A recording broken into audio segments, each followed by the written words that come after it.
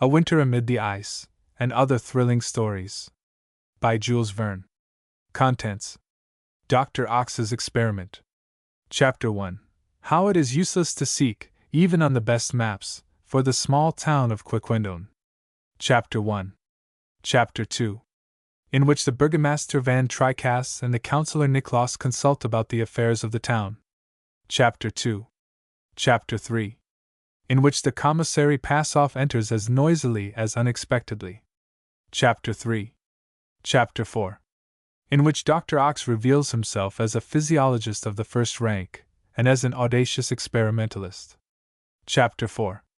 Chapter 5. In which the Burgomaster and the Councillor pay a visit to Dr. Ox, and what follows. Chapter 5. Chapter 6. In which Franz Nicklaus and Sizzle Van Tricasse form certain projects for the future. Chapter 6. Chapter 7. In which the Andantes become Allegros, and the Allegros vivaces. Chapter 7. Chapter 8. In which the ancient and solemn German waltz becomes a whirlwind. Chapter 8. Chapter 9. In which Dr. Ox and Hygiene, his assistant, say a few words. Chapter 9. Chapter 10. In which it will be seen that the epidemic invades the entire town, and what effect it produces. Chapter 10. Chapter 11. In which the Quiquendonians adopt a heroic resolution. Chapter 11. Chapter 12. In which Hygiene, the assistant, gives a reasonable piece of advice, which is eagerly rejected by Dr. Ox. Chapter 12. Chapter 13. In which it is once more proved that by taking high ground all human littlenesses may be overlooked. Chapter 13. Chapter 14. In which matters go so far that the inhabitants of Quiquendone, the reader, and even the author, demand an immediate denouement. Chapter 14. Chapter 15. In which the denouement takes place. Chapter 15. Chapter 16. In which the intelligent reader sees that he has guessed correctly, despite all the author's precautions. Chapter 16. Chapter 17. In which Dr. Ox's theory is explained. Chapter 17. Master Zacharias. Chapter 1. A Winter Night. Chapter 1. Chapter 2. The Pride of Science. Chapter 2. Chapter 3. A Strange Visit. Chapter 3. Chapter 4. The Church of St. Pierre. Chapter 4. Chapter 5. The Hour of Death. Chapter 5. A Drama in the Air. A Drama in the Air. A Winter Amid the Ice. Chapter 1. The Black Flag. Chapter 1. Chapter 2. Jean Cornbutt's Project. Chapter 2. Chapter 3. A Ray of Hope. Chapter 3. Chapter 4. In the Passes. Chapter 4. Chapter 5. Liverpool Island. Chapter 5. Chapter 6. The Quaking of the Ice. Chapter 6. Chapter 7. Settling for the Winter. Chapter 7. Chapter 8. Plan of the Explorations. Chapter 8. Chapter 9. The House of Snow. Chapter 9. Chapter 10. Buried Alive. Chapter 10. Chapter 11. A Cloud of Smoke. Chapter 11. Chapter 12. The Return to the Ship. Chapter 12. Chapter 13. The Two Rivals.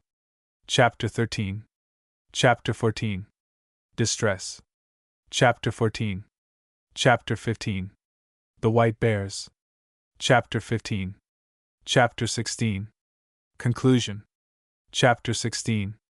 Ascent of Mont Blanc. Ascent of Mont Blanc. Dr. Ox's Experiment. Chapter 1. How it is useless to seek, even on the best maps, for the small town of Quiquendone. If you try to find, on any map of Flanders, ancient or modern, the small town of Quiquendone, probably you will not succeed. Is Quiquendone, then, one of those towns which have disappeared? No. A town of the future? By no means. It exists in spite of geographies, and has done so for some 800 or 900 years. It even numbers 2,393 souls, allowing one soul to each inhabitant. It is situated 13.5 kilometers northwest of Oudenaarde, and 15.25 kilometers southeast of Bruges, in the heart of Flanders. The Var, a small tributary of the Scheldt, passes beneath its 3 bridges, which are still covered with a quaint medieval roof, like that at Tournai.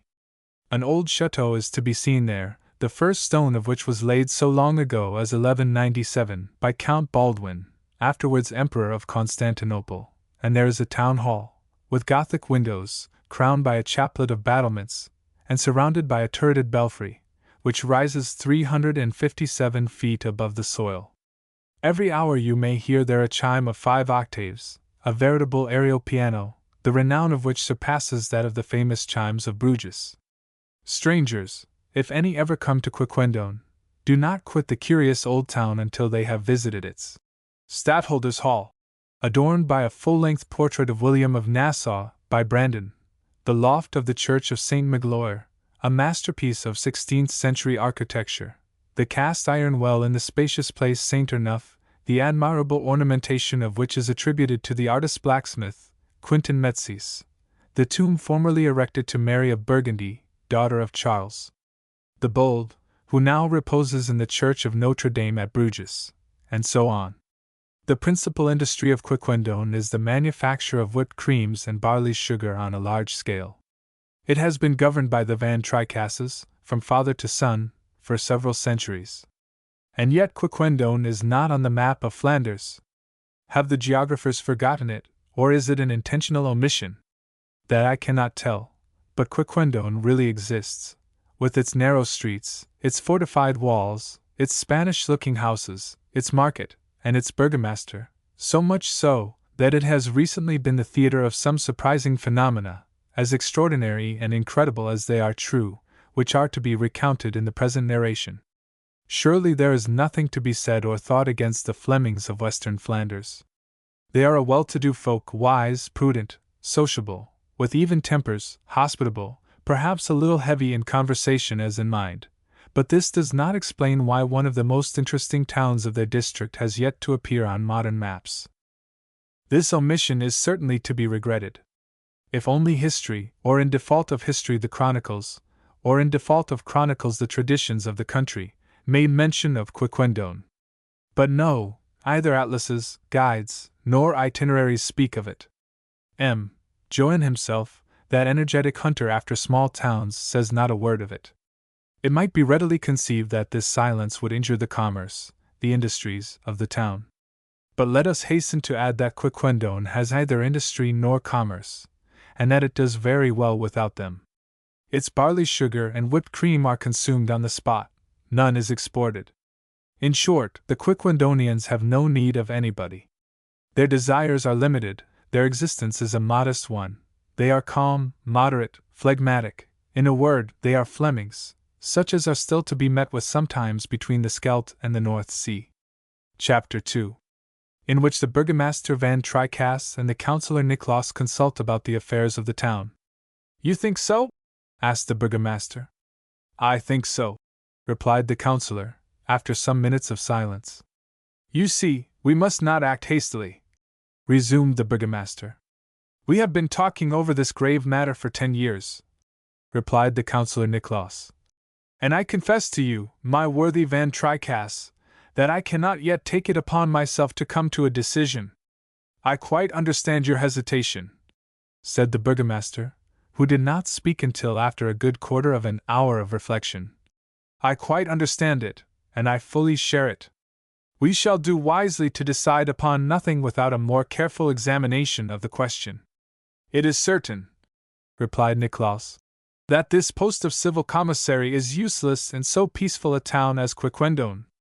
Our predecessor, said Van Tricasse gravely, our predecessor never said, never would have dared to say, that anything is certain.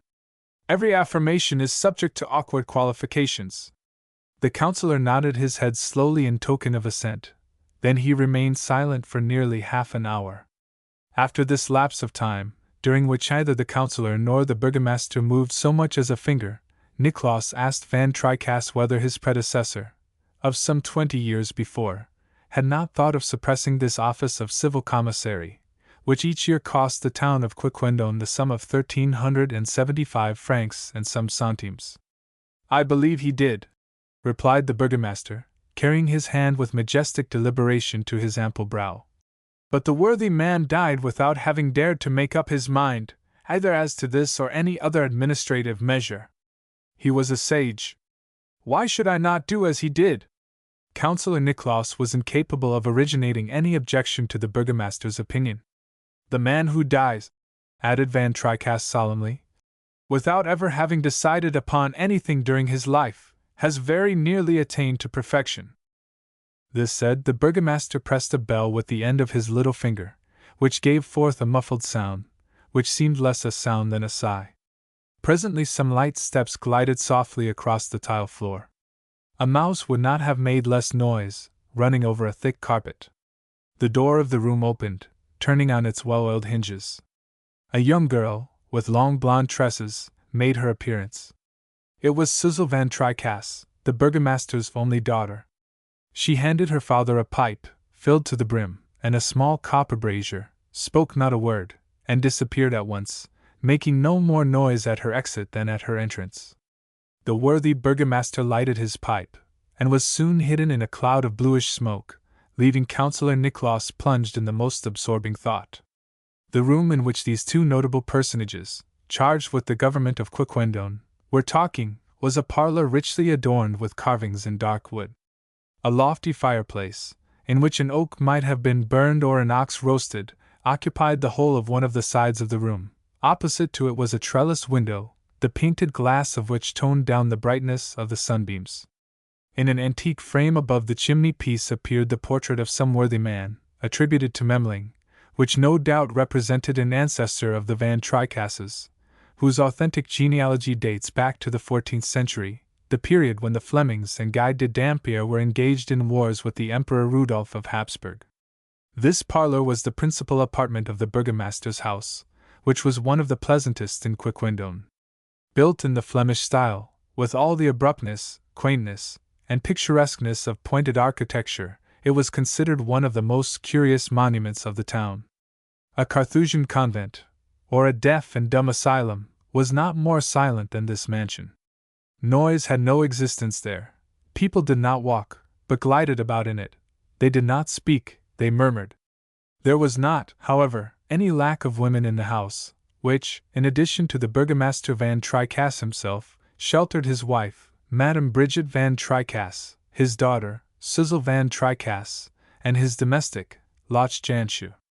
We may also mention the burgomaster's sister, Aunt Hermits, an elderly maiden who still bore the nickname of Tatainments, which her niece Suzel had given her when a child. But in spite of all these elements of discord and noise, the burgomaster's house was as calm as a desert. The burgomaster was some 50 years old, either fat nor lean, either short nor tall, either rubicund nor pale, either gay nor sad, either contented nor discontented, either energetic nor dull, either proud nor humble, either good nor bad, either generous nor miserly, either courageous nor cowardly, either too much nor too little of anything, a man notably moderate in all respects, whose invariable slowness of motion, slightly hanging lower jaw, prominent eyebrows, massive forehead, smooth as a copper plate, and without a wrinkle, would at once have betrayed to a physiognomist that the burgomaster Van Tricasse was phlegm personified. Never, either from anger or passion, had any emotion whatever hastened the beating of this man's heart, or flushed his face. Never had his pupils contracted under the influence of any irritation, however ephemeral. He invariably wore good clothes, either too large nor too small, which he never seemed to wear out. He was shod with large square shoes with triple soles and silver buckles, which lasted so long that his shoemaker was in despair. Upon his head he wore a large hat which dated from the period when Flanders was separated from Holland, so that this venerable masterpiece was at least 40 years old. But what would you have? It is the passions which wear out body as well as soul, the clothes as well as the body, and our worthy burgomaster, apathetic, indolent, indifferent, was passionate in nothing. He wore nothing out, not even himself, and he considered himself the very man to administer the affairs of Quiquendone and its tranquil population. The town, indeed, was not less calm than the Van Tricasse mansion. It was in this peaceful dwelling that the burgomaster reckoned on attaining the utmost limit of human existence, after having, however, seen the good Madame Bridget Van Tricasse, his wife, precede him to the tomb, where, surely, she would not find a more profound repose than that she had enjoyed on earth for 60 years. This demands explanation. The Van Tricasse family might well call itself the Genet family. This is why.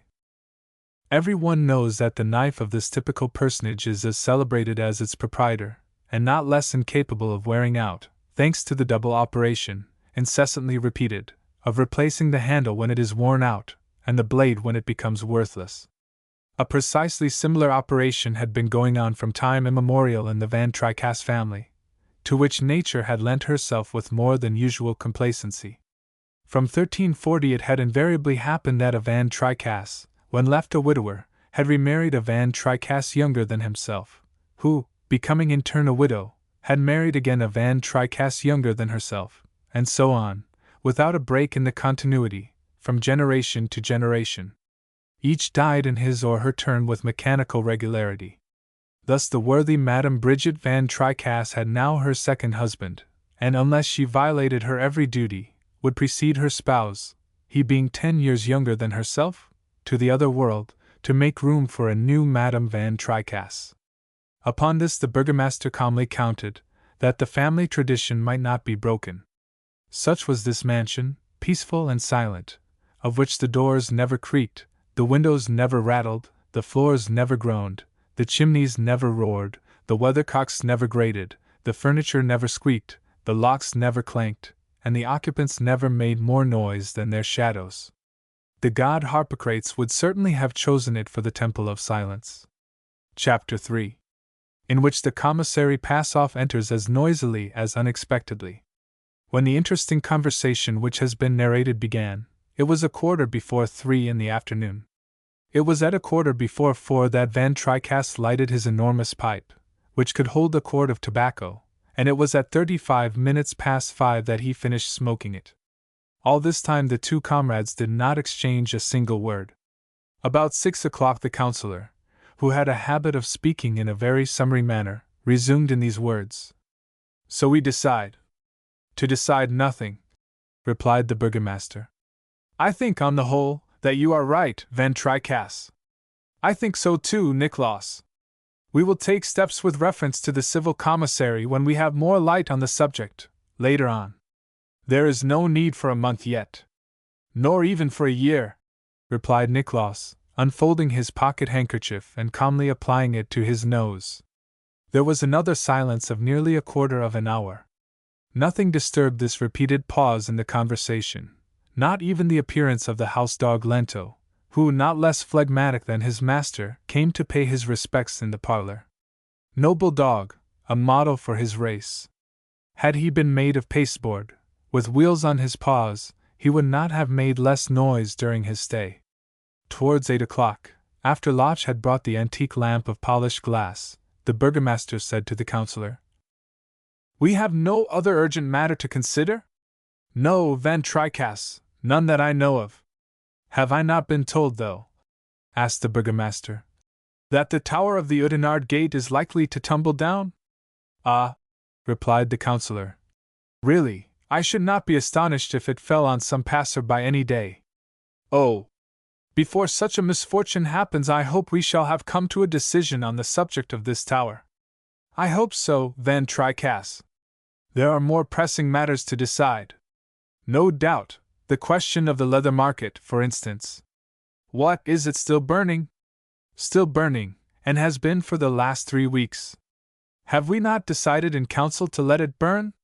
"Yes, Van Tricasse, on your motion." "Was not that the surest and simplest way to deal with it?" "Without doubt." "Well, let us wait." "Is that all?" "All," replied the councillor, scratching his head, as if to assure himself that he had not forgotten anything important. "Ah!" exclaimed the burgomaster. "Haven't you also heard something of an escape of water which threatens to inundate the low quarter of Saint Jacques?" "I have." "It is indeed unfortunate that this escape of water did not happen above the leather market." It would naturally have checked the fire, and would thus have saved us a good deal of discussion. What can you expect, Nicholas? There is nothing so illogical as accidents. They are bound by no rules, and we cannot profit by one, as we might wish, to remedy another. It took Van Tricaste's companion some time to digest this fine observation. Well, but, resumed the Councillor Nicholas, after the lapse of some moments, we have not spoken of our great affair. What great affair? Have we, then, a great affair? Asked the burgomaster. No doubt. About lighting the town. Oh, yes. If my memory serves me, you are referring to the lighting plan of Dr. Ox. Precisely. It is going on, Nicholas, replied the burgomaster. They are already laying the pipes, and the works are entirely completed. Perhaps we have hurried a little in this matter, said the councillor, shaking his head. Perhaps. But our excuse is that Dr. Ox bears the whole expense of his experiment. It will not cost us a sou. That, true enough, is our excuse. Moreover, we must advance with the age. If the experiment succeeds, Quiquendone will be the first town in Flanders to be lighted with the oxy. What is the gas called? Oxyhydric gas. Well, oxyhydric gas, then. At this moment the door opened, and Locke came in to tell the burgomaster that his supper was ready. Councillor Nicholas rose to take leave of Van Tricaste, whose appetite had been stimulated by so many affairs discussed and decisions taken, and it was agreed that the Council of Notables should be convened after a reasonably long delay, to determine whether a decision should be provisionally arrived at with reference to the really urgent matter of the Oudenarde gate. The two worthy administrators then directed their steps towards the street door, the one conducting the other. The councillor, having reached the last step, lighted a little lantern to guide him through the obscure streets of Quiquendone, which Dr. Ox had not yet lighted. It was a dark October night, and a light fog overshadowed the town. Nicholas' preparations for departure consumed at least a quarter of an hour, for, after having lighted his lantern, he had to put on his big cowskin socks and his sheepskin gloves. Then he put up the furred collar of his overcoat, turned the brim of his felt hat down over his eyes, grasped his heavy crow-beaked umbrella, and got ready to start. When Locke, however, who was lighting her master, was about to draw the bars of the door, an unexpected noise arose outside. Yes. Strange as the thing seems, a noise, a real noise, such as the town had certainly not heard since the taking of the dungeon by the Spaniards in 1513, terrible noise, awoke the long-dormant echoes of the venerable Van Tricaste mansion. Someone knocked heavily upon this door, hitherto virgin to brutal touch. Redoubled knocks were given with some blunt implement, probably a knotty stick, wielded by a vigorous arm. With the strokes were mingled cries and calls. These words were distinctly heard. Monsieur Van Tricaste! Monsieur the Burgomaster! Open, open quickly! The Burgomaster and the councillor, absolutely astounded, looked at each other speechless. This passed their comprehension. If the old culverin of the chateau, which had not been used since 1385, had been let off in the parlor, the dwellers in the Van Tricaste mansion would not have been more dumbfounded. Meanwhile, the blows and cries were redoubled. Locke, recovering her coolness, had plucked up courage to speak. Who is there? It is I. I. Who are you? The commissary Passoff. The commissary Passoff. The very man whose office it had been contemplated to suppress for 10 years. What had happened then? Could the Burgundians have invaded Quiquendone, as they did in the 14th century? No event of less importance could have so moved Commissary Passoff, who in no degree yielded the palm to the burgomaster himself for calmness and phlegm. On a sign from Van Tricaste, for the worthy man could not have articulated a syllable, the bar was pushed back and the door opened. Commissary Passoff flung himself into the antechamber. One would have thought there was a hurricane. What's the matter, Monsieur the Commissary? Asked Locke, a brave woman, who did not lose her head under the most trying circumstances. What's the matter? Replied Passoff, whose big round eyes expressed a genuine agitation. The matter is that I have just come from Dr. Ox's, who has been holding a reception, and that there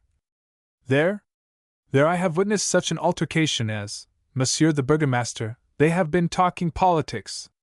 Politics, repeated Van Tricasse, running his fingers through his wig. Politics, resumed Commissary Passoff, which has not been done for perhaps 100 years at Quiquendone. Then the discussion got warm, and the advocate, André Schutt, and the doctor, Dominique Custos, became so violent that it may be they will call each other out. Call each other out, cried the councillor. A duel! A duel at Quiquendone!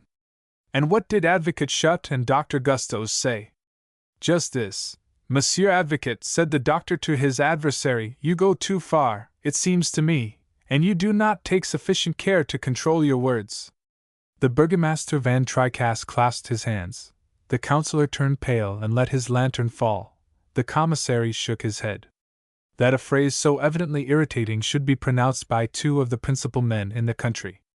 This Dr. Custos, muttered Van Tricasse, is decidedly a dangerous man, a harebrained fellow. Come, gentlemen! On this, Councillor Nicholas and the commissary accompanied the burgomaster into the parlor. Chapter 4. In which Dr. Ox reveals himself as a physiologist of the first rank, and as an audacious experimentalist. Who, then, was this personage, known by the singular name of Dr. Ox?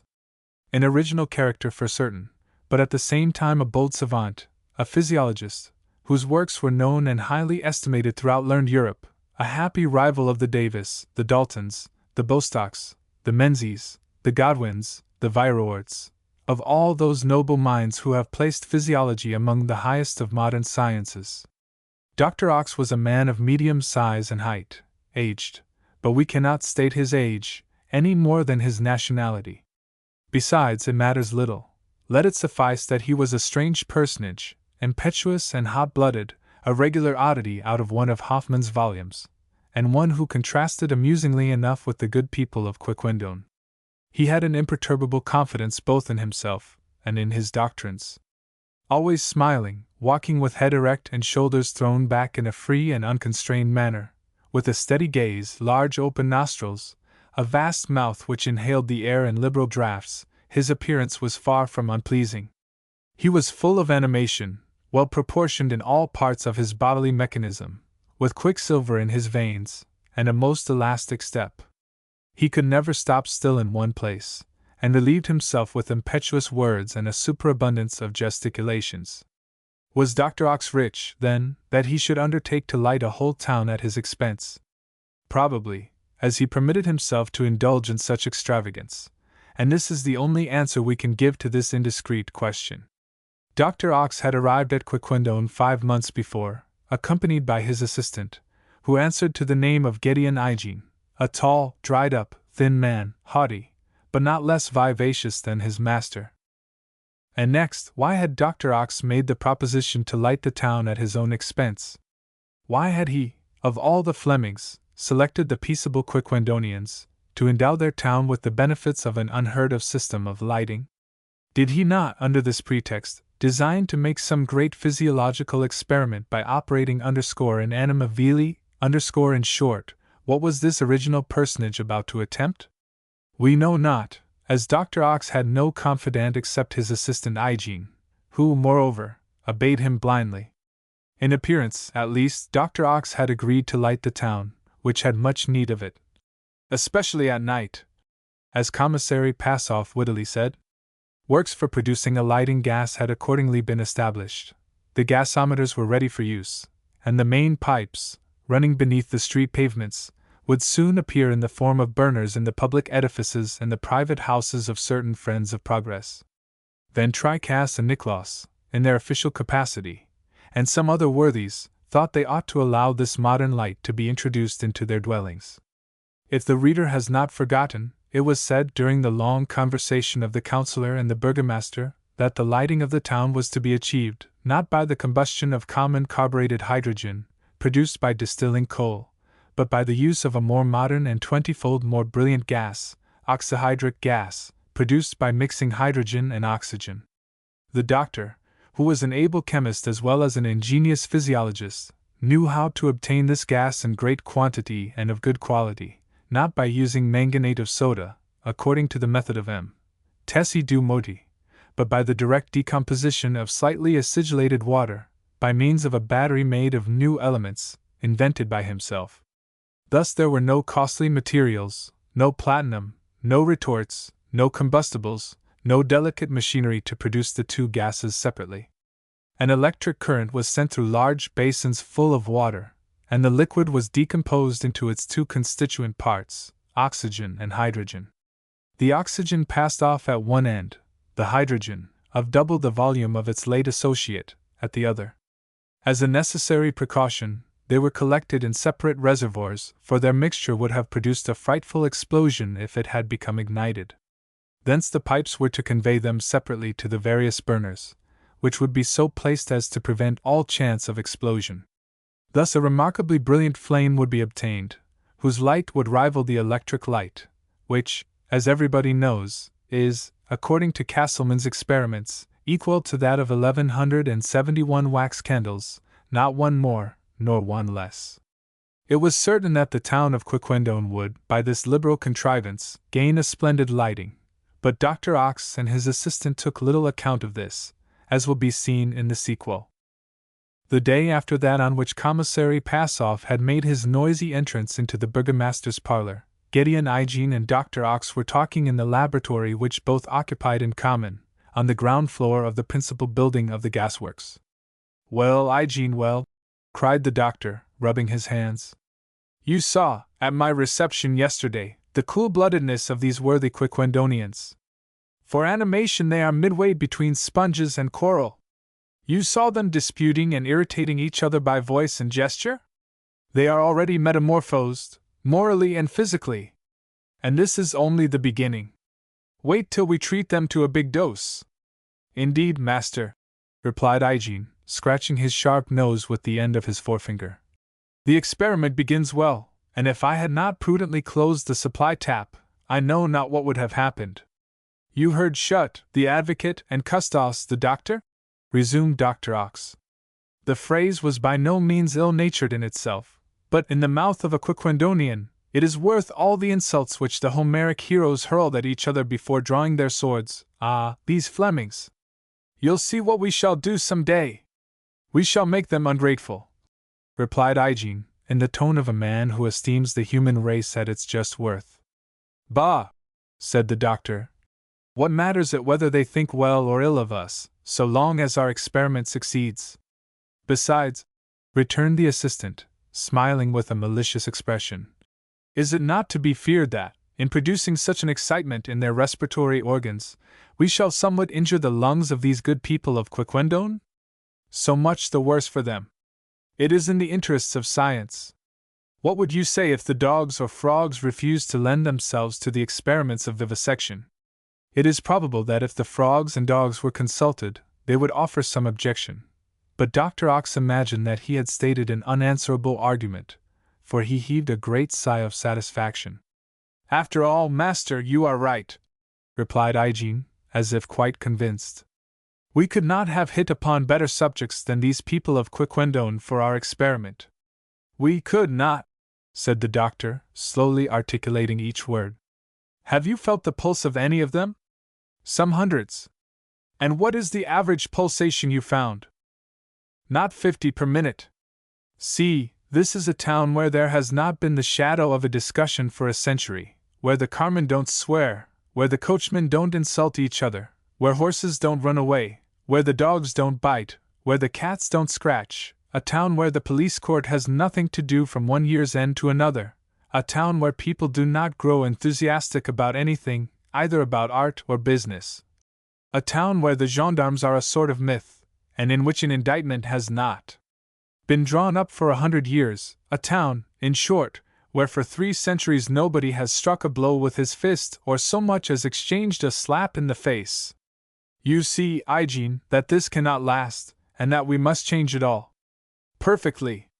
Perfectly!" cried the enthusiastic assistant. "And have you analyzed the air of this town, master?" "I have not failed to do so. 79 parts of azote and 21 of oxygen, carbonic acid and steam in a variable quantity. These are the ordinary proportions." "Good, doctor, good," replied Ige. The experiment will be made on a large scale, and will be decisive. And if it is decisive, added Dr. Ox triumphantly, we shall reform the world. Chapter 5, in which the burgomaster and the councillor pay a visit to Dr. Ox, and what follows. The councillor Nicklaus and the burgomaster Van Tricasse at last knew what it was to have an agitated night.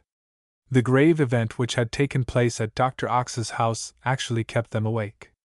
What consequences was this affair destined to bring about? They could not imagine. Would it be necessary for them to come to a decision?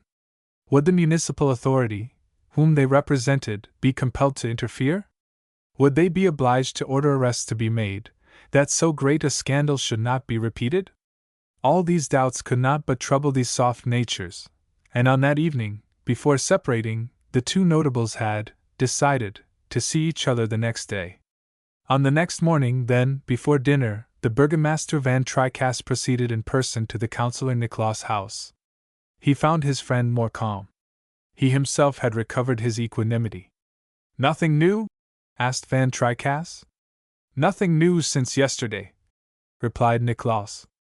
And the doctor, Dominique Custos? I have not heard anything, either of him or of the advocate André Schutt.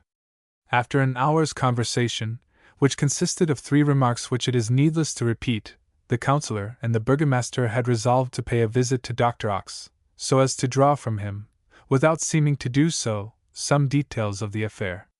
Contrary to all their habits, after coming to this decision, the two notables set about putting it into execution forthwith.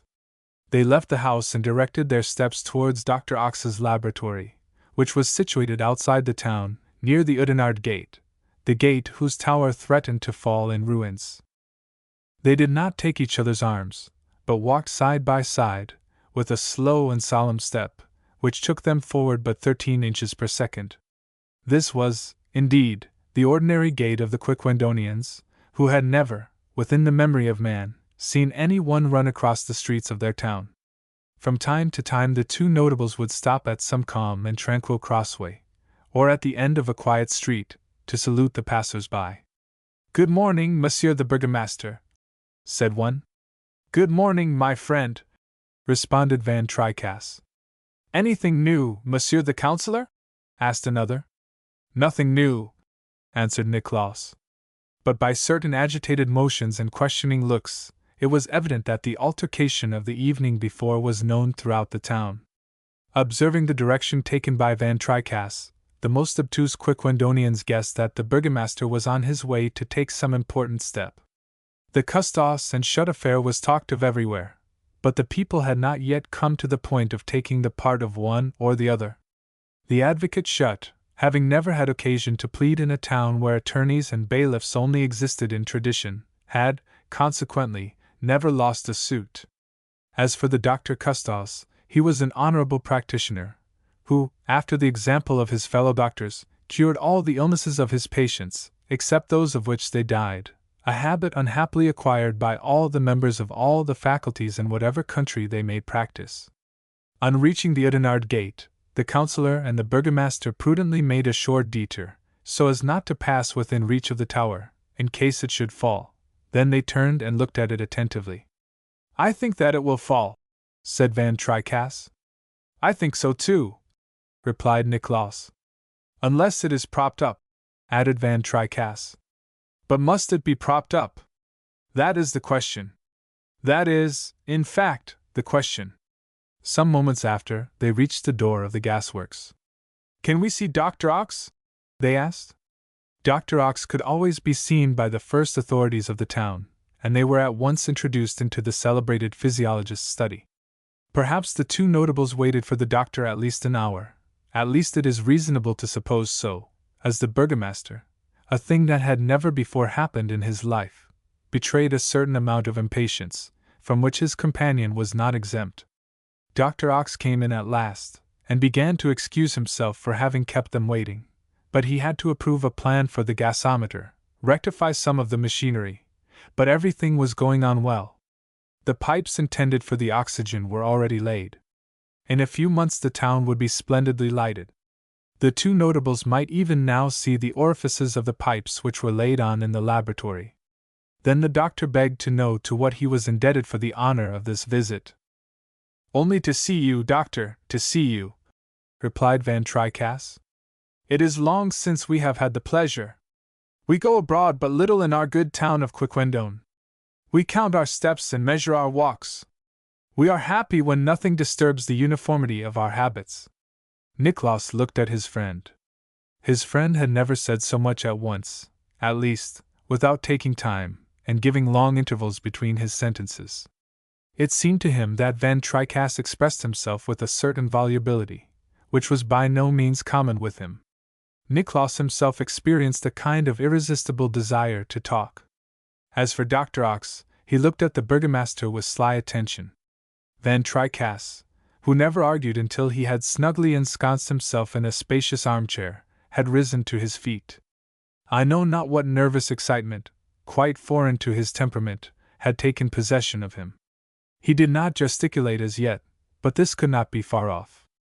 As for the counselor, he rubbed his legs, and breathed with slow and long gasps. His look became animated little by little, and he had decided to support at all hazards, if need be, his trusty friend the burgomaster. Van Tricasse got up and took several steps. Then he came back, and stood facing the doctor. "And in how many months?" he asked in a somewhat emphatic tone. "Do you say that your work will be finished?" "In 3 or 4 months, Monsieur the Burgomaster," replied Dr. Ox. 3 or 4 months, it's a very long time," said Van Tricasse. "Altogether too long," added Nicholas, who, not being able to keep his seat, rose also. "This lapse of time is necessary to complete our work," returned Dr. Ox. "The workmen, whom we have had to choose in Quiquendone, are not very expeditious." "How not expeditious?" cried the burgomaster, who seemed to take the remark as personally offensive. "No, Monsieur Van Tricasse," replied Dr. Ox obstinately. "A French workman would do in a day what it takes 10 of your workmen to do. You know, they are regular Flemings." "Flemings!" cried the counselor, whose fingers closed together. "In what sense, sir, do you use that word?" "Why, in the amiable sense in which everybody uses it," replied Dr. Ox, smiling. "Ah, but doctor," said the burgomaster, pacing up and down the room, "I don't like these insinuations. The workmen of Quiquendone are as efficient as those of any other town in the world, you must know, and we shall go neither to Paris nor London for our models. As for your project, I beg you to hasten its execution. Our streets have been unpaved for the putting down of your conduit pipes, and it is a hindrance to traffic. Our trade will begin to suffer, and I, being the responsible authority, do not propose to incur reproaches which will be but too just. Worthy burgomaster." He spoke of trade, of traffic, and the wonder was that those words, to which he was quite unaccustomed, did not scorch his lips. What could be passing in his mind? "Besides," added Nicholas, "the town cannot be deprived of light much longer." "But," urged Dr. Ox, "a town which has been unlighted for 800 or 900 years." "All the more necessary is it," replied the burgomaster, emphasizing his words. "Times alter, manners alter. The world advances, and we do not wish to remain behind. We desire our streets to be lighted within a month, or you must pay a large indemnity for each day of delay. And what would happen if, amid the darkness, some affray should take place?" "No doubt," cried Nicholas. "It requires but a spark to inflame a Fleming." "Fleming! Flame!" "Apropos of this," said the burgomaster, interrupting his friend, "Commissary Passoff, our chief of police, reports to us that a discussion took place in your drawing-room last evening, Dr. Ox. Was he wrong in declaring that it was a political discussion?" "By no means, Monsieur the Burgomaster," replied Dr. Ox, who with difficulty repressed a sigh of satisfaction. "So an altercation did take place between Dominique Gustos and André Schutt?" "Yes, counselor, but the words which passed were not of grave import." "Not of grave import!" cried the burgomaster. "Not of grave import, when one man tells another that he does not measure the effect of his words. But of what stuff are you made, monsieur? Do you not know that in Quiquendone nothing more is needed to bring about extremely disastrous results? But, monsieur, if you or anyone else presume to speak thus to me, or to me, added Nicholas. As they pronounced these words with a menacing air, the two notables, with folded arms and bristling hair, confronted Dr. Ox, ready to do him some violence, if by a gesture, or even the expression of his eye, he manifested any intention of contradicting them. But the doctor did not budge. At all events, monsieur, resumed the burgomaster, I propose to hold you responsible for what passes in your house. I am bound to ensure the tranquility of this town, and I do not wish it to be disturbed. The events of last evening must not be repeated, or I shall do my duty, sir. Do you hear? Then reply, sir. The burgomaster, as he spoke, under the influence of extraordinary excitement, elevated his voice to the pitch of anger. He was furious, the worthy Van Tricasse, and might certainly be heard outside. At last, beside himself, and seeing that Dr. Ox did not reply to his challenge, "Come, Nicholas," said he. And slamming the door with a violence which shook the house, the burgomaster drew his friend after him. Little by little, when they had taken 20 steps on their road, the worthy notables grew more calm. Their pace slackened, their gait became less feverish. The flush on their faces faded away. From being crimson, they became rosy. A quarter of an hour after quitting the gasworks, Van Tricasse said softly to Nicholas, "An amiable man, Dr. Ox. It is always a pleasure to see him." Chapter 6, in which Franz Nicholas and Sizzle Van Tricasse formed certain projects for the future.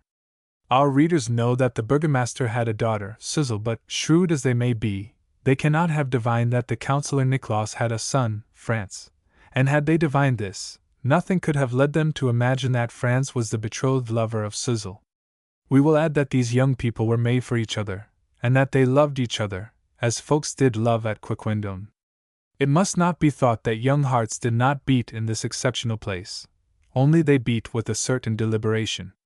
There were marriages there, as in every other town in the world, but they took time about it. Betrothed couples, before engaging in these terrible bonds, wished to study each other, and these studies lasted at least 10 years, as at college. It was rare that anyone was accepted before this lapse of time. Yes, 10 years. The courtships last 10 years. And is it, after all, too long, when the being bound for life is in consideration? One studies 10 years to become an engineer or physician, an advocate or attorney, and should less time be spent in acquiring the knowledge to make a good husband? Is it not reasonable?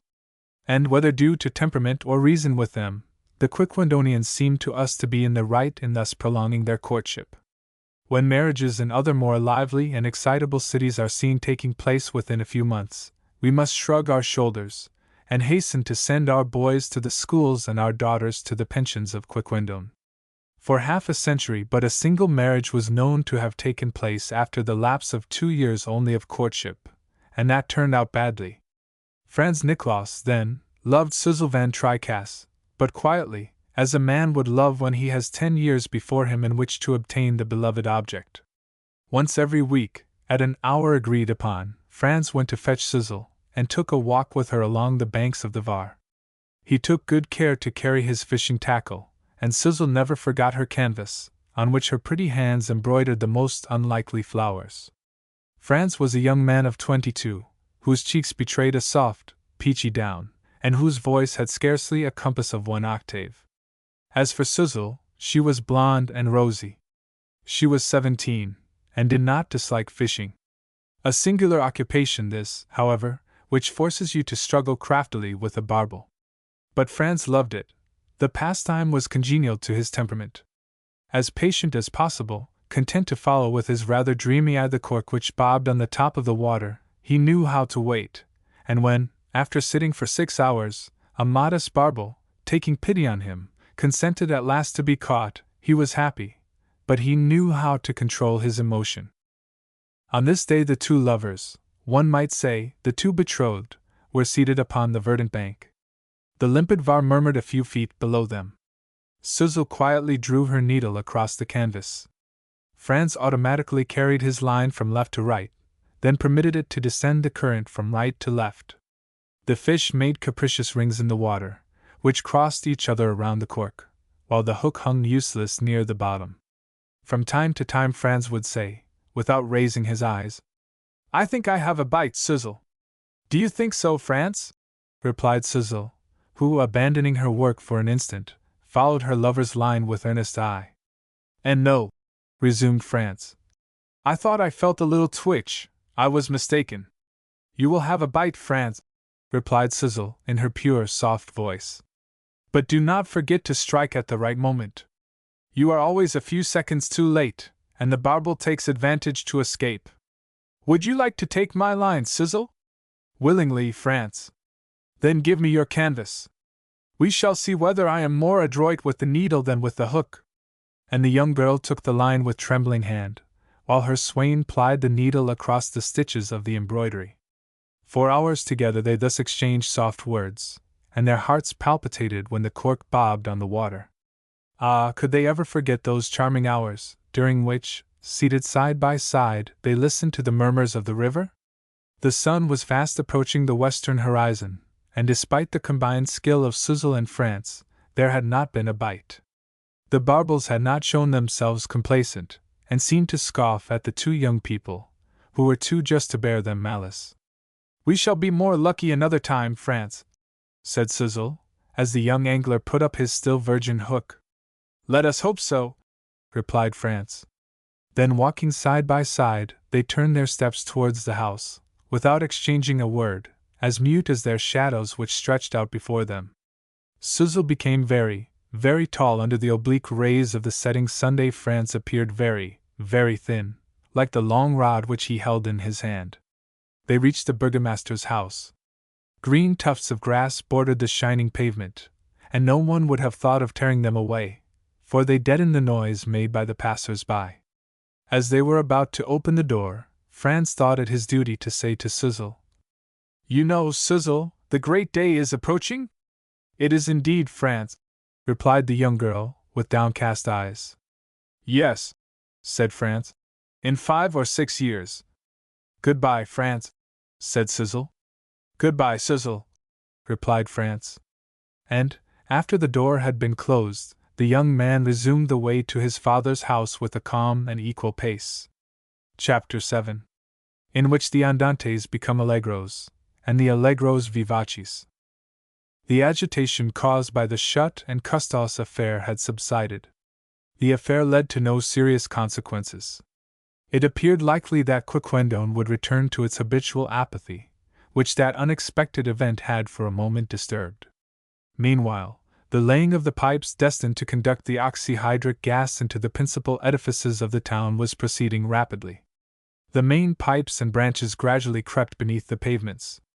But the burners were still wanting, for, as it required delicate skill to make them, it was necessary that they should be fabricated abroad. Dr. Ox was here, there, and everywhere. Either he nor Ygene, his assistant, lost a moment, but they urged on the workmen, completed the delicate mechanism of the gasometer, fed day and night the immense piles which decomposed the water under the influence of a powerful electric current. Yes, the doctor was already making his gas, though the pipe-laying was not yet done, a fact which, between ourselves, might have seemed a little singular. But before long, at least there was reason to hope so, before long Dr. Ox would inaugurate the splendors of his invention in the theatre of the town. For Quiquendone possessed a theatre, a really fine edifice, in truth, the interior and exterior arrangement of which combined every style of architecture. It was at once Byzantine, Roman, Gothic, Renaissance, with semicircular doors, pointed windows, flamboyant rose windows, fantastic bell turrets, in a word, a specimen of all sorts, half a Parthenon, half a Parisian Grand Café. Nor was this surprising, the theatre having been commenced under the Burgomaster Ludwig van Tricasse, in 1175, and only finished in 1837, under the Burgomaster Natalies van Tricasse. It had required 700 years to build it, and it had been successively adapted to the architectural style in vogue in each period. But for all that it was an imposing structure, the Roman pillars and Byzantine arches of which would appear to advantage lit up by the oxyhydric gas. Pretty well everything was acted at the theatre of Quiquendone, but the opera and the opera comique were especially patronized. It must, however, be added that the composers would never have recognized their own works, so entirely changed were the movements of the music. In short, as nothing was done in a hurry at Quiquendone, the dramatic pieces had to be performed in harmony with the peculiar temperament of the Quiquendonians. Though the doors of the theater were regularly thrown open at 4 o'clock and closed again at 10, it had never been known that more than 2 acts were played during the 6 intervening hours. Robert le Diable, Les Huguenots, or Guillaume Tell, usually took up 3 evenings, so slow was the execution of these masterpieces. The vivaces, at the theatre of Quiquendone, lagged like real adagios. The allegros were long drawn out, indeed. The demi-semiquavers were scarcely equal to the ordinary semi-breves of other countries. The most rapid runs, performed according to Quiquendonian taste, had the solemn march of a chant. The gayest shakes were languishing and measured, that they might not shock the ears of the dilettanti. To give an example, the rapid air sung by Figaro, on his entrance in the first act of Le Barbier de Seville, lasted 58 minutes, when the actor was particularly enthusiastic. Artists from abroad, as might be supposed, were forced to conform themselves to Quiquendonian fashions, but as they were well paid, they did not complain, and willingly obeyed the leader's baton, which never beat more than 8 measures to the minute in the allegros. But what applause greeted these artists, who enchanted without ever wearying the audiences of Quiquendone. All hands clapped one after another at tolerably long intervals, which the papers characterized as frantic applause, and sometimes nothing but the lavish prodigality with which mortar and stone had been used in the 12th century saved the roof of the hall from falling in. Besides, the theatre had only 1 performance a week, that these enthusiastic Flemish folk might not be too much excited, and this enabled the actors to study their parts more thoroughly, and the spectators to digest more at leisure the beauties of the masterpieces brought out. Such had long been the drama at Quiquendone. Foreign artists were in the habit of making engagements with the director of the town, when they wanted to rest after their exertions in other scenes, and it seemed as if nothing could ever change these inveterate customs, when, a fortnight after the Chute Custos affair, an unlooked-for incident occurred to throw the population into fresh agitation. It was on a Saturday, an opera day. It was not yet intended, as may well be supposed, to inaugurate the new illumination. No, the pipes had reached the hall, but for reasons indicated above, the burners had not yet been placed, and the wax candles still shed their soft light upon the numerous spectators who filled the theatre. The doors had been opened to the public at 1 o'clock, and by 3 the hall was half full. A queue had at one time been formed, which extended as far as the end of the Place Saint-Ernest, in front of the shop of Jossy Leotrink the apothecary. This eagerness was significant of an unusually attractive performance. "Are you going to the theatre this evening?" inquired the councillor the same morning of the burgomaster. "I shall not fail to do so," returned Van Tricasse. "And I shall take Madame Van Tricasse, as well as our daughter Suzel and our dear Titainments, who all dote on good music." "Mademoiselle Suzel is going then?" "Certainly, Niklaus." "Then my son Franz will be one of the first to arrive," said Niklaus. "A spirited boy, Niklaus," replied the burgomaster sententiously. "But hot-headed. He will require watching. He loves Van Tricasse, he loves your charming Suzel. Well, Niklaus, he shall marry her. Now that we have agreed on this marriage, what more can he desire? He desires nothing, Van Tricasse, the dear boy. But, in short, we'll say no more about it. He will not be the last to get his ticket at the box office." "Ah, vivacious and ardent youth!" replied the burgomaster, recalling his own past. "We have also been thus, my worthy counsellor. We have loved, we too. We have danced attendance in our day. Till tonight, then, till tonight. By the by, do you know this Fiovaranti is a great artist? And what a welcome he has received among us! It will be long before he will forget the applause of Quiquendone." The tenor Fiovaranti was, indeed, going to sing. Fiovaranti, who, by his talents as a virtuoso, his perfect method, his melodious voice, provoked a real enthusiasm among the lovers of music in the town. For 3 weeks Fiovaranti had been achieving a brilliant success in Les Huguenots. The first act, interpreted according to the taste of the Quiquendonians, had occupied an entire evening of the first week of the month. Another evening in the second week, prolonged by infinite andantes, had elicited for the celebrated singer a real ovation. His success had been still more marked in the third act of Meyerbeer's masterpiece. But now Fiovaranti was to appear in the fourth act, which was to be performed on this evening before an impatient public. Ah, the duet between Raoul and Valentine, that pathetic love song for two voices, that strain so full of crescendos, stringendos, and piu crescendos, all this, sung slowly, compendiously, interminably. Ah, how delightful! At 4 o'clock the hall was full. The boxes, the orchestra, the pit, were overflowing. In the front stalls sat the Burgomaster Van Tricasse, Mademoiselle Van Tricasse, Madame Van Tricasse, and the amiable Titanements in a green bonnet. Not far off were the Councillor Nicolas and his family, not forgetting the amorous France. The families of Custos the doctor, of Schutt the advocate, of Honoré Syntax the chief judge, of Norbert Santman the insurance director, of the banker Collard, gone mad on German music, and himself somewhat of an amateur, and the teacher Rupp, and the master of the academy, Jerome Resch, and the civil commissary, and so many other notabilities of the town that they could not be enumerated here without wearying the reader's patience, were visible in different parts of the hall. It was customary for the Quiquendonians, while awaiting the rise of the curtain, to sit silent, some reading the paper, others whispering low to each other, some making their way to their seats slowly and noiselessly, others casting timid looks towards the bewitching beauties in the galleries. But on this evening a looker-on might have observed that, even before the curtain rose, there was unusual animation among the audience. People were restless who were never known to be restless before. The ladies' fans fluttered with abnormal rapidity.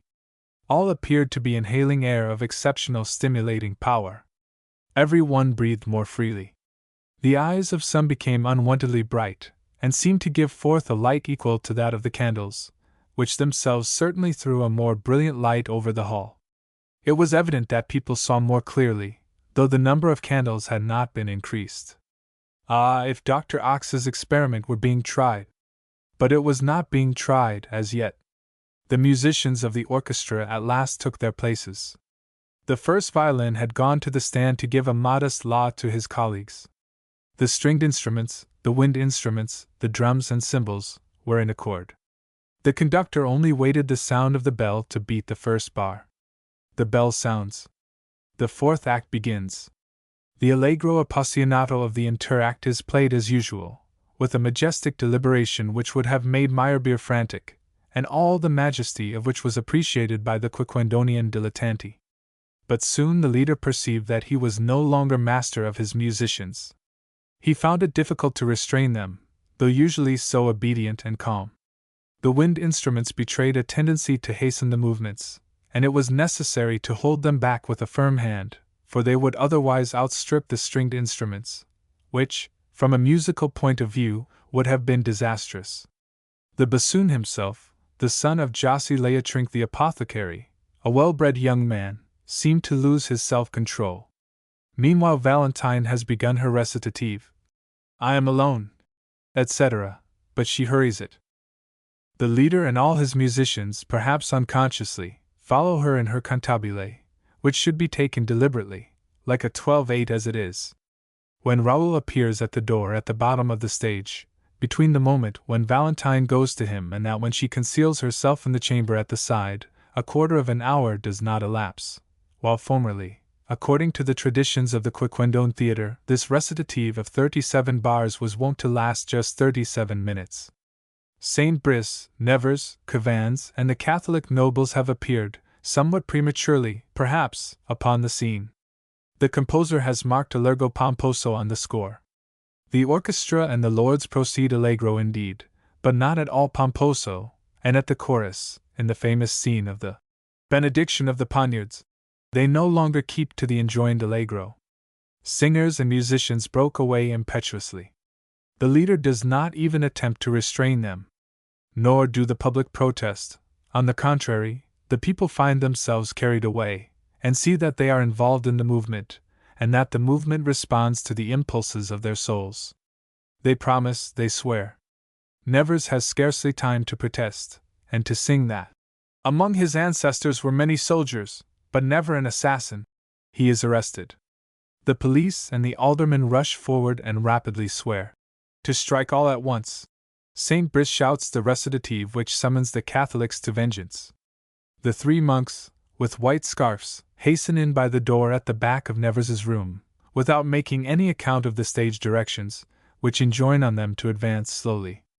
Already all the artists have drawn sword or poniard, which the three monks bless in a trice. The soprani tenors, bassos, attack the allegro furioso with cries of rage, and of a dramatic 6/8 time they make it 6/8 quadrille time. Then they rush out, bellowing. At this moment the audience start to their feet. Everybody is agitated, in the boxes, the pit, the galleries. It seems as if the spectators are about to rush upon the stage, the Burgomaster Van Tricasse at their head, to join with the conspirators and annihilate the Huguenots, whose religious opinions, however, they share. They applaud, call before the curtain, make loud acclamations. Tetainments grasps her bonnet with feverish hand. The candles throw out a lurid glow of light. Raoul, instead of slowly raising the curtain, tears it apart with a superb gesture, and finds himself confronting Valentine. At last! It is the grand duet, and it starts off allegro vivace. Raoul does not wait for Valentine's pleading, and Valentine does not wait for Raoul's responses. The fine passage beginning, "Danger is passing, time is flying," becomes one of those rapid airs which have made Offenbach famous, when he composes a dance for conspirators. The Andante amoroso, "Thou hast said it, aye, thou lovest me," becomes a real vivace furioso, and the violoncello ceases to imitate the inflections of the singer's voice, as indicated in the composer's score. In vain Raoul cries, "Speak on, and prolong the ineffable slumber of my soul." Valentine cannot prolong. It is evident that an unaccustomed fire devours her.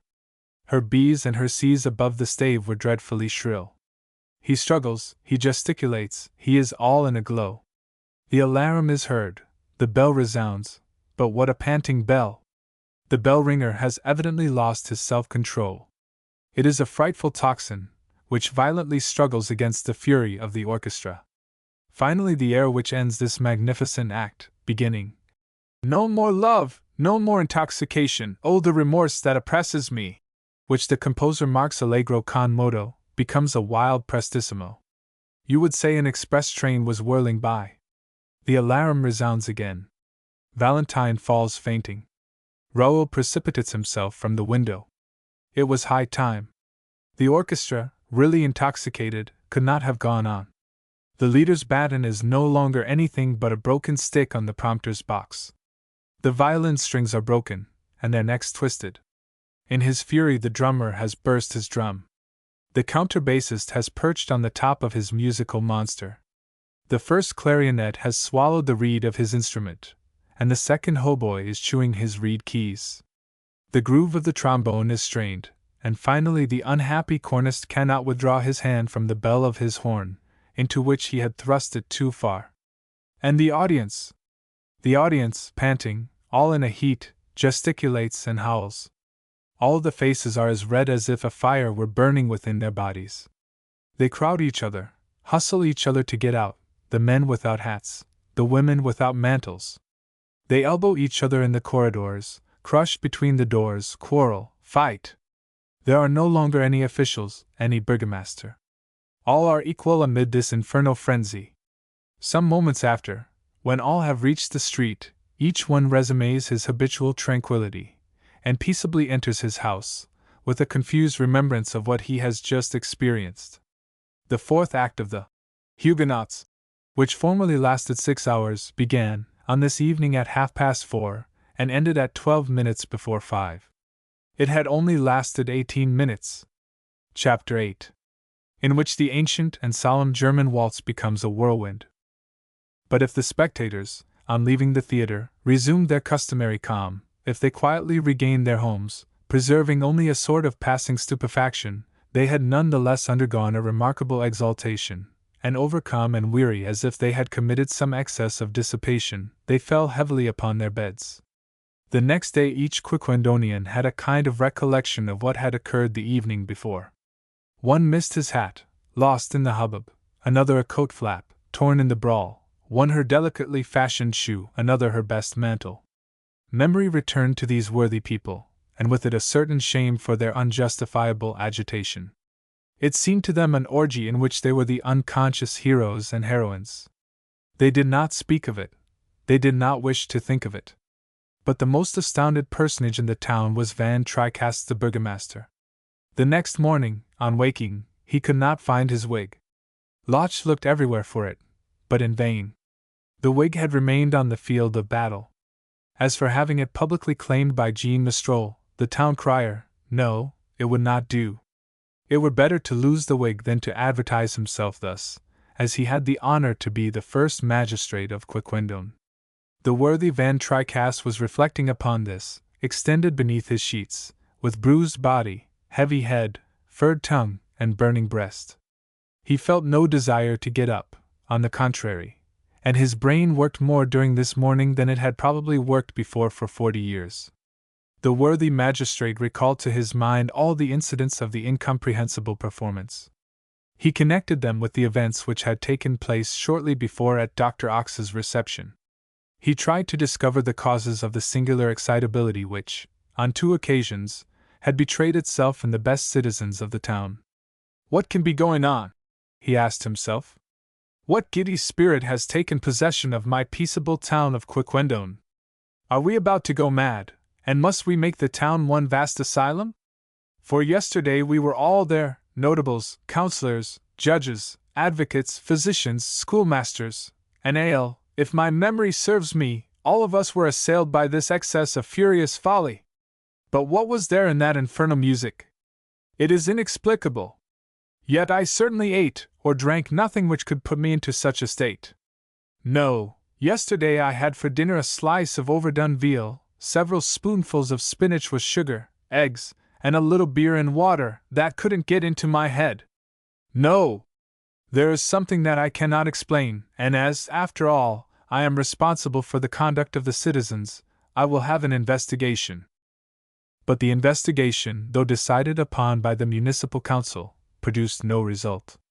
If the facts were clear, the causes escaped the sagacity of the magistrates. Besides, tranquillity had been restored in the public mind, and with tranquillity, forgetfulness of the strange scenes of the theatre.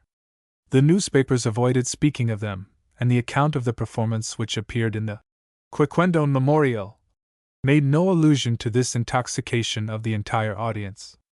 Meanwhile, though the town resumed its habitual phlegm, and became apparently Flemish as before, it was observable that, at bottom, the character and temperament of the people changed little by little. One might have truly said, with Dominique Custos the doctor, that their nerves were affected. Let us explain. This undoubted change only took place under certain conditions. When the Quiquendonians passed through the streets of the town, walked in the squares or along the Var, they were always the cold and methodical people of former days. So, too, when they remained at home, some working with their hands and others with their heads, these doing nothing, those thinking nothing, their private life was silent, inert, vegetating as before. No quarrels, no household squabbles, no acceleration in the beating of the heart, no excitement of the brain. The mean of their pulsations remained as it was of old, from 50 to 52 per minute. But strange and inexplicable phenomenon though it was, which would have defied the sagacity of the most ingenious physiologists of the day, if the inhabitants of Quiquendone did not change in their home life, they were visibly changed in their civil life and in their relations between man and man, to which it leads. If they met together in some public edifice, it did not work well, as Commissary Passoff expressed it. On 'change, at the town hall, in the amphitheatre of the academy, at the sessions of the council, as well as at the reunions of the savants, a strange excitement seized the assembled citizens. Their relations with each other became embarrassing before they had been together an hour. In 2 hours the discussion degenerated into an angry dispute. Heads became heated, and personalities were used. Even at church, during the sermon, The faithful could not listen to Van Stable, the minister, in patience, and he threw himself about in the pulpit and lectured his flock with far more than his usual severity. At last this state of things brought about altercations more grave, alas, than that between Gustos and Schutt, and if they did not require the interference of the authorities, it was because the antagonists, after returning home, found there, with its calm forgetfulness of the offences offered and received. This peculiarity could not be observed by these minds, which were absolutely incapable of recognizing what was passing in them. One person only in the town, he whose office the council had thought of suppressing for 30 years, Michael Passoff, had remarked that this excitement, which was absent from private houses, quickly revealed itself in public edifices, and he asked himself, not without a certain anxiety, what would happen if this infection should ever develop itself in the family mansions, and if the epidemic, this was the word he used, should extend through the streets of the town. Then there would be no more forgetfulness of insults, no more tranquility, no intermission in the delirium, but a permanent inflammation, which would inevitably bring the Quiquendonians into collision with each other. What would happen then? Commissary Passoff asked himself in terror. How could these furious savages be arrested? How check these goaded temperaments? My office would be no longer a sinecure, and the council would be obliged to double my salary, unless it should arrest me myself, for disturbing the public peace. These very reasonable fears began to be realized. The infection spread from Change, the theatre, the church, the town hall, the academy, the market, into private houses, and that in less than a fortnight after the terrible performance of the Huguenots. Its first symptoms appeared in the house of Collard, the banker. That wealthy personage gave a ball, or at least a dancing party, to the notabilities of the town. He had issued, some months before, a loan of 30,000 francs, 3/4 of which had been subscribed, and to celebrate this financial success, he had opened his drawing rooms, and given a party to his fellow citizens. Everybody knows that Flemish parties are innocent and tranquil enough, the principal expense of which is usually in beer and syrups. Some conversation on the weather, the appearance of the crops, the fine condition of the gardens, the care of flowers, and especially of tulips, a slow and measured dance, from time to time, perhaps a minuet, sometimes a waltz, but one of those German waltzes which achieve a turn and a half per minute, and during which the dancers hold each other as far apart as their arms will permit. Such is the usual fashion of the balls attended by the aristocratic society of Quiquendone. The polka, after being altered to 4/time, had tried to become accustomed to it, but the dancers always lagged behind the orchestra, no matter how slow the measure, and it had to be abandoned. These peaceable reunions, in which the youths and maidens enjoyed an honest and moderate pleasure, had never been attended by any outburst of ill nature. Why, then, on this evening at Collard the banker's, did the syrups seem to be transformed into heady wines, into sparkling champagne, into heating punches? Why, towards the middle of the evening, did a sort of mysterious intoxication take possession of the guests? Why did the minuet become a jig? Why did the orchestra hurry with its harmonies? Why did the candles, just as at the theatre, burn with unwonted refulgence? What electric current invaded the banker's drawing rooms?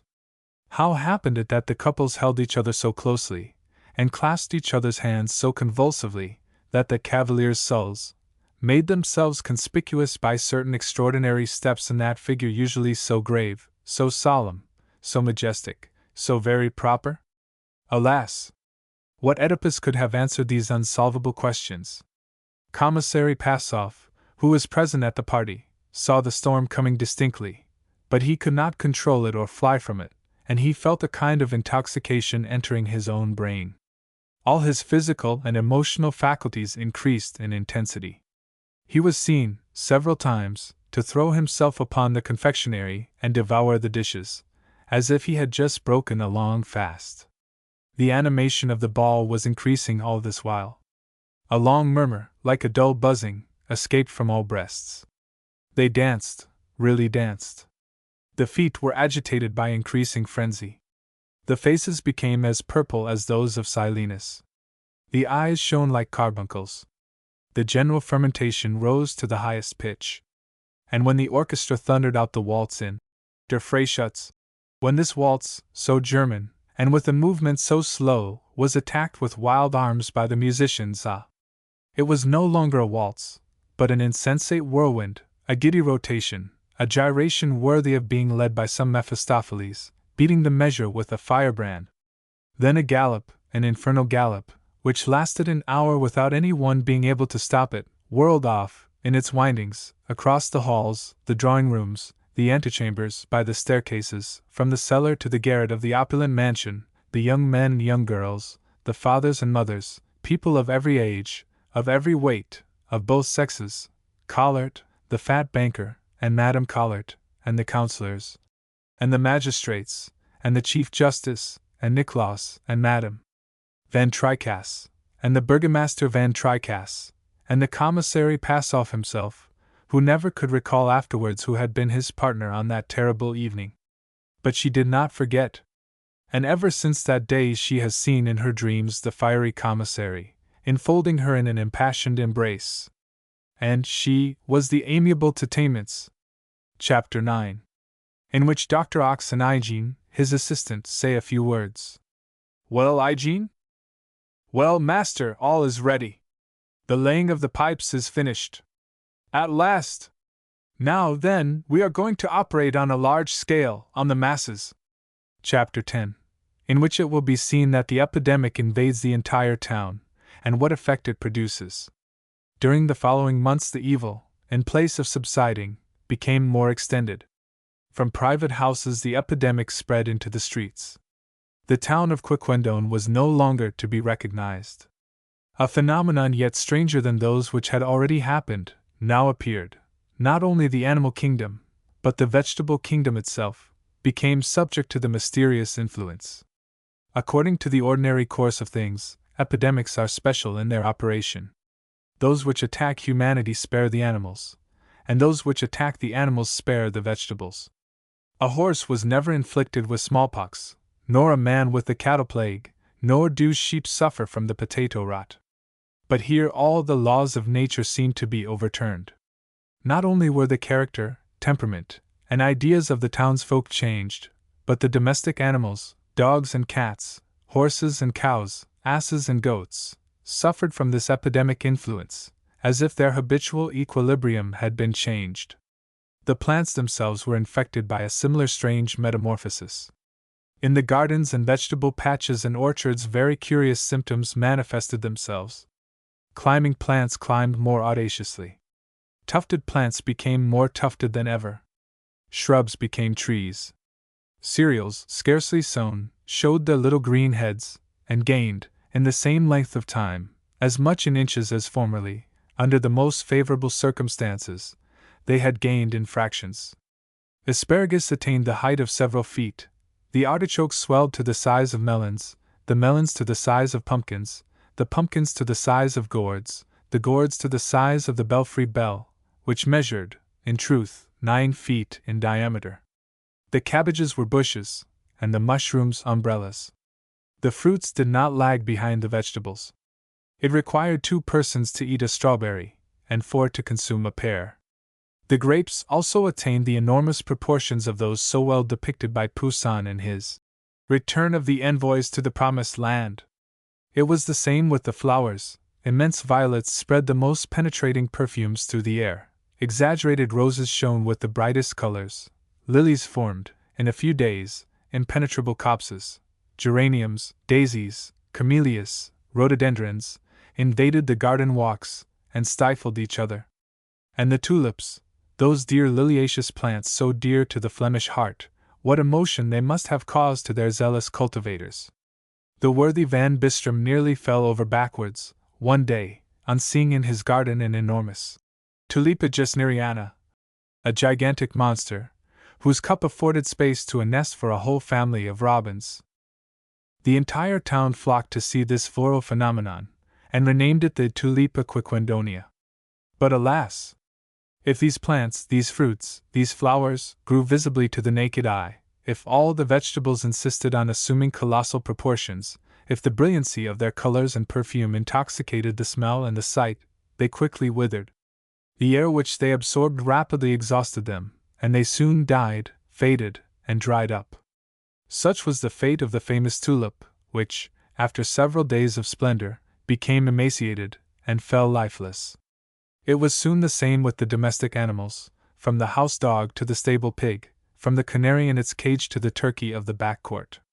It must be said that in ordinary times these animals were not less phlegmatic than their masters. The dogs and cats vegetated rather than lived. They never betrayed a wag of pleasure, nor a snarl of wrath. Their tails moved no more than if they had been made of bronze. Such a thing as a bite or scratch from any of them had not been known from time immemorial. As for mad dogs, they were looked upon as imaginary beasts, like the griffins and the rest in the menagerie of the apocalypse. But what a change had taken place in a few months, the smallest incidents of which we are trying to reproduce. Dogs and cats began to show teeth and claws. Several executions had taken place after reiterated offenses. A horse was seen, for the first time, to take his bit in his teeth and rush through the streets of Quiquendone. An ox was observed to precipitate itself, with lowered horns, upon one of his herd.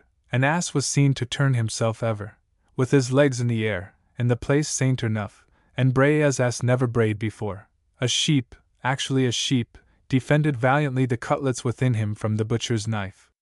Van Tricasse, the burgomaster, was forced to make police regulations concerning the domestic animals, as, seized with lunacy, they rendered the streets of Quiquendone unsafe. But alas! If the animals were mad, the men were scarcely less so. No age was spared by the scourge. Babies soon became quite insupportable, though till now so easy to bring up, and for the first time Honoré Syntax, the judge, was obliged to apply the rod to his youthful offspring. There was a kind of insurrection at the high school, and the dictionaries became formidable missiles in the classes. The scholars would not submit to be shut in, and besides, the infection took the teachers themselves, who overwhelmed the boys and girls with extravagant tasks and punishments. Another strange phenomenon occurred.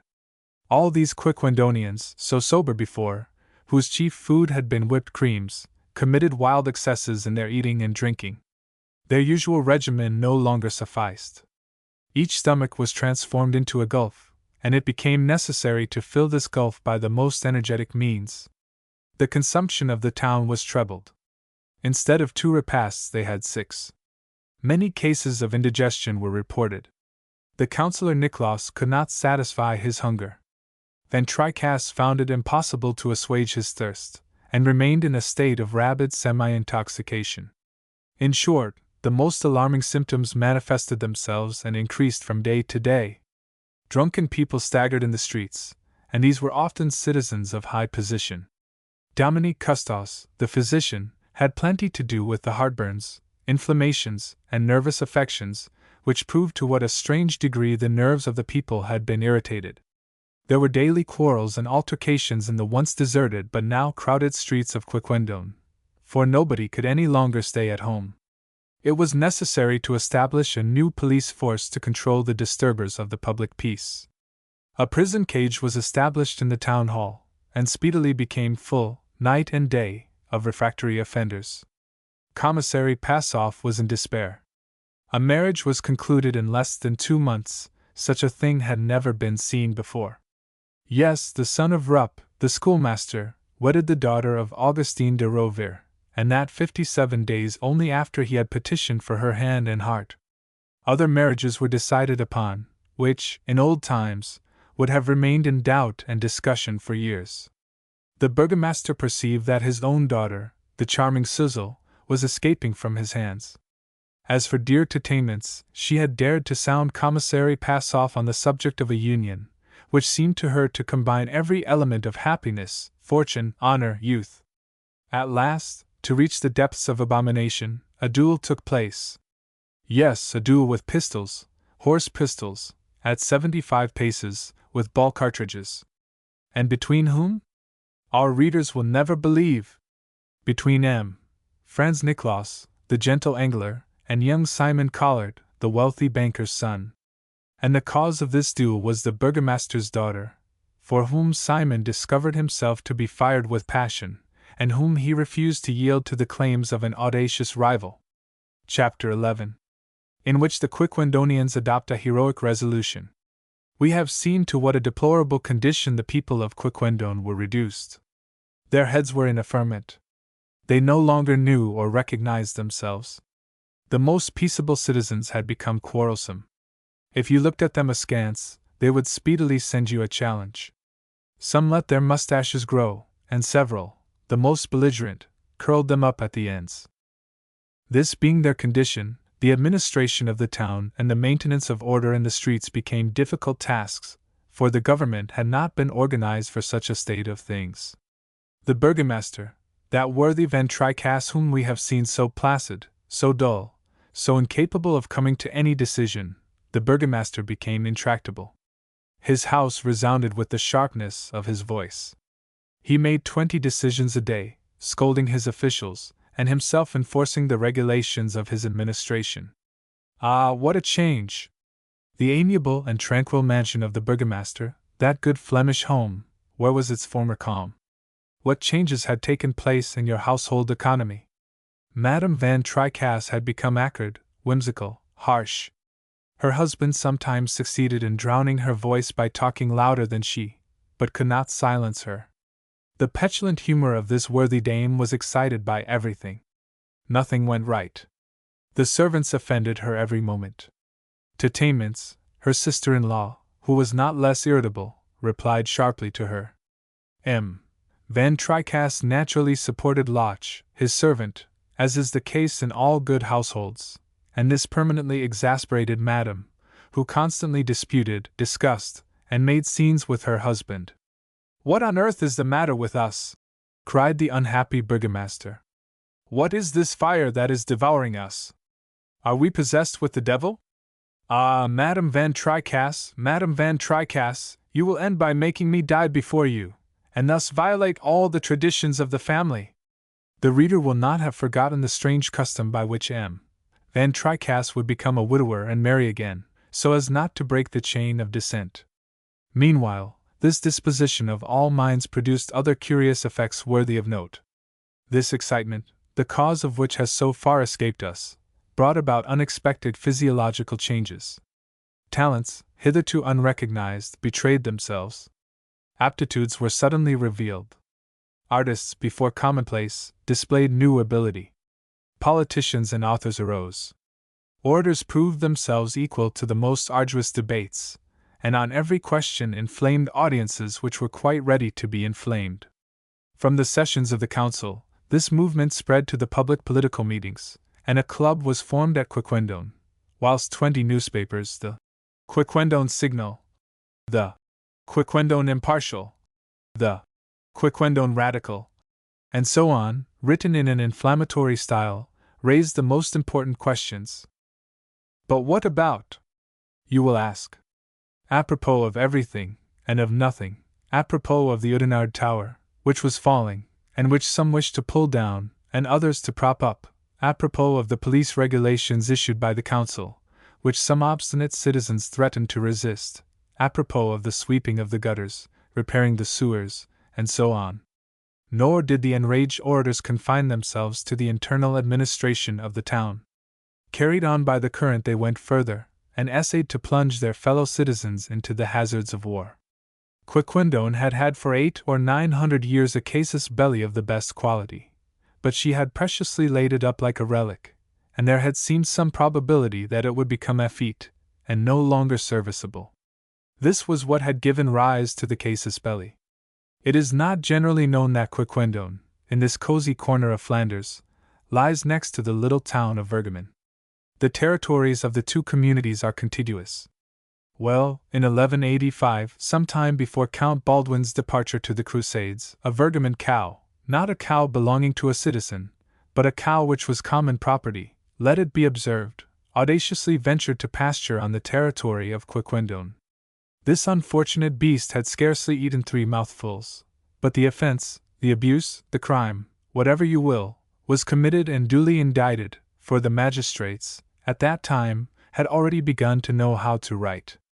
"We will take revenge at the proper moment," said simply Nathalie's Van Tricasse, the 32nd predecessor of the burgomaster of this story, "and the Virgamenians will lose nothing by waiting." The Virgamenians were forewarned. They waited thinking, without doubt, that the remembrance of the offense would fade away with the lapse of time, and really, for several centuries, they lived on good terms with their neighbors of Quiquendone. But they counted without their hosts, or rather without this strange epidemic, which, radically changing the character of the Quiquendonians, aroused their dormant vengeance. It was at the club of the Rue Monstrelet that the truculent orator shut, abruptly introducing the subject to his hearers, inflamed them with the expressions and metaphors used on such occasions. He recalled the offense, the injury which had been done to Quiquendone, and which a nation, jealous of its rights, could not admit as a precedent.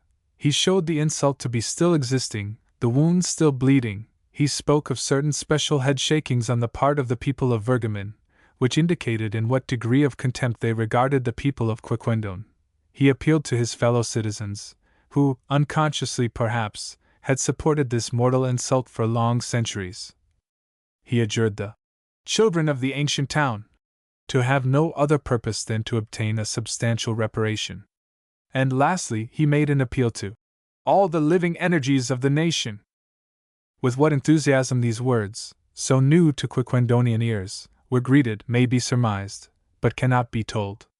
All the auditors rose, and with extended arms demanded war with loud cries. Never had the advocate Shut achieved such a success, and it must be avowed that his triumphs were not few. The burgomaster, the councillor, all the notabilities present at this memorable meeting, would have vainly attempted to resist the popular outburst.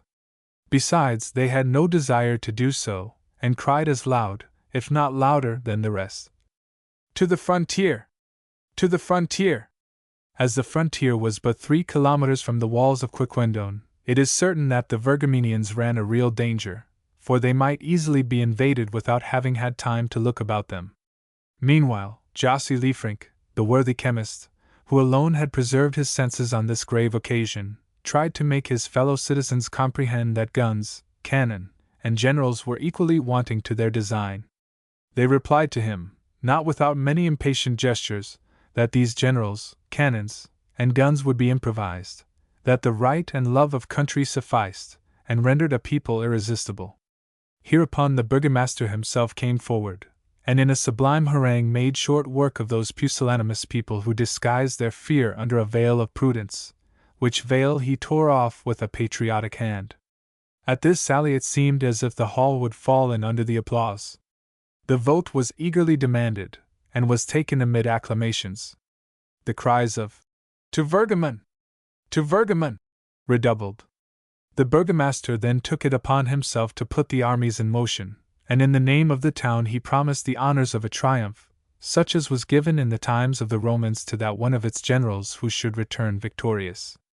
Meanwhile, Josy Liefrink, who was an obstinate fellow, and did not regard himself as beaten, though he really had been, insisted on making another observation. He wished to remark that the triumph was only accorded at Rome to those victorious generals who had killed 5,000 of the enemy. "Well, well!" cried the meeting deliriously. "And as the population of the town of Virgamen consists of but 3,575 inhabitants, it would be difficult, unless the same person was killed several times."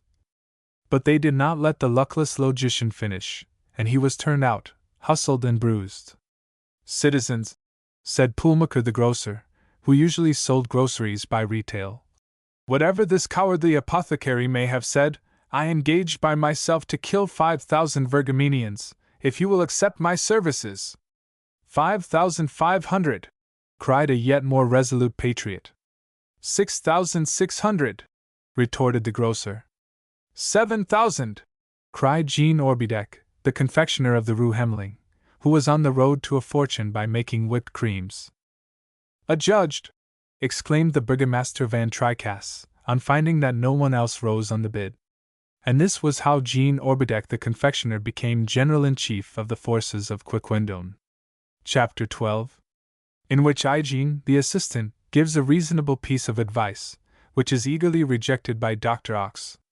"Well, master," said Hygiene next day, as he poured the pails of sulphuric acid into the troughs of the great battery.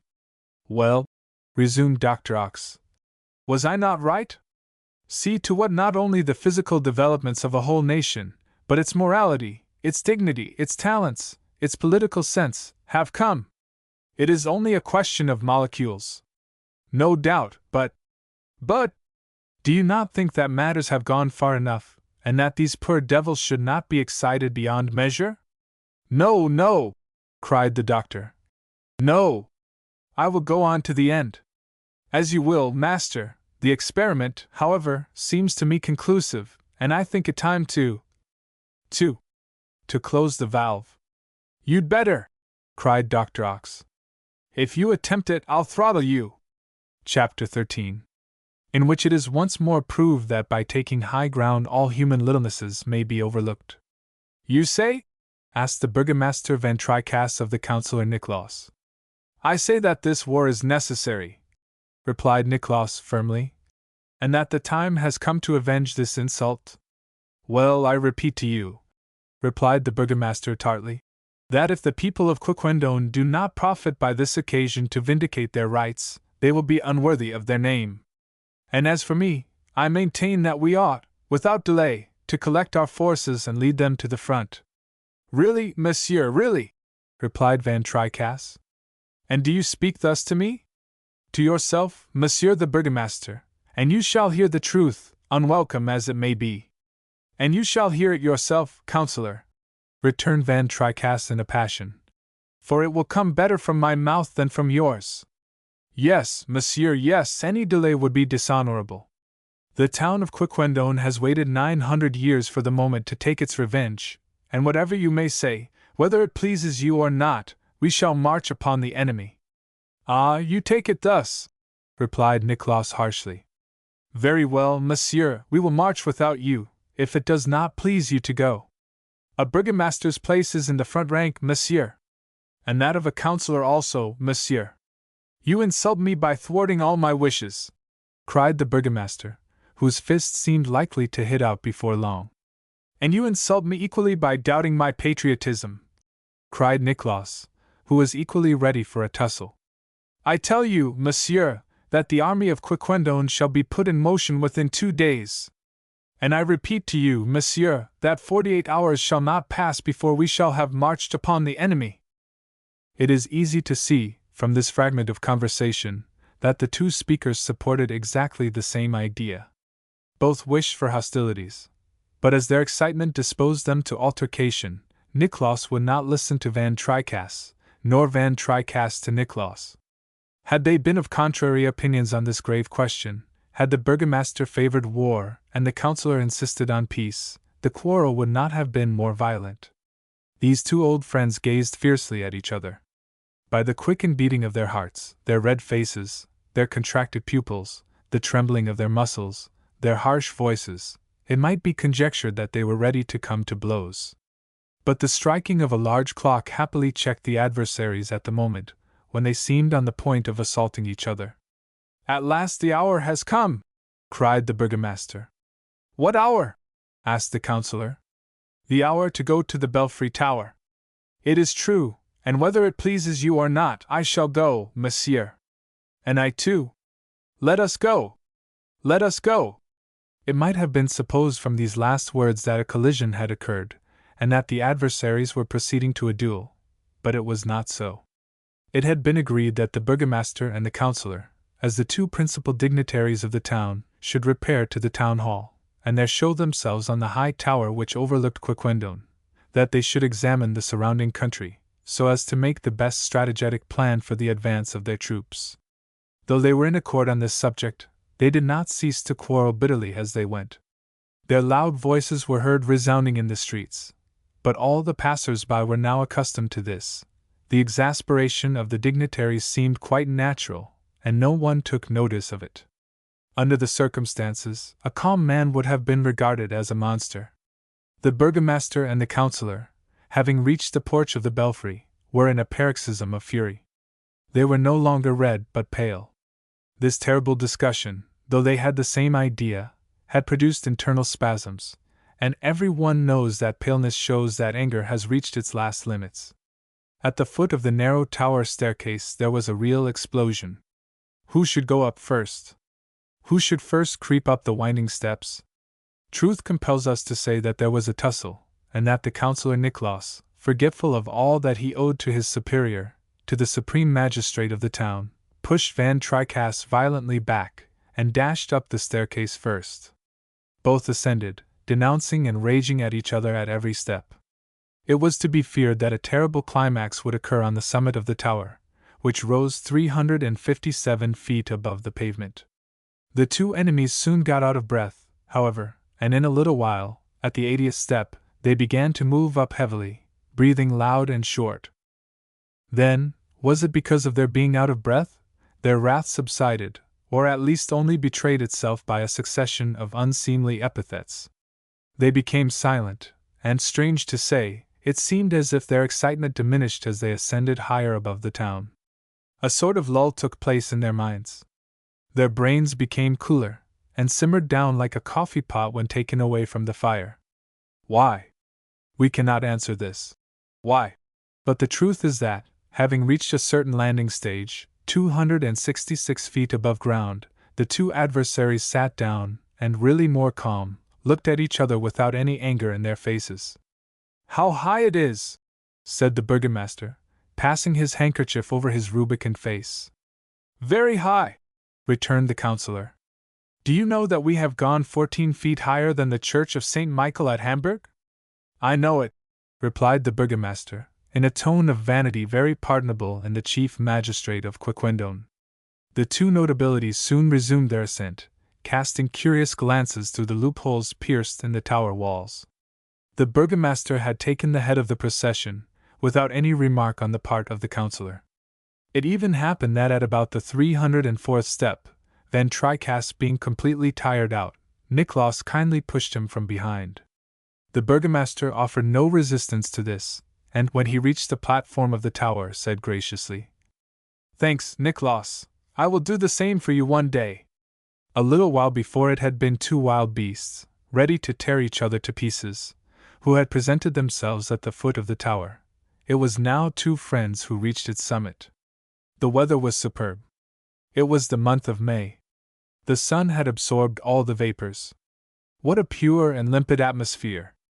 The most minute objects over a broad space might be discerned. The walls of Virgamen, glistening in their whiteness, its red pointed roofs, its belfries shining in the sunlight, appeared a few miles off. And this was the town that was foredoomed to all the horrors of fire and pillage.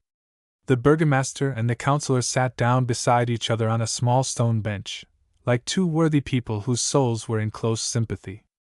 As they recovered breath, they looked around, then, after a brief silence, "How fine this is!"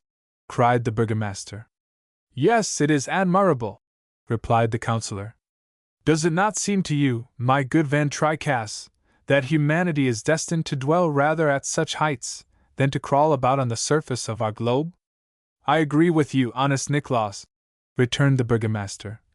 "I agree with you. You see sentiment better when you get clear of nature. You breathe it in every sense. It is at such heights that philosophers should be formed, and that sages should live, above the miseries of this world." "Shall we go around the platform?" asked the councillor. "Let us go around the platform," replied the burgomaster. And the two friends, arm in arm, and putting, as formerly, long pauses between their questions and answers, examined every point of the horizon. "It is at least 17 years since I have ascended the belfry tower," said Van Tricasse. "I do not think I ever came up before," replied Niklaus. "And I regret it, for the view from this height is sublime. Do you see, my friend, the pretty stream of the Var, as it winds among the trees? And, beyond, the heights of St. Hermandad. How gracefully they shut in the horizon! Observe that border of green trees, which nature has so picturesquely arranged. Ah, nature, nature, Niklaus! Could the hand of man ever hope to rival her? It is enchanting, my excellent friend," replied the councillor. "See the flocks and herds lying in the verdant pastures, the oxen, the cows, the sheep, and the laborers going to the fields. You would say they were Arcadian shepherds, they only want a bagpipe. And over all this fertile country the beautiful blue sky, which no vapor dims. Ah, Niklaus, one might become a poet here. I do not understand why Saint Simeon Stylites was not one of the greatest poets of the world. It was because, perhaps, his column was not high enough, replied the counselor, with a gentle smile. At this moment the chimes of Quiquendone rang out. The clear bells played one of their most melodious airs. The two friends listened in ecstasy. Then in his calm voice, Van Tricasse said, "But what, friend Nicholas, did we come to the top of this tower to do?" "In fact," replied the counselor, "we have permitted ourselves to be carried away by our reveries."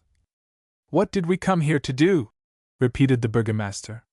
"We came," said Nicholas, "to breathe this pure air, which human weaknesses have not corrupted." "Well, shall we descend, friend Nicholas?" "Let us descend, friend Van Tricasse."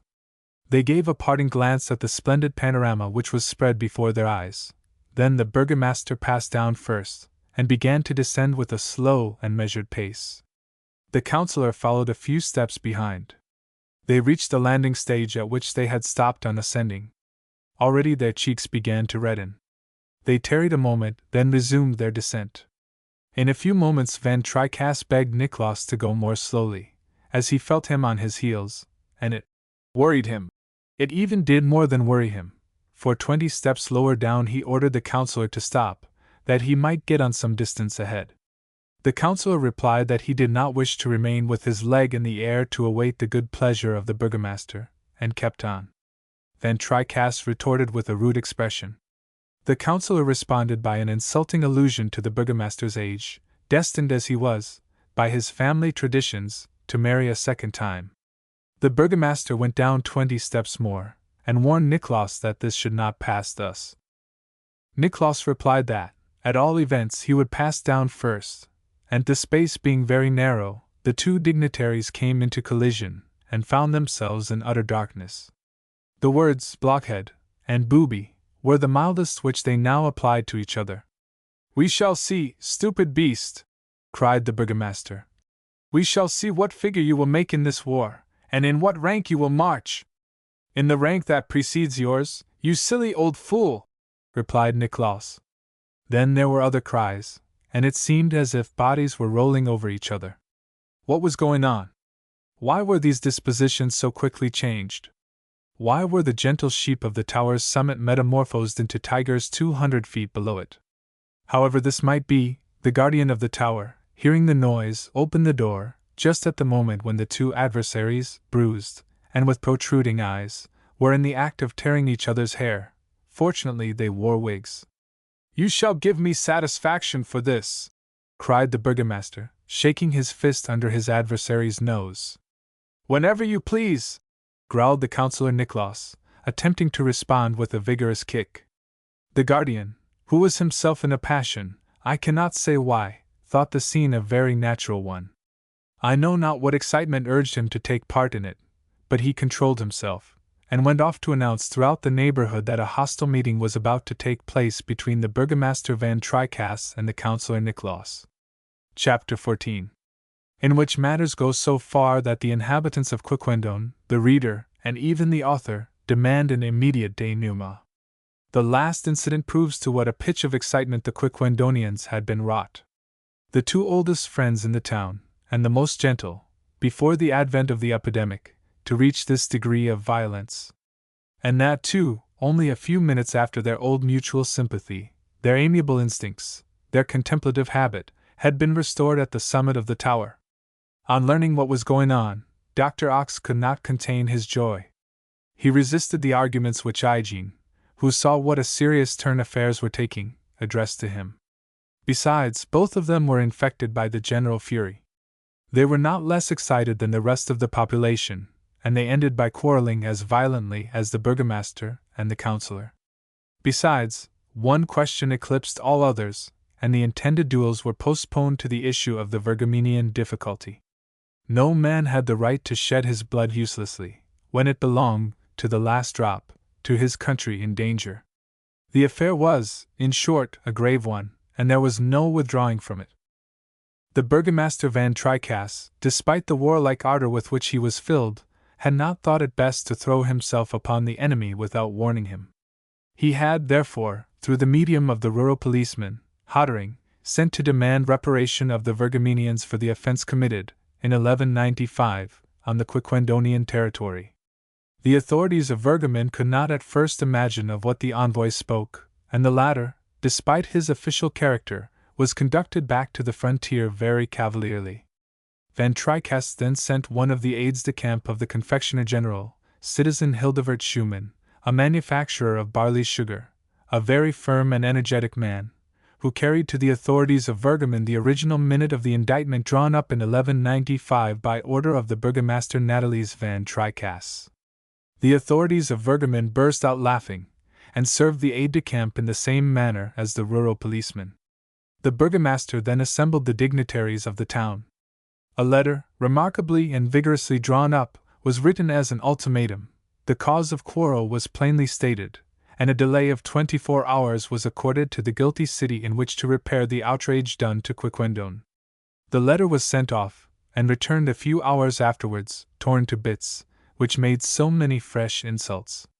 The Virgamenians knew of old the forbearance and equanimity of the Quiquendonians, and made sport of them and their demand, of their casus belli, and their ultimatum. There was only one thing left to do, to have recourse to arms, to invoke the god of battles, and, after the Prussian fashion, to hurl themselves upon the Virgamenians before the latter could be prepared. This decision was made by the council in solemn conclave, in which cries, objurgations, and menacing gestures were mingled with unexampled violence. An assembly of idiots, a congress of madmen, a club of maniacs, would not have been more tumultuous.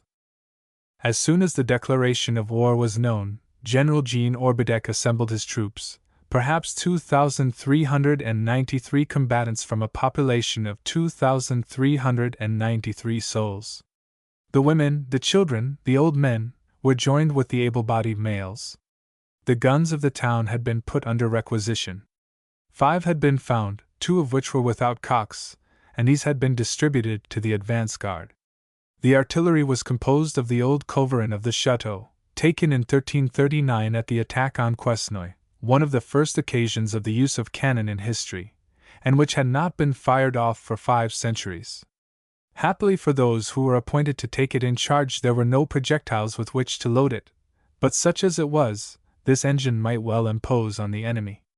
As for sidearms, they had been taken from the Museum of Antiquities: flint hatchets, helmets, Frankish battle-axes, javelins, halberds, rapiers, and so on, and also in those domestic arsenals commonly known as cupboards and kitchens. But courage, the right, hatred of the foreigner, the yearning for vengeance, were to take the place of more perfect engines, and to replace, at least it was hoped so, the modern mitrailleuses and breech-loaders. The troops were passed in review. Not a citizen failed at the roll call.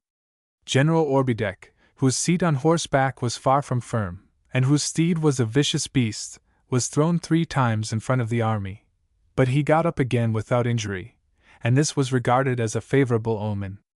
The burgomaster, the councillor, the civil commissary, the chief justice, the schoolteacher, the banker, the rector, in short, all the notabilities of the town, marched at the head. There were no tears shed, either by mothers, sisters, or daughters. They urged on their husbands, fathers, brothers, to the combat, and even followed them and formed the rear guard, under the orders of the courageous Madame Van Tricasse. The crier, Jean Mistrol, blew his trumpet. The army moved off, and directed itself, with ferocious cries, towards the Oudenarde gate. At the moment when the head of the column was about to pass the walls of the town, a man threw himself before it. "Stop! Stop! Fools that you are!" he cried. "Suspend your blows! Let me shut the valve! You are not changed in nature! You are good citizens, quiet and peaceable. If you are so excited, it is my master, Dr. Oxa's fault. It is an experiment.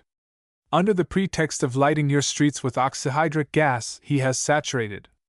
The assistant was beside himself, but he could not finish. At the instant that the doctor's secret was about to escape his lips, Dr. Ox himself pounced upon the unhappy Hygiene in an indescribable rage, and shut his mouth by blows with his fist. It was a battle. The burgomaster, the councillor, the dignitaries, who had stopped short on Hygiene's sudden appearance, carried away in turn by their exasperation, rushed upon the two strangers, without waiting to hear either the one or the other. Dr. Ox and his assistant, beaten and lashed, were about to be dragged, by order of Van Tricasse, to the roundhouse, when— Chapter 15. In which the denouement takes place.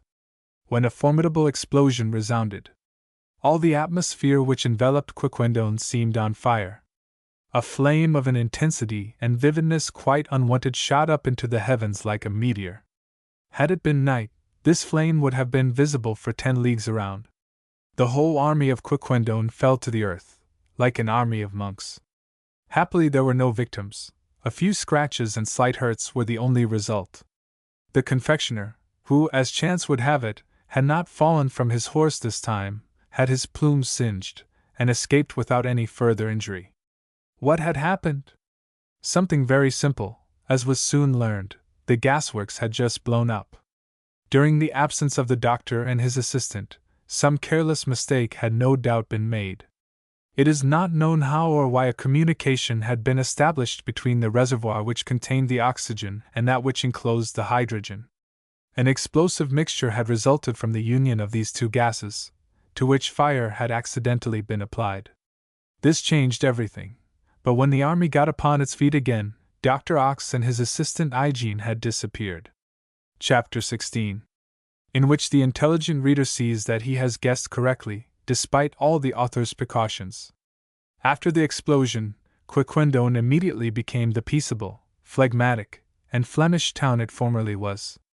After the explosion, which indeed did not cause a very lively sensation, each one, without knowing why, mechanically took his way home, the burgomaster leaning on the councillor's arm, the advocate Schutt going arm in arm with Custos the doctor, Franz Niklaus walking with equal familiarity with Simon Collert, each going tranquilly, noiselessly, without even being conscious of what had happened, and having already forgotten Vergamin and their revenge. The general returned to his confections, and his aide-de-camp to the barley sugar. Thus everything had become calm again. The old existence had been resumed by men and beasts, beasts and plants, even by the tower of Oudenarde Gate, which these explosions are sometimes astonishing, had set upright again. And from that time never a word was spoken more loudly than another, never a discussion took place in the town of Quiquendone. There were no more politics, no more clubs, no more trials, no more policemen. The post of the commissary Passoff became once more a sinecure, and if his salary was not reduced, it was because the burgomaster and the councillor could not make up their minds to decide upon it. From time to time, indeed, Passoff flitted, without any one suspecting it, through the dreams of the inconsolable Titaimets. As for France's rival, he generously abandoned the charming Suzel to her lover, who hastened to wed her 5 or 6 years after these events. And as for Madame Van Tricasse, she died 10 years later, at the proper time, and the burgomaster married Mademoiselle Pelagie Van Tricasse, his cousin, under excellent conditions, for the happy mortal who should succeed him. Chapter 17. In which Dr. Ox's theory is explained. What, then, had this mysterious Dr. Ox done? Tried a fantastic experiment, nothing more. After having laid down his gas pipes, he had saturated, first the public buildings, then the private dwellings, finally the streets of Quiquendone, with pure oxygen, without letting in the least atom of hydrogen. This gas, tasteless and odorless, spread in generous quantity through the atmosphere, causes, when it is breathed, serious agitation to the human organism. One who lives in an air saturated with oxygen grows excited, frantic, burns. You scarcely return to the ordinary atmosphere before you return to your usual state. For instance, the councillor and the burgomaster at the top of the belfry were themselves again, as the oxygen is kept, by its weight, in the lower strata of the air. But one who lives under such conditions, breathing this gas which transforms the body physiologically as well as the soul, dies speedily, like a madman. It was fortunate, then, for the Quiquendonians, that a providential explosion put an end to this dangerous experiment, and abolished Dr. Ox's gasworks. To conclude, our virtue, courage, talent, wit, imagination, are all these qualities or faculties only a question of oxygen? Such is Dr. Ox's theory, but we are not bound to accept it, and for ourselves we utterly reject it, in spite of the curious experiment of which the worthy old town of Quiquendone was the theatre. Master Zacharias. Chapter 1. A Winter Night. The city of Geneva lies at the west end of the lake of the same name. The Rhone, which passes through the town at the outlet of the lake, divides it into two sections, and is itself divided in the center of the city by an island placed in midstream. A topographical feature like this is often found in the great depots of commerce and industry. No doubt the first inhabitants were influenced by the easy means of transport which the swift currents of the rivers offered them, those roads which walk along of their own accord, as Pascal puts it. In the case of the Rhone, it would be the road that ran along.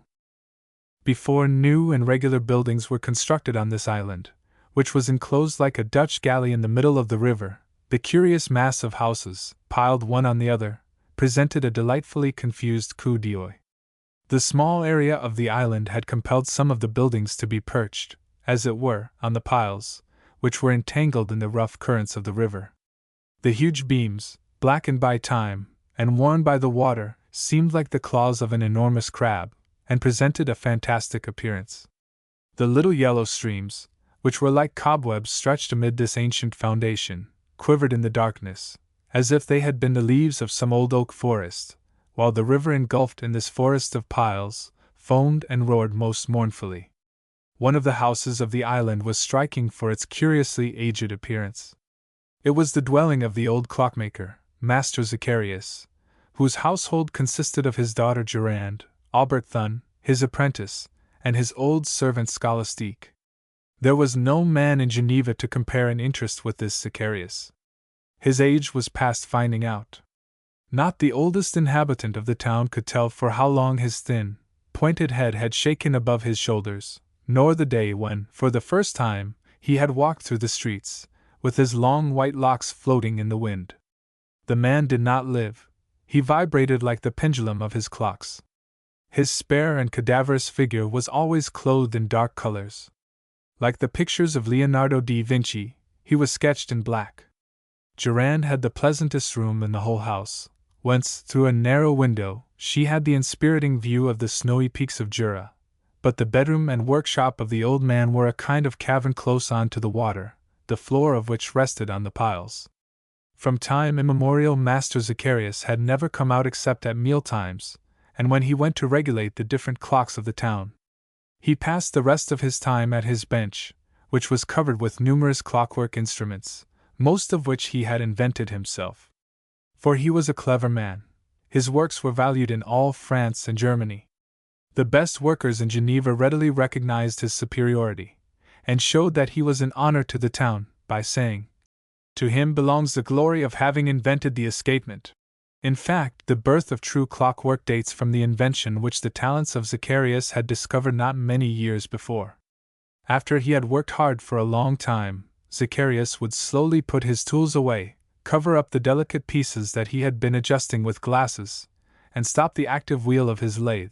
Then he would raise a trapdoor constructed in the floor of his workshop, and stooping down, used to inhale for hours together the thick vapors of the Rhone, as it dashed along under his eyes. One winter's night the old servant Scholastique served the supper, which, according to old custom, she and the young mechanic shared with their master. Master Zacharias did not eat, though the food carefully prepared for him was offered him in a handsome blue and white dish. He scarcely answered the sweet words of Durand, who evidently noticed her father's silence, and even the clatter of Scholastique herself no more struck his ear than the roar of the river, to which he paid no attention. After the silent meal, the old clockmaker left the table without embracing his daughter, or saying his usual "good night" to all. He left by the narrow door leading to his den, and the staircase groaned under his heavy footsteps as he went down. Durand, Albert, and Scholastique sat for some minutes without speaking. On this evening the weather was dull. The clouds dragged heavily on the Alps, and threatened rain. The severe climate of Switzerland made one feel sad, while the south wind swept round the house, and whistled ominously. "My dear young lady," said Scholastique at last, "do you know that our master has been out of sorts for several days? Holy Virgin! I know he has had no appetite, because his words stick in his inside, and it would take a very clever devil to drag even one out of him. My father has some secret cause of trouble that I cannot even guess, replied Durand, as a sad anxiety spread over her face. Mademoiselle, don't let such sadness fill your heart. You know the strange habits of Master Zacharias. Who can read his secret thoughts in his face? No doubt some fatigue has overcome him, but tomorrow he will have forgotten it, and be very sorry to have given his daughter pain. It was Albert who spoke thus, looking into Durand's lovely eyes. Albert was the first apprentice whom Master Zacharias had ever admitted to the intimacy of his labors, for he appreciated his intelligence, discretion, and goodness of heart, and this young man had attached himself to Durand with the earnest devotion natural to a noble nature.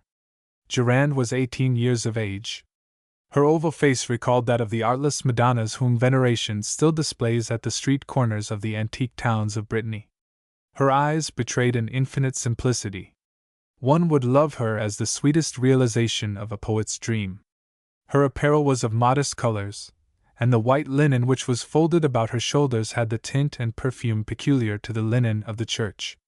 She led a mystical existence in Geneva, which had not as yet been delivered over to the dryness of Calvinism. While, night and morning, she read her Latin prayers in her iron-clasped missal, Durand had also discovered a hidden sentiment in Albert Thun's heart, and comprehended what a profound devotion the young workman had for her. Indeed, the whole world in his eyes was condensed into this old clockmaker's house, and he passed all his time near the young girl, when he left her father's workshop, after his work was over. Old Scholastique saw all this, but said nothing. Her loquacity exhausted itself in preference on the evils of the times, and the little worries of the household. Nobody tried to stop its course. It was with her as with the musical snuff-boxes which they made at Geneva.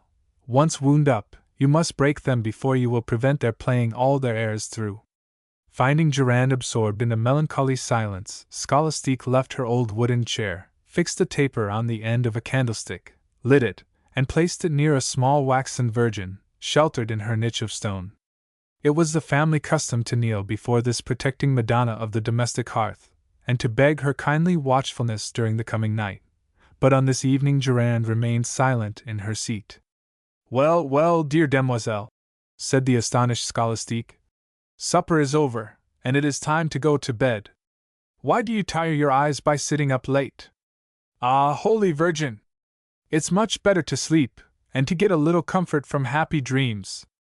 In these detestable times in which we live, who can promise herself a fortunate day? Ought we not to send for a doctor for my father? Asked Durand. A doctor! Cried the old domestic. Has Master Zacharias ever listened to their fancies and pompous sayings? He might accept medicines for the watches, but not for the body. What shall we do?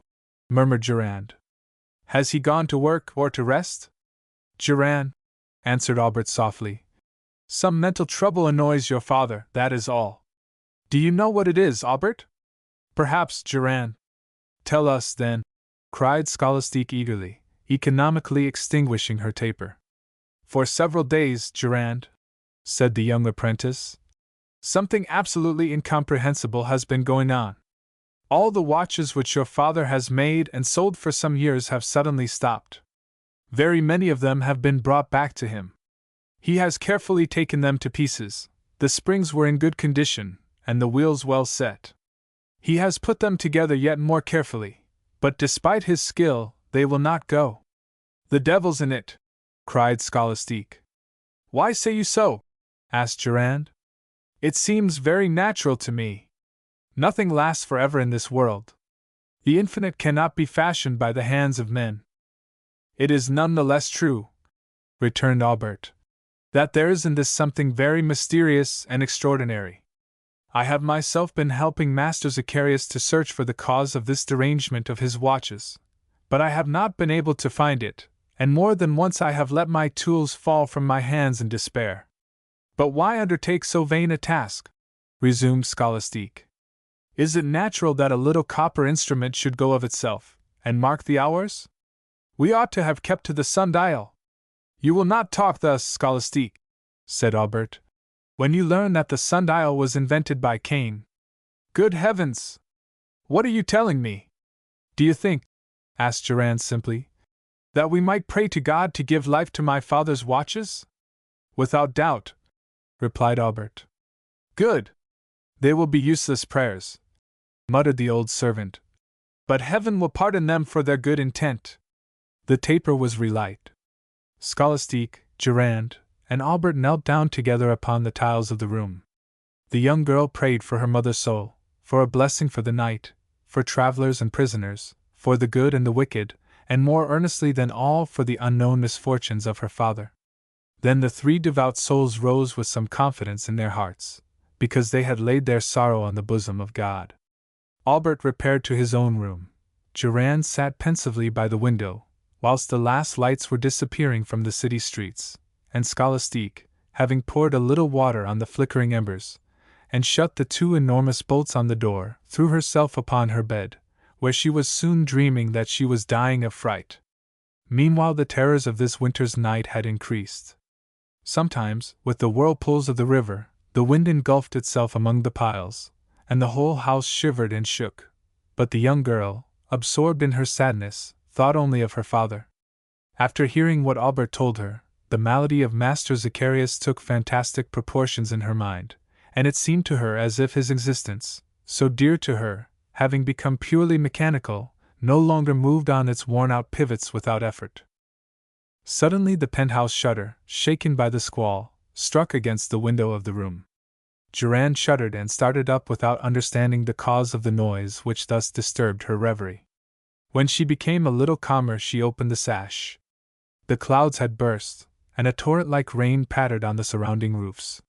The young girl leaned out of the window to draw to the shutter shaken by the wind, but she feared to do so. It seemed to her that the rain and the river, confounding their tumultuous waters, were submerging the frail house, the planks of which creaked in every direction.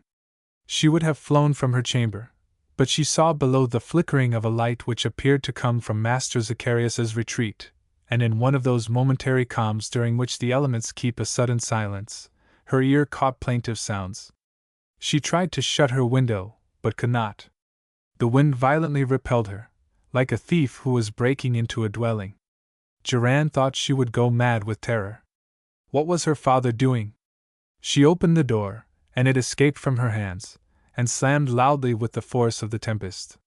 Durand then found herself in the dark supper-room, succeeded in gaining, on tiptoe, the staircase which led to her father's shop, and pale and fainting, glided down. The old watchmaker was upright in the middle of the room, which resounded with the roaring of the river. His bristling hair gave him a sinister aspect. He was talking and gesticulating, without seeing or hearing anything. Durand stood still on the threshold. "It is death," said Master Zacharias, in a hollow voice. "It is death. Why should I live longer, now that I have dispersed my existence over the earth? For I, Master Zacharias, am really the creator of all the watches that I have fashioned. It is a part of my very soul that I have shut up in each of these cases of iron, silver, or gold. Every time that one of these accursed watches stops, I feel my heart cease beating, for I have regulated them with its pulsations." As he spoke in this strange way, the old man cast his eyes on his bench. There lay all the pieces of a watch that he had carefully taken apart. He took up a sort of hollow cylinder, called a barrel, in which the spring is enclosed, and removed the steel spiral, but instead of relaxing itself, according to the laws of its elasticity, it remained coiled on itself like a sleeping viper. It seemed knotted, like impotent old men whose blood has long been congealed. Master Zacharias vainly essayed to uncoil it with his thin fingers, the outlines of which were exaggerated on the wall. But he tried in vain, and soon, with a terrible cry of anguish and rage, he threw it through the trapdoor into the boiling Rhone. Durand, her feet riveted to the floor, stood breathless and motionless. She wished to approach her father, but could not. Giddy hallucinations took possession of her. Suddenly she heard, in the shade, a voice murmur in her ears. "Durand, dear Durand! Grief still keeps you awake. Go in again, I beg of you, the night is cold." "Albert!" whispered the young girl. "You!" Ought I not to be troubled by what troubles you?" These soft words sent the blood back into the young girl's heart. She leaned on Albert's arm and said to him, "My father is very ill, Albert. You alone can cure him, for this disorder of the mind would not yield to his daughter's consolings. His mind is attacked by a very natural delusion, and in working with him, repairing the watches, you will bring him back to reason. Albert," she continued, "it is not true, is it, that his life is mixed up with that of his watches?" Albert did not reply.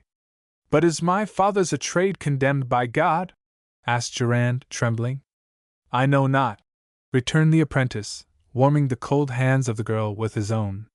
"But go back to your room, my poor Durand, and with sleep recover hope." Durand slowly returned to her chamber, and remained there till daylight, without sleep, closing her eyelids. Meanwhile, Master Zacharias, always mute and motionless, gazed at the river as it rolled turbulently at his feet. Chapter 2. The Pride of Science. The severity of the Geneva merchant in business matters has become proverbial. He is rigidly honorable, and excessively just. What must, then, have been the shame of Master Zacharias, when he saw these watches, which he had so carefully constructed, returning to him from every direction? It was certain that these watches had suddenly stopped, and without any apparent reason. The wheels were in a good condition and firmly fixed, but the springs had lost all elasticity. Vainly did the watchmaker try to replace them, the wheels remained motionless. These unaccountable derangements were greatly to the old man's discredit. His noble inventions had many times brought upon him suspicions of sorcery, which now seemed confirmed. These rumors reached Durand, and she often trembled for her father, when she saw malicious glances directed towards him. Yet on the morning after this night of anguish, Master Zacharias seemed to resume work with some confidence. The morning sun inspired him with some courage. Albert hastened to join him in the shop, and received an affable "Good day." "I am better," said the old man. "I don't know what strange pains in the head attacked me yesterday, but the sun has quite chased them away, with the clouds of the night." "In faith, master," returned Albert, "I don't like the night for either of us." "And thou art right, Albert. If you ever become a great man, you will understand that day is as necessary to you as food. A great savant should be always ready to receive the homage of his fellow men." "Master, it seems to me that the pride of science has possessed you." "Pride, Albert! Destroy my past, annihilate my present, dissipate my future, and then it will be permitted to me to live in obscurity. Poor boy, who comprehends not the sublime things to which my art is wholly devoted. Art thou not but a tool in my hands? Yet, Master Zacharias," resumed Albert, "I have more than once merited your praise for the manner in which I adjusted the most delicate parts of your watches and clocks. No doubt, Albert, thou art a good workman, such as I love, but when thou workest thou thinkest thou hast in thy hands but copper, silver, gold. Thou dost not perceive these metals, which my genius animates, palpitating like living flesh, so that thou wilt not die, with the death of thy works." Master Zacharias remained silent after these words, but Albert essayed to keep up the conversation. "Indeed, master," said he, "I love to see you work so unceasingly. You will be ready for the festival of our corporation, for I see that the work on this crystal watch is going forward famously." "No doubt, Albert," cried the old watchmaker. "And it will be no slight honor for me to have been able to cut and shape the crystal to the durability of a diamond. Ah, Louis Burham did well to perfect the art of diamond cutting, which has enabled me to polish and pierce the hardest stones." Master Zacharias was holding several small watch pieces of cut crystal, and of exquisite workmanship. The wheels, pivots, and case of the watch were of the same material, and he had employed remarkable skill in this very difficult task. "Would it not be fine," said he, his face flushing, "to see this watch palpitating beneath its transparent envelope, and to be able to count the beatings of its heart?" "I will wager, sir," replied the young apprentice, "that it will not vary a second in a year." "And you would wager on a certainty? Have I not imparted to it all that is purest of myself? And does my heart vary? My heart, I say? Albert did not dare to lift his eyes to his master's face. "Tell me frankly," said the old man sadly. "Have you never taken me for a madman? Do you not think me sometimes subject to dangerous folly? Yes, is it not so? In my daughter's eyes and yours I have often read my condemnation. Oh," he cried, as if in pain, "to be misunderstood by those whom one most loves in the world! But I will prove victoriously to thee, Albert, that I am right. Do not shake thy head, for thou wilt be astounded. The day on which thou understandest how to listen to and comprehend me, thou wilt see that I have discovered the secrets of existence, the secrets of the mysterious union of the soul with the body." As he spoke thus, Master Zacharias appeared superb in his vanity. His eyes glittered with a supernatural fire, and his pride illumined every feature. And truly, if ever vanity was excusable, it was that of Master Zacharias. The watchmaking art, indeed, down to his time, had remained almost in its infancy. From the day when Plato, 4 centuries before the Christian era, invented the night watch, a sort of clepsydra which indicated the hours of the night by the sound and playing of a flute, the science had continued nearly stationary. The masters paid more attention to the arts than to mechanics, and it was the period of beautiful watches of iron, copper, wood, silver, which were richly engraved, like one of Cellini's ewers. They made a masterpiece of chasing, which measured time imperfectly, but was still a masterpiece. When the artist's imagination was not directed to the perfection of modeling, it set to work to create clocks with moving figures and melodious sounds, whose appearance took all attention. Besides, who troubled himself, in those days, with regulating the advance of time? The delays of the law were not as yet invented. The physical and astronomical sciences had not as yet established their calculations on scrupulously exact measurements. There were neither establishments which were shut at a given hour, nor trains which departed at a precise moment. In the evening the curfew bell sounded, and at night the hours were cried amid the universal silence. Certainly people did not live so long, if existence is measured by the amount of business done, but they lived better.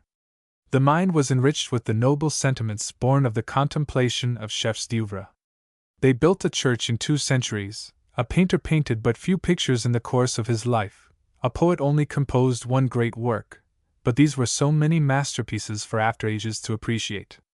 When the exact sciences began at last to make some progress, watch and clock making followed in their path, though it was always arrested by an insurmountable difficulty, the regular and continuous measurement of time. It was in the midst of this stagnation that Master Zacharias invented the escapement, which enabled him to obtain a mathematical regularity by submitting the movement of the pendulum to a sustained force. This invention had turned the old man's head. Pride, swelling in his heart, like mercury in the thermometer, had attained the height of transcendent folly. By analogy, he had allowed himself to be drawn to materialistic conclusions, and as he constructed his watches, he fancied that he had discovered the secrets of the union of the soul with the body. Thus, on this day, perceiving that Albert listened to him attentively, he said to him in a tone of simple conviction, "Dost thou know what life is, my child? Hast thou comprehended the action of those springs which produce existence? Hast thou examined thyself? No, and yet with the eyes of science thou mightest have seen the intimate relation which exists between God's work and my own, for it is from his creature that I have copied the combinations of the wheels of my clocks." "Master," replied Albert eagerly, "can you compare a copper or steel machine with that breath of God which is called the soul, which animates our bodies as the breeze stirs the flowers? What mechanism could be so adjusted as to inspire us with thought?" "That is not the question," responded Master Zacharias gently, but with all the obstinacy of a blind man walking towards an abyss. "In order to understand me, thou must recall the purpose of the escapement which I have invented. When I saw the irregular working of clocks, I understood that the movements shut up in them did not suffice, and that it was necessary to submit them to the regularity of some independent force. I then thought that the balance wheel might accomplish this, and I succeeded in regulating the movement. Now, was it not a sublime idea that came to me, to return to it its lost force by the action of the clock itself, which it was charged with regulating?" Albert made a sign of assent. "Now, Albert," continued the old man, growing animated. Cast thine eyes upon thyself. Dost thou not understand that there are two distinct forces in us, that of the soul and that of the body, that is, a movement and a regulator? The soul is the principle of life, that is, then, the movement. Whether it is produced by a weight, by a spring, or by an immaterial influence, it is none the less in the heart. But without the body this movement would be unequal, irregular, impossible. Thus the body regulates the soul, and, like the balance wheel, it is submitted to regular oscillations. And this is so true that one falls ill when one's drink, food, sleep, in a word, the functions of the body, are not properly regulated, just as in my watches the soul renders to the body the force lost by its oscillations. Well, what produces this intimate union between soul and body, if not a marvelous escapement, by which the wheels of the one work into the wheels of the other? This is what I have discovered and applied, and there are no longer any secrets for me in this life, which is, after all, only an ingenious mechanism. Master Zacharias looked sublime in this hallucination, which carried him to the ultimate mysteries of the infinite. But his daughter Durand, standing on the threshold of the door, had heard all. She rushed into her father's arms, and he pressed her convulsively to his breast. "What is the matter with thee, my daughter?" he asked. "If I had only a spring here," said she, putting her hand on her heart, "I would not love you as I do, father." Master Zacharias looked intently at Durand, and did not reply. Suddenly he uttered a cry, carried his hand eagerly to his heart, and fell fainting on his old leathern chair. "Father, what is the matter?" "Help!" cried Aubert. "Scholastique!" But Scholastique did not come at once. Someone was knocking at the front door. She had gone to open it, and when she returned to the shop, before she could open her mouth, the old watchmaker, having recovered his senses, spoke. "I divine, my old Scholastique, that you bring me still another of those accursed watches which have stopped." "Lord, it is true enough," replied Scholastique, handing a watch to Aubert. "My heart could not be mistaken," said the old man, with a sigh. Meanwhile Aubert carefully wound up the watch, but it would not go. Chapter 3. A Strange Visit. Poor Durand would have lost her life with that of her father, had it not been for the thought of Aubert, who still attached her to the world. The old watchmaker was, little by little, passing away. His faculties evidently grew more feeble, as he concentrated them on a single thought. By a sad association of ideas, he referred everything to his monomania, and a human existence seemed to have departed from him, to give place to the extra-natural existence of the intermediate powers. Moreover, certain malicious rivals revived the sinister rumors which had spread concerning his labors. The news of the strange derangements which his watches betrayed had a prodigious effect upon the master clockmakers of Geneva. What signified this sudden paralysis of their wheels, and why these strange relations which they seemed to have with the old man's life?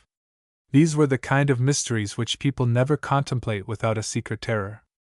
In the various classes of the town, from the apprentice to the great lord who used the watches of the old horologist, there was no one who could not himself judge of the singularity of the fact. The citizens wished, but in vain, to get to see Master Zacharias. He fell very ill, and this enabled his daughter to withdraw him from those incessant visits which had degenerated into reproaches and recriminations.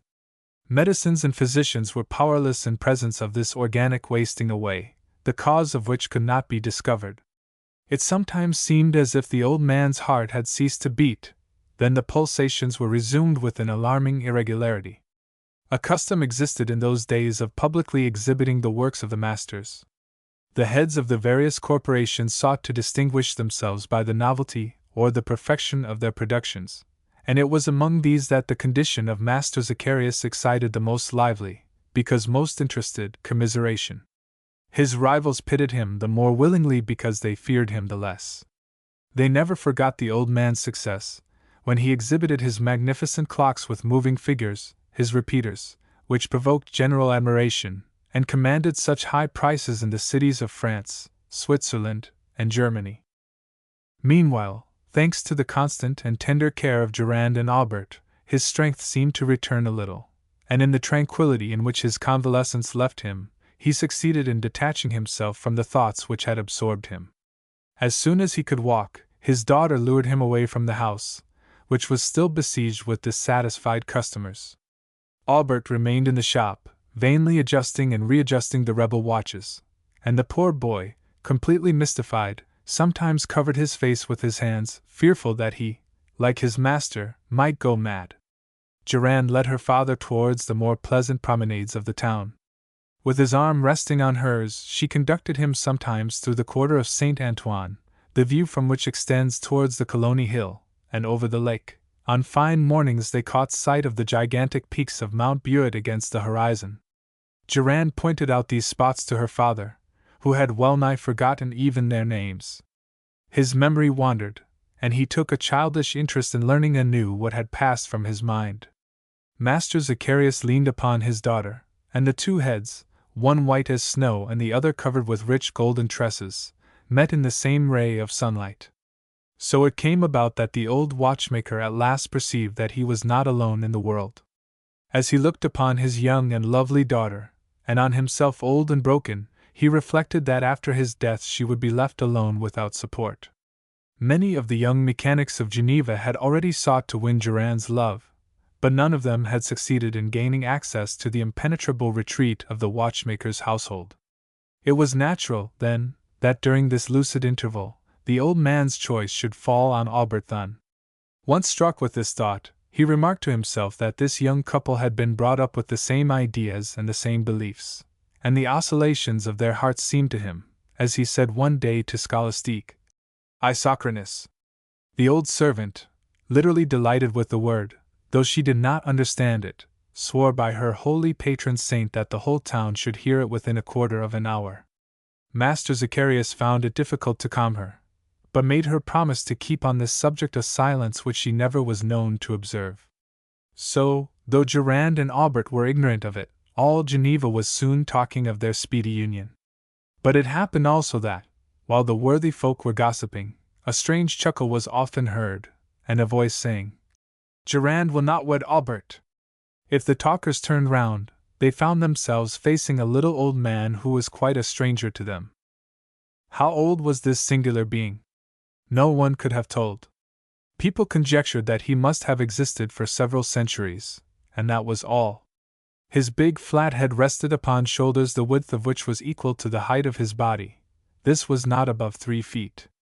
This personage would have made a good figure to support a pendulum, for the dial would have naturally been placed on his face, and the balance wheel would have oscillated at its ease in his chest.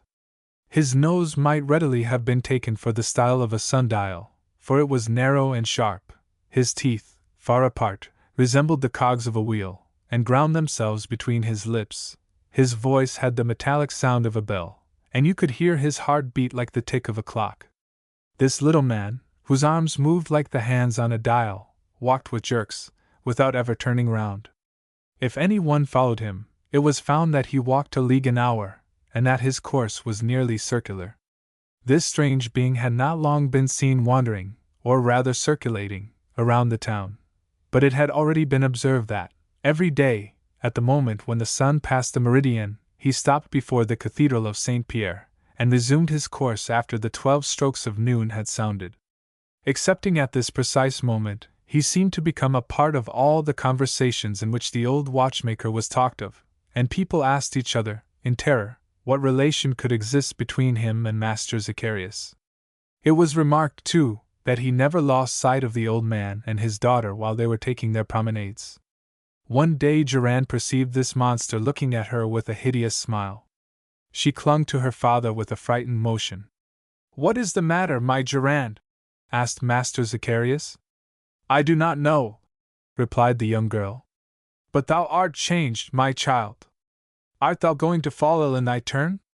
Ah, well," he added, with a sad smile, "then I must take care of thee, and I will do it tenderly. Oh, father, it will be nothing. I am cold, and I imagine that it is." "What, Durand?" "The presence of that man, who always follows us," she replied in a low tone. Master Zacharias turned towards the little old man. "Faith, he goes well," said he, with a satisfied air, "for it is just 4 o'clock. Fear nothing, my child, it is not a man, it is a clock. Joanne looked at her father in terror. How could Master Zacharias read the hour on this strange creature's visage? By the by, continued the old watchmaker, paying no further attention to the matter, I have not seen Albert for several days. He has not left us, however, father, said Durand, whose thoughts turned into a gentler channel. What is he doing then? He is working. Ah, cried the old man. He is at work repairing my watches, is he not? But he will never succeed, for it is not repair they need, but a resurrection. Durand remained silent. I must know, added the old man, if they have brought back any more of those accursed watches upon which the devil has sent this epidemic. After these words, Master Zacharias fell into complete silence, till he knocked at the door of his house, and for the first time since his convalescence descended to his shop, while Durand sadly repaired to her chamber. Just as Master Zacharias crossed the threshold of his shop, one of the many clocks suspended on the wall struck 5 o'clock. Usually the bells of these clocks, admirably regulated as they were, struck simultaneously, and this rejoiced the old man's heart. But on this day the bells struck one after another, so that for a quarter of an hour the ear was deafened by the successive noises. Master Zacharias suffered acutely. He could not remain still, but went from one clock to the other, and beat the time to them, like a conductor who no longer has control over his musicians. When the last had ceased striking, the door of the shop opened, and Master Zacharias shuddered from head to foot to see before him the little old man, who looked fixedly at him, and said, Master, may I not speak with you a few moments? Who are you? Asked the watchmaker abruptly. A colleague. It is my business to regulate the sun. Ah, you regulate the sun? Replied Master Zacharias eagerly, without wincing. I can scarcely compliment you upon it. Your sun goes badly, and in order to make ourselves agree with it, we have to keep putting our clocks forward so much or back so much. And by the cloven foot, cried this weird personage, you are right, my master! My sun does not always mark noon at the same moment as your clocks, but some day it will be known that this is because of the inequality of the earth's transfer, and a mean noon will be invented which will regulate this irregularity. Shall I live till then? Asked the old man, with glistening eyes. Without doubt, replied the little old man, laughing. Can you believe that you will ever die? Alas! I am very ill now. Ah, let us talk of that. By Beelzebub! That will lead to just what I wished to speak to you about. Saying this, the strange being leaped upon the old leather chair, and carried his legs one under the other, after the fashion of the bones which the painters of funeral hangings cross beneath death's heads. Then he resumed, in an ironical tone. Let us see, Master Zacharias, what is going on in this good town of Geneva. They say that your health is failing, that your watches have need of a doctor. Ah, do you believe that there is an intimate relation between their existence and mine? Cried Master Zacharias. Why, I imagine that these watches have faults, even vices. If these wantons do not preserve a regular conduct, it is right that they should bear the consequences of their irregularity. It seems to me that they have need of reforming a little. What do you call faults? Asked Master Zacharias, reddening at the sarcastic tone in which these words were uttered. Have they not a right to be proud of their origin? Not too proud, not too proud, replied the little old man. They bear a celebrated name, and an illustrious signature is graven on their cases, it is true, and theirs is the exclusive privilege of being introduced among the noblest families.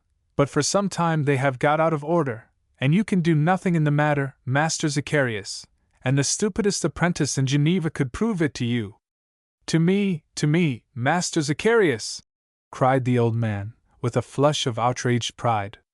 To you, Master Zacharias, you, who cannot restore life to your watches. But it is because I have a fever, and so have they also, replied the old man, as a cold sweat broke out upon him. Very well, they will die with you, since you cannot impart a little elasticity to their springs. Die? No, for you yourself have said it. I cannot die, I, the first watchmaker in the world, I, who, by means of these pieces and diverse wheels, have been able to regulate the movement with absolute precision? Have I not subjected time to exact laws, and can I not dispose of it like a despot? Before a sublime genius had arranged these wandering hours regularly, in what vast uncertainty was human destiny plunged? At what certain moment could the acts of life be connected with each other? But you, man or devil, whatever you may be, have never considered the magnificence of my art, which calls every science to its aid. No, no! I, Master Zacharias, cannot die, for, as I have regulated time, time would end with me. It would return to the infinite, whence my genius has rescued it, and it would lose itself irreparably in the abyss of nothingness. No, I can no more die than the creator of this universe, that submitted to his laws. I have become his equal, and I have partaken of his power. If God has created eternity, Master Zacharias has created time. The old watchmaker now resembled the fallen angel, defiant in the presence of the Creator. The little old man gazed at him, and even seemed to breathe into him this impious transport. Well said, master, he replied. Beelzebub had less right than you to compare himself with God. Your glory must not perish. So your servant here desires to give you the method of controlling these rebellious watches. What is it? What is it? Cried Master Zacharias. You shall know on the day after that on which you have given me your daughter's hand. My Durand? Herself. My daughter's heart is not free, replied Master Zacharias, who seemed neither astonished nor shocked at the strange demand. Bah! She is not the least beautiful of watches, but she will end by stopping also. My daughter, my Durand! No! Well, return to your watches, Master Zacharias. Adjust and readjust them. Get ready the marriage of your daughter and your apprentice. Temper your springs with your best steel. Bless Albert and the pretty Durand. But remember, your watches will never go, and Durand will not wed Albert. Thereupon the little old man disappeared, but not so quickly that Master Zacharias could not hear 6 o'clock strike in his breast. Chapter 4. The Church of St. Pierre. Meanwhile Master Zacharias became more feeble in mind and body every day. An unusual excitement, indeed, impelled him to continue his work more eagerly than ever, nor could his daughter entice him from it. His pride was still more aroused after the crisis to which his strange visitor had hurried him so treacherously, and he resolved to overcome, by the force of genius, the malign influence which weighed upon his work and himself. He first repaired to the various clocks of the town which were confided to his care. He made sure, by a scrupulous examination, that the wheels were in good condition, the pivots firm, the weights exactly balanced. Every part, even to the bells, was examined with the minute attention of a physician studying the breast of a patient. Nothing indicated that these clocks were on the point of being affected by inactivity. Durand and Albert often accompanied the old man on these visits. He would no doubt have been pleased to see them eager to go with him, and certainly he would not have been so much absorbed in his approaching end, had he thought that his existence was to be prolonged by that of these cherished ones, and had he understood that something of the life of a father always remains in his children. The old watchmaker, on returning home, resumed his labors with feverish zeal. Though persuaded that he would not succeed, it yet seemed to him impossible that this could be so, and he unceasingly took to pieces the watches which were brought to his shop, and put them together again. Albert tortured his mind in vain to discover the causes of the evil. Master, said he, this can only come from the wear of the pivots and gearing. Do you want, then, to kill me, little by little? Replied Master Zacharias passionately. Are these watches child's work? Was it lest I should hurt my fingers that I worked the surface of these copper pieces in the lathe? Have I not forged these pieces of copper myself, so as to obtain a greater strength? Are not these springs tempered to a rare perfection? Could anybody have used finer oils than mine? You must yourself agree that it is impossible, and you avow, in short, that the devil is in it. From morning till night discontented purchasers besieged the house, and they got access to the old watchmaker himself, who knew not which of them to listen to. This watch loses, and I cannot succeed in regulating it, said one. This, said another, is absolutely obstinate, and stands still, as did Joshua's Sunday.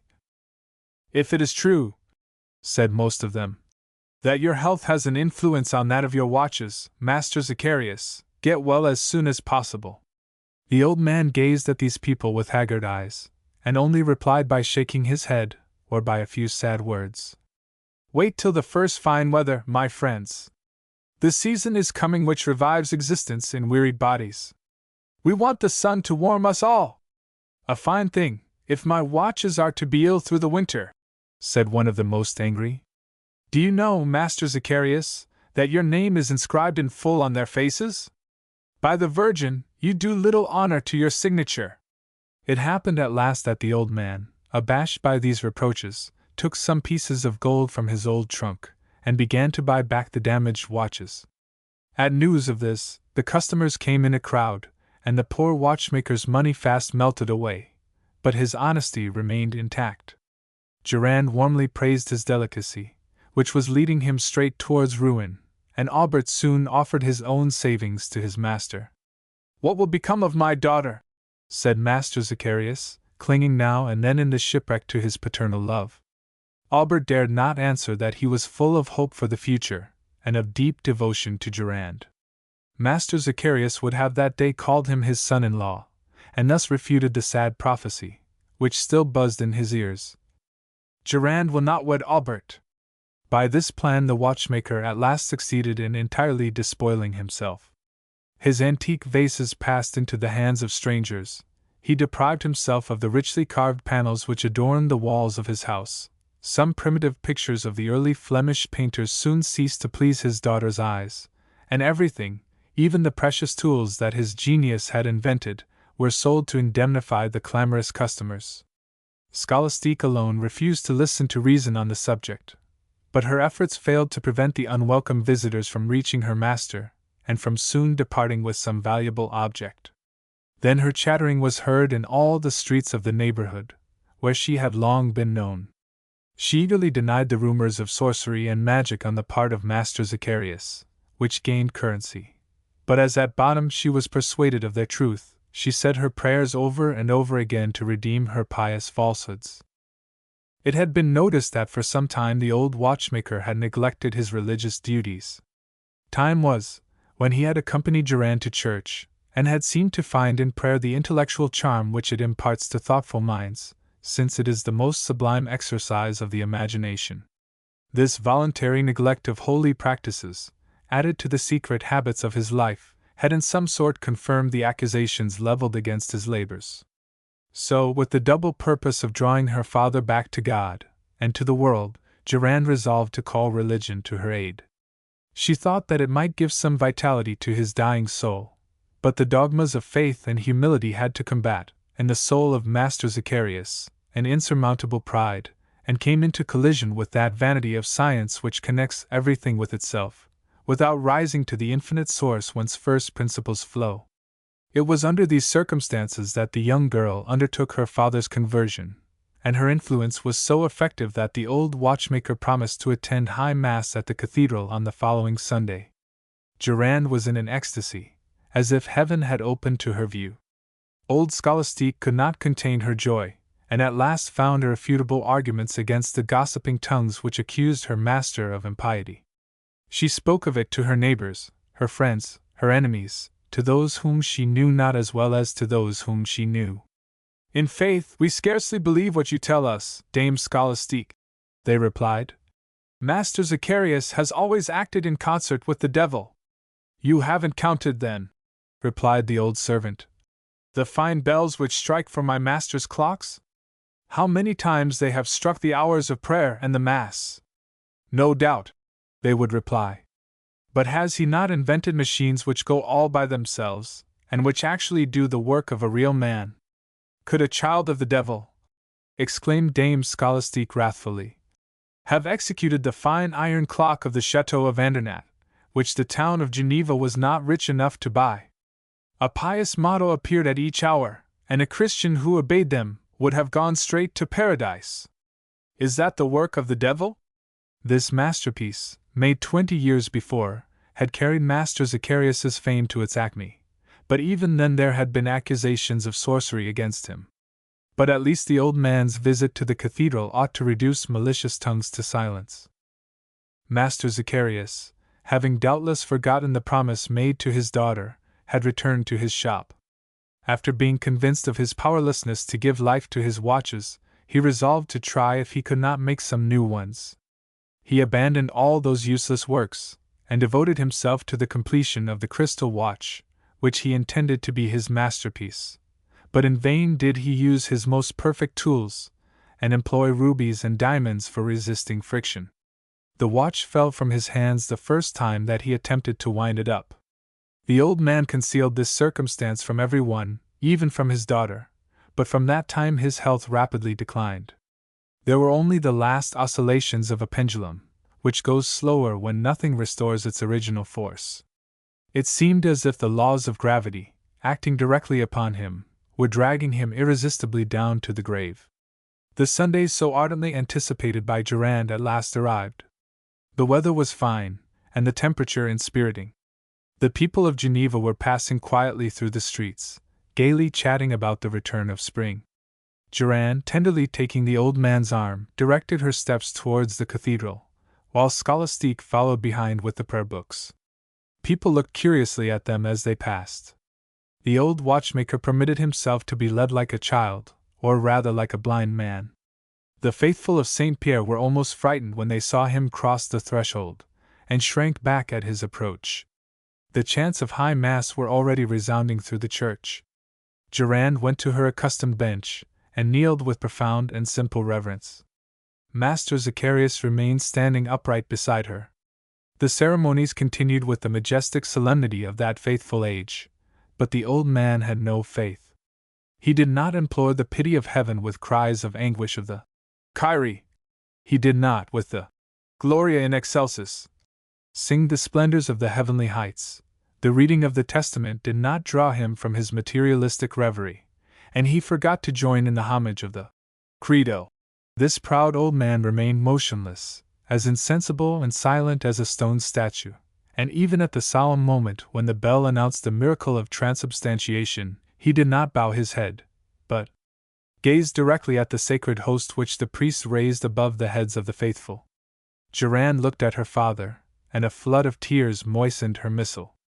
At this moment the clock of St. Pierre struck 11:30.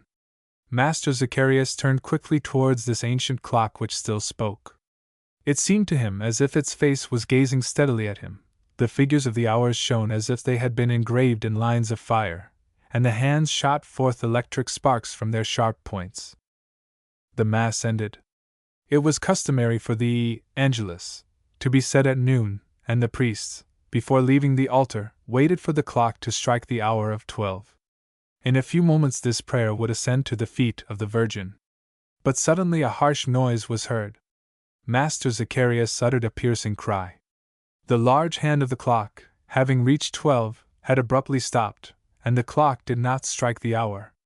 Durand hastened to her father's aid. He had fallen down motionless, and they carried him outside the church. "It is the death blow," murmured Durand, sobbing. When he had been borne home, Master Zacharias lay upon his bed utterly crushed. Life seemed only to still exist on the surface of his body, like the last whiffs of smoke about a lamp just extinguished. When he came to his senses, Albert and Durand were leaning over him. In these last moments the future took in his eyes the shape of the present. He saw his daughter alone, without a protector. "My son," said he to Albert, "I give my daughter to thee."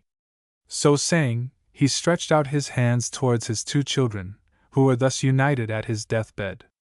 But soon Master Zacharias lifted himself up in a paroxysm of rage. The words of the little old man recurred to his mind. "I do not wish to die," he cried. "I cannot die. I, Master Zacharias, ought not to die. My books, my accounts." With these words he sprang from his bed towards a book in which the names of his customers and the articles which had been sold to them were inscribed. He seized it and rapidly turned over its leaves, and his emaciated finger fixed itself on one of the pages. "There!" he cried. "There!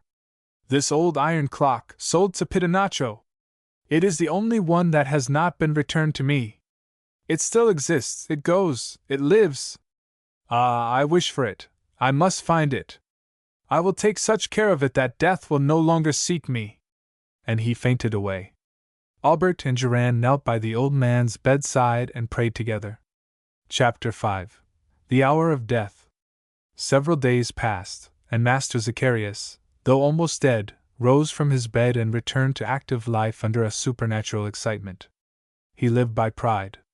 But Durand did not deceive herself. Her father's body and soul were forever lost. The old man got together his last remaining resources, without thought of those who were dependent upon him. He betrayed an incredible energy, walking, ferreting about, and mumbling strange, incomprehensible words.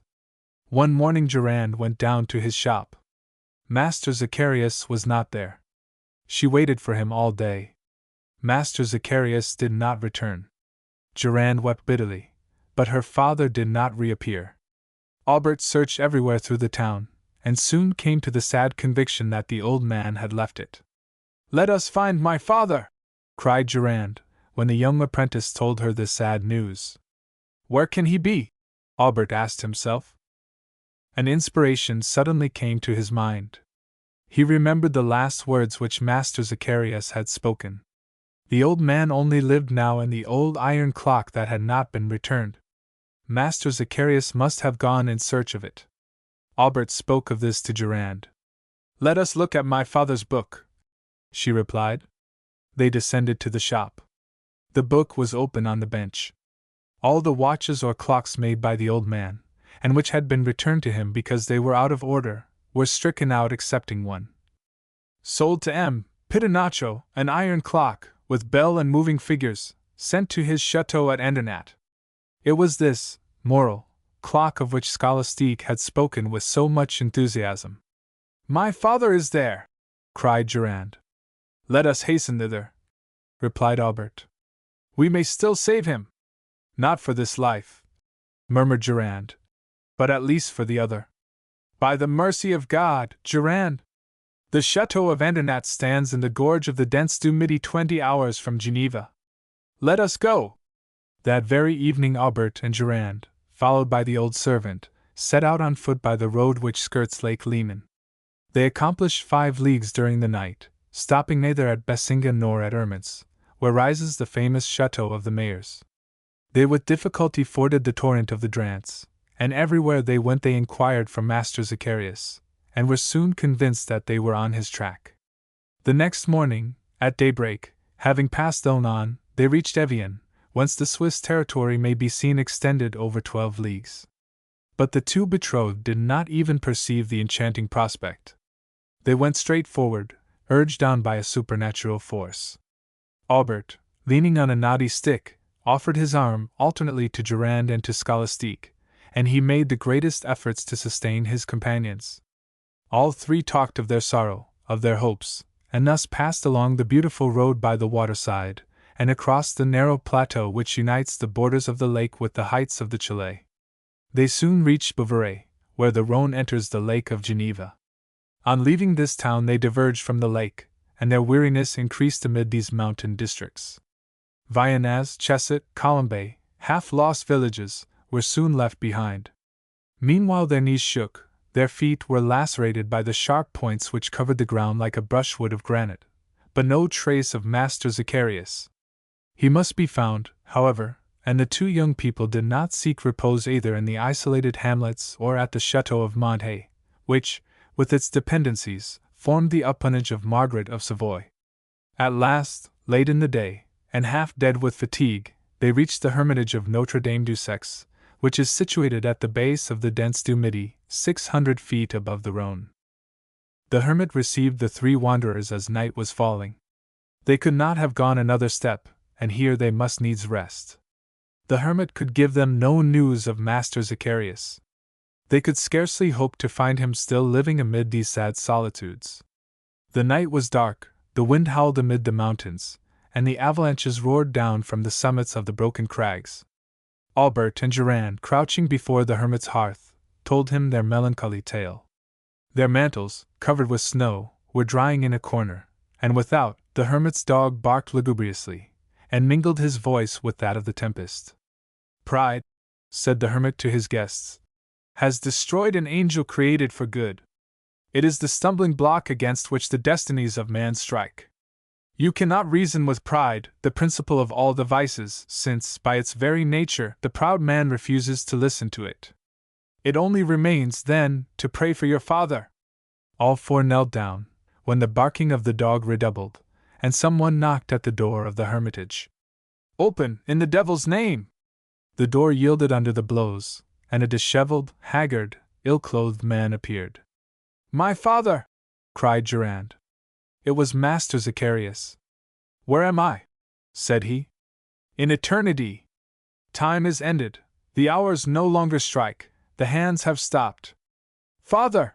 returned Durand, with so piteous an emotion that the old man seemed to return to the world of the living. "Thou here, Durand?" he cried. "And thou, Albert? Ah, my dear betrothed ones, you are going to be married in our old church." "Father," said Durand, seizing him by the arm, "come home to Geneva, come with us."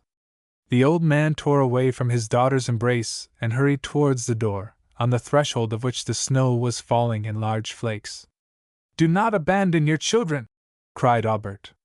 "Why return?" replied the old man sadly. "To those places which my life has already quitted, and where a part of myself is forever buried." "Your soul is not dead," said the hermit solemnly. "My soul? Oh no, its wills are good. I perceive it beating regularly." "Your soul is immaterial, your soul is immortal," replied the hermit sternly. "Yes, like my glory. But it is shut up in the chateau of Andernach, and I wish to see it again."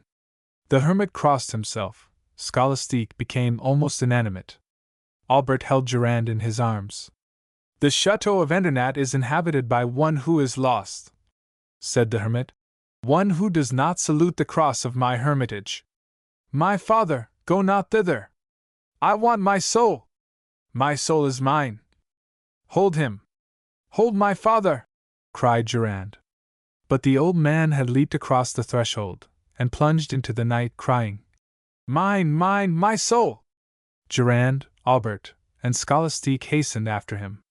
They went by difficult paths, across which Master Zacharias sped like a tempest, urged by an irresistible force. The snow raged around them, and mingled its white flakes with the froth of the swollen torrents. As they passed the chapel erected in memory of the massacre of the Theban legion, they hurriedly crossed themselves. Master Zacharias was not to be seen. At last the village of Evianas appeared in the midst of this sterile region. The hardest heart would have been moved to see this hamlet, lost among these horrible solitudes. The old man sped on, and plunged into the deepest gorge of the dense Dumidi, which pierced the sky with their sharp peaks. Soon a ruin, old and gloomy as the rocks at its base, rose before him. "It is there, there!" he cried, hastening his pace still more frantically. The chateau of Andernach was a ruin even then. A thick, crumbling tower rose above it, and seemed to menace with its downfall the old gables which reared themselves below. The vast piles of jagged stones were gloomy to look on.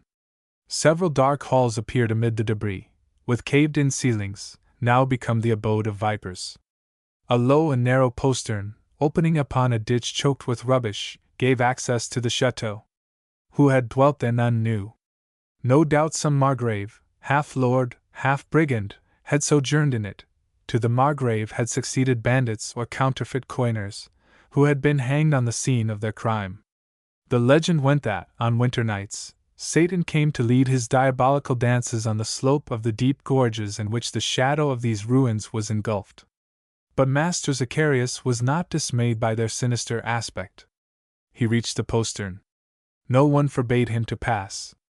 A spacious and gloomy court presented itself to his eyes. No one forbade him to cross it. He passed along the kind of inclined plane which conducted to one of the long corridors, whose arches seemed to banish daylight from beneath their heavy springings. His advance was unresisted. Durand, Albert, and Scholastique closely followed him. Master Zacharias, as if guided by an irresistible hand, seemed sure of his way, and strode along with rapid step. He reached an old worm-eaten door, which fell before his blows, whilst the bats described oblique circles around his head. An immense hall, better preserved than the rest, was soon reached. High sculptured panels, on which serpents, ghouls, and other strange figures seemed to disport themselves confusedly, covered its walls. Several long and narrow windows, like loopholes, shivered beneath the bursts of the tempest. Master Zacharias, on reaching the middle of this hall, uttered a cry of joy. On an iron support, fastened to the wall, stood the clock in which now resided his entire life. This unequaled masterpiece represented an ancient Roman church, with buttresses of wrought iron, with its heavy bell tower, where there was a complete chime for the anthem of the day, the Angelus, the Mass, Vespers, Compline, and the Benediction. Above the church door, which opened at the hour of the services, was placed a rose, in the center of which 2 hands moved, and the archivolt of which reproduced the 12 hours of the face sculptured in relief. Between the door and the rose, just as Scholastique had said, a maxim, relative to the employment of every moment of the day, appeared on a copper plate. Master Zacharias had once regulated this succession of devices with a really Christian solicitude. The hours of prayer, of work, of repast, of recreation, and of repose, followed each other according to the religious discipline, and were to infallibly ensure salvation to him who scrupulously observed their commands. Master Zacharias, intoxicated with joy, went forward to take possession of the clock, when a frightful roar of laughter resounded behind him. He turned, and by the light of a smoky lamp recognized the little old man of Geneva. "You here?" cried he. Durand was afraid. She drew closer to Aubert. "Good day, Master Zacharias," said the monster. "Who are you?" "Signor Pitonaccio, at your service." "You have come to give me your daughter." "You have remembered my words, Durand will not wed Aubert." The young apprentice rushed upon Pitonaccio, who escaped from him like a shadow. "Stop, Aubert!" cried Master Zacharias. "Good night," said Pitonaccio, and he disappeared. "My father, let us fly from this hateful place!" cried Durand. "My father!" Master Zacharias was no longer there. He was pursuing the phantom of Pitonaccio across the rickety corridors. Scholastique, Durand, and Aubert remained, speechless and fainting, in the large gloomy hall. The young girl had fallen upon a stone seat. The old servant knelt beside her, and prayed. Aubert remained erect, watching his betrothed. Pale lights wandered in the darkness, and the silence was only broken by the movements of the little animals which live in old wood, and the noise of which marks the hours of death watch. When daylight came, they ventured upon the endless staircase which wound beneath these ruined masses. For 2 hours they wandered thus without meeting a living soul, and hearing only a far-off echo responding to their cries. Sometimes they found themselves buried 100 feet below the ground, and sometimes they reached places whence they could overlook the wild mountains. Chance brought them at last back again to the vast hall, which had sheltered them during this night of anguish. It was no longer empty. Master Zacharias and Pitonaccio were talking there together, the one upright and rigid as a corpse, the other crouching over a marble table. Master Zacharias, when he perceived Durand, went forward and took her by the hand, and led her towards Pitonaccio, saying, "Behold your lord and master, my daughter. Durand, behold your husband." Durand shuddered from head to foot. "Never!" cried Aubert, "for she is my betrothed." "Never!"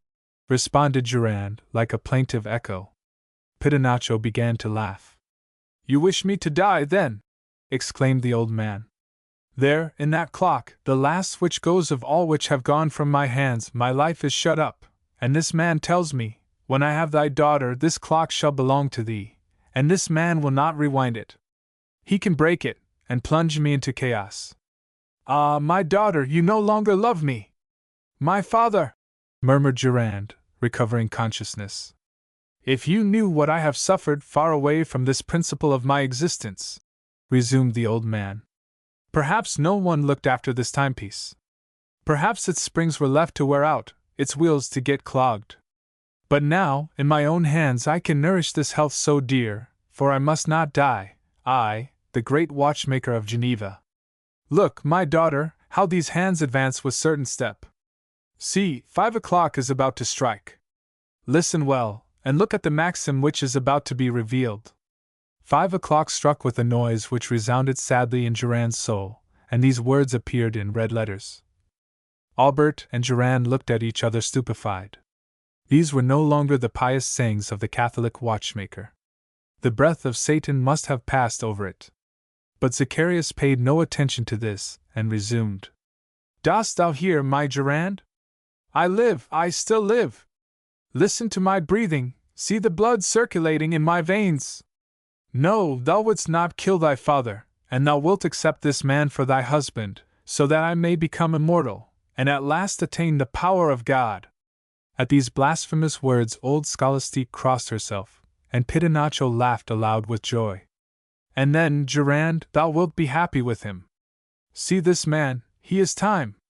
Thy existence will be regulated with absolute precision.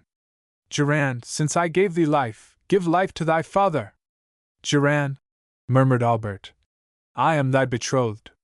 He is my father, replied Durand, fainting. She is thine, said Master Zacharias. Pitonaccio, then wilt keep thy promise. Here is the key of the clock, replied the horrible man. Master Zacharias seized the long key, which resembled an uncoiled snake, and ran to the clock, which he hastened to wind up with fantastic rapidity. The creaking of the spring jarred upon the nerves. The old watchmaker wound the key, without stopping a moment, and it seemed as if the movement were beyond his control. He wound more and more quickly, with strange contortions, until he fell from sheer weariness. There, it is wound up for a century, he cried. Albert rushed from the hall as if he were mad. After long wandering, he found the outlet of the hateful chateau, and hastened into the open air. He returned to the hermitage of Notre Dame du Sex, and talked so despairingly to the holy recluse, that the latter consented to return with him to the chateau of Andernach. If, during these hours of anguish, Durand had not wept, it was because her tears were exhausted. Master Zacharias had not left the hall.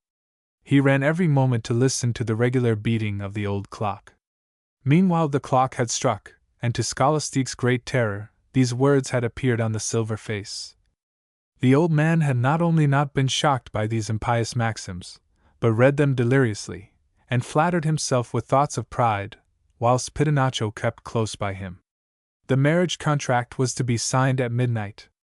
Durand, almost unconscious, saw or heard nothing. The silence was only broken by the old man's words, and the chuckling of Pitonaccio. 11 o'clock struck. Master Zacharias shuddered, and read in a loud voice. Yes, he cried, there is nothing but science in this world. The hands slipped over the face of the clock with the hiss of a serpent, and the pendulum beat with accelerated strokes. Master Zacharias no longer spoke. He had fallen to the floor, his throat rattled, and from his oppressed bosom came only these half-broken words. Life, science! The scene had now two new witnesses, the hermit and Albert. Master Zacharias lay upon the floor. Durand was praying beside him, more dead than alive. Of a sudden a dry, hard noise was heard, which preceded the strike. Master Zacharias sprang up. Midnight! He cried. The hermit stretched out his hand towards the old clock, and midnight did not sound. Master Zacharias uttered a terrible cry, which must have been heard in hell, when these words appeared.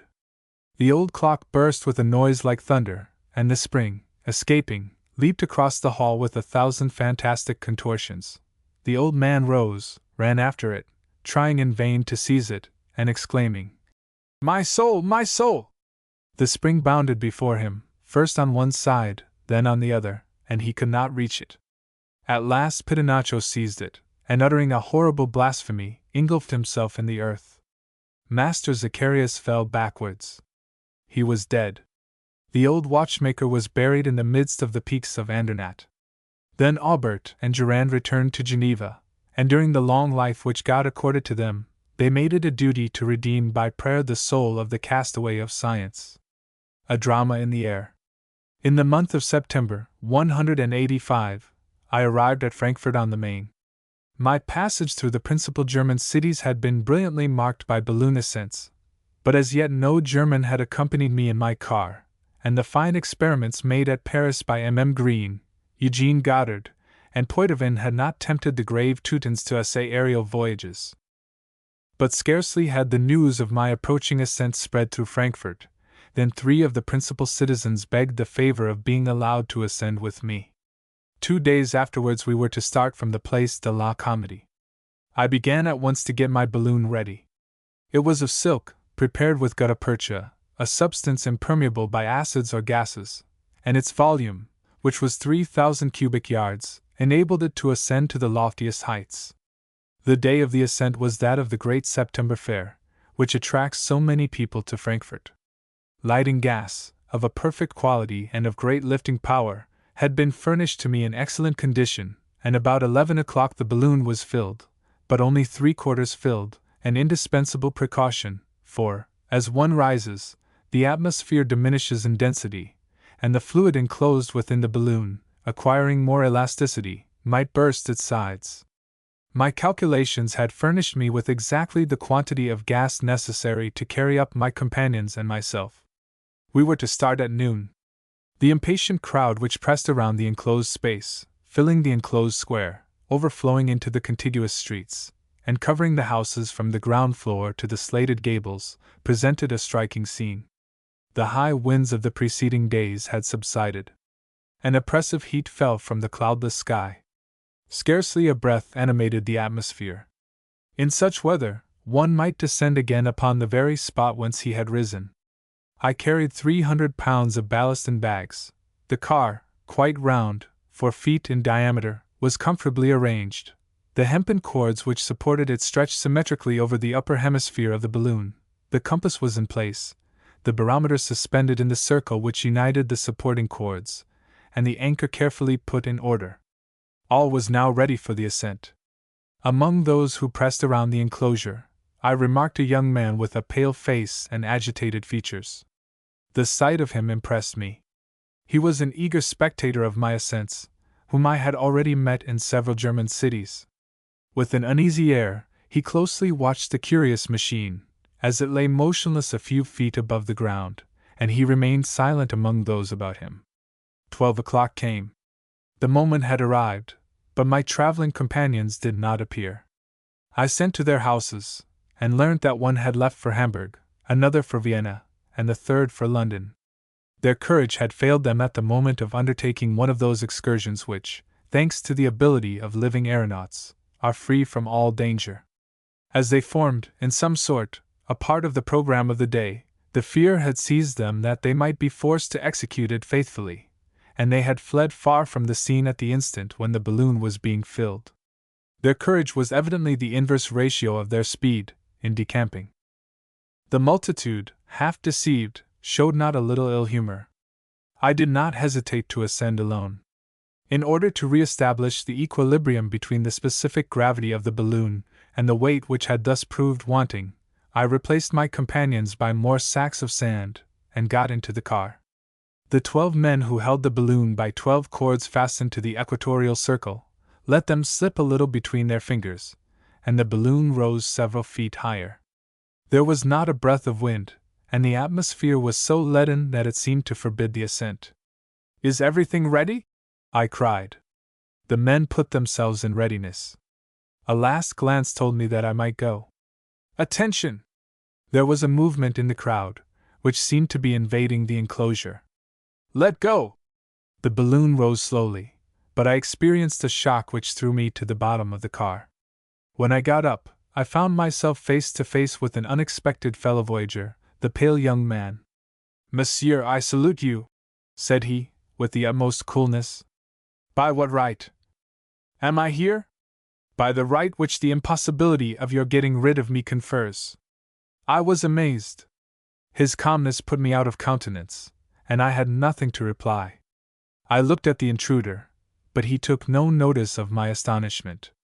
"Does my weight disarrange your equilibrium, monsieur?" he asked. "You will permit me." And without waiting for my consent, he relieved the balloon of 2 bags, which he threw into space. "Monsieur," said I, taking the only course now possible, "you have come. Very well, you will remain, but to me alone belongs the management of the balloon. Monsieur, said he, your urbanity is French all over, it comes from my own country. I morally press the hand you refuse me. Make all precautions, and act as seems best to you. I will wait till you have done.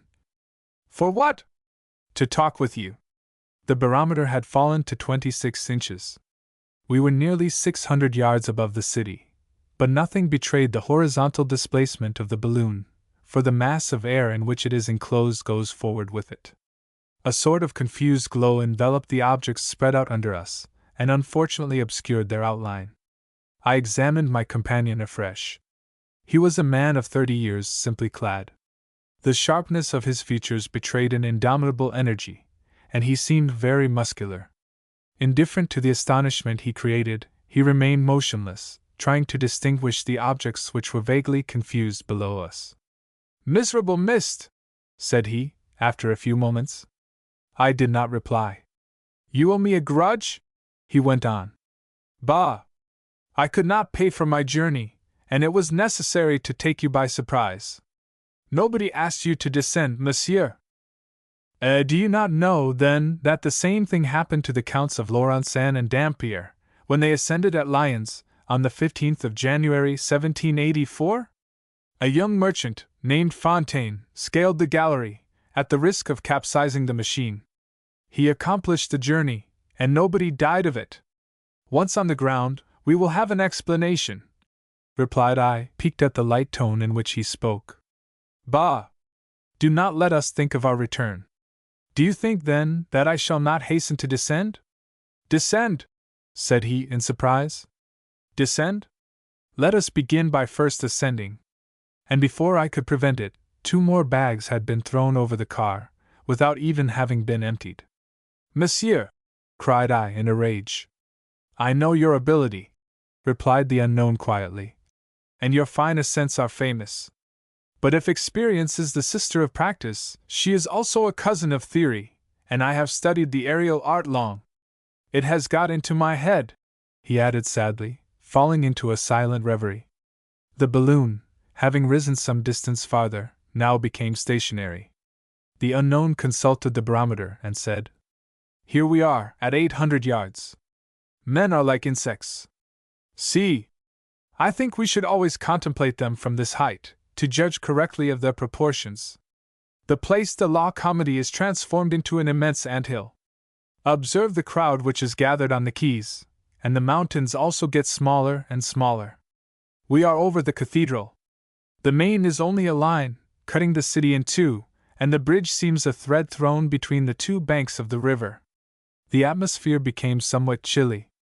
There is nothing I would not do for you, my host, said the unknown. If you are cold, I will take off my coat and lend it to you. Thanks, said I dryly. Bah! Necessity makes law. Give me your hand. I am your fellow countryman. You will learn something in my company, and my conversation will indemnify you for the trouble I have given you. I sat down, without replying, at the opposite extremity of the car. The young man had taken a voluminous manuscript from his greatcoat. It was an essay on ballooning. I possess, said he, the most curious collection of engravings and caricatures extant concerning aerial manias. How people admired and scoffed at the same time at this precious discovery.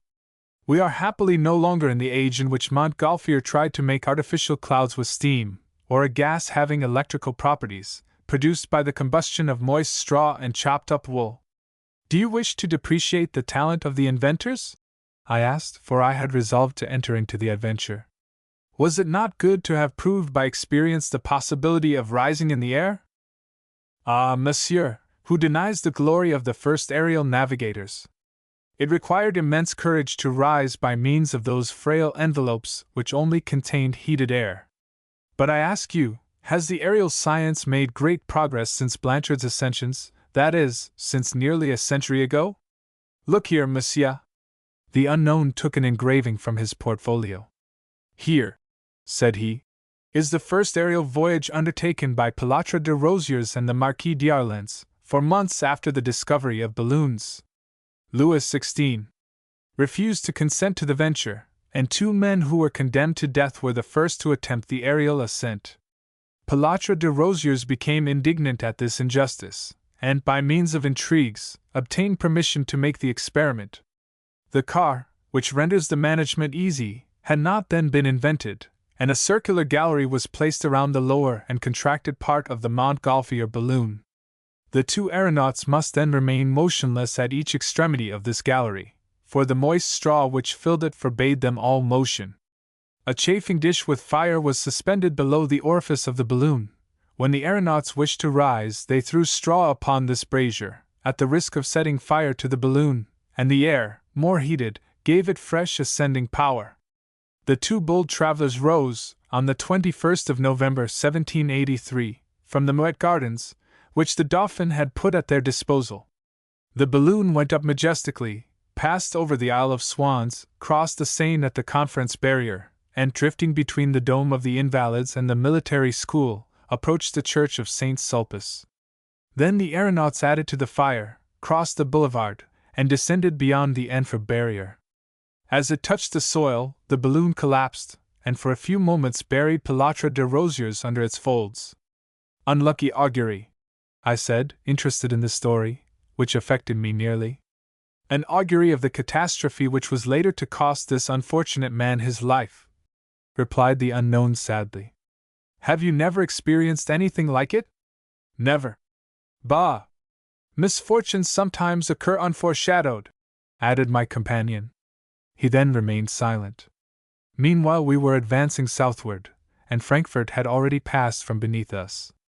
Perhaps we shall have a storm, said the young man. We shall descend before that, I replied. Indeed! It is better to ascend. We shall escape it more surely. And 2 more bags of sand were hurled into space. The balloon rose rapidly, and stopped at 1,200 yards. I became colder, and yet the sun's rays, falling upon the surface, expanded the gas within, and gave it a greater ascending force. Fear nothing, said the unknown. We have still 3,500 fathoms of breathing air. Besides, do not trouble yourself about what I do. I would have risen, but a vigorous hand held me to my seat. Your name? I asked. My name? What matters it to you? I demand your name. My name is Erostratus or Empedocles, whichever you choose. This reply was far from reassuring. The unknown, besides, talked with such strange coolness that I anxiously asked myself whom I had to deal with. Monsieur, he continued, nothing original has been imagined since the physicist Charles.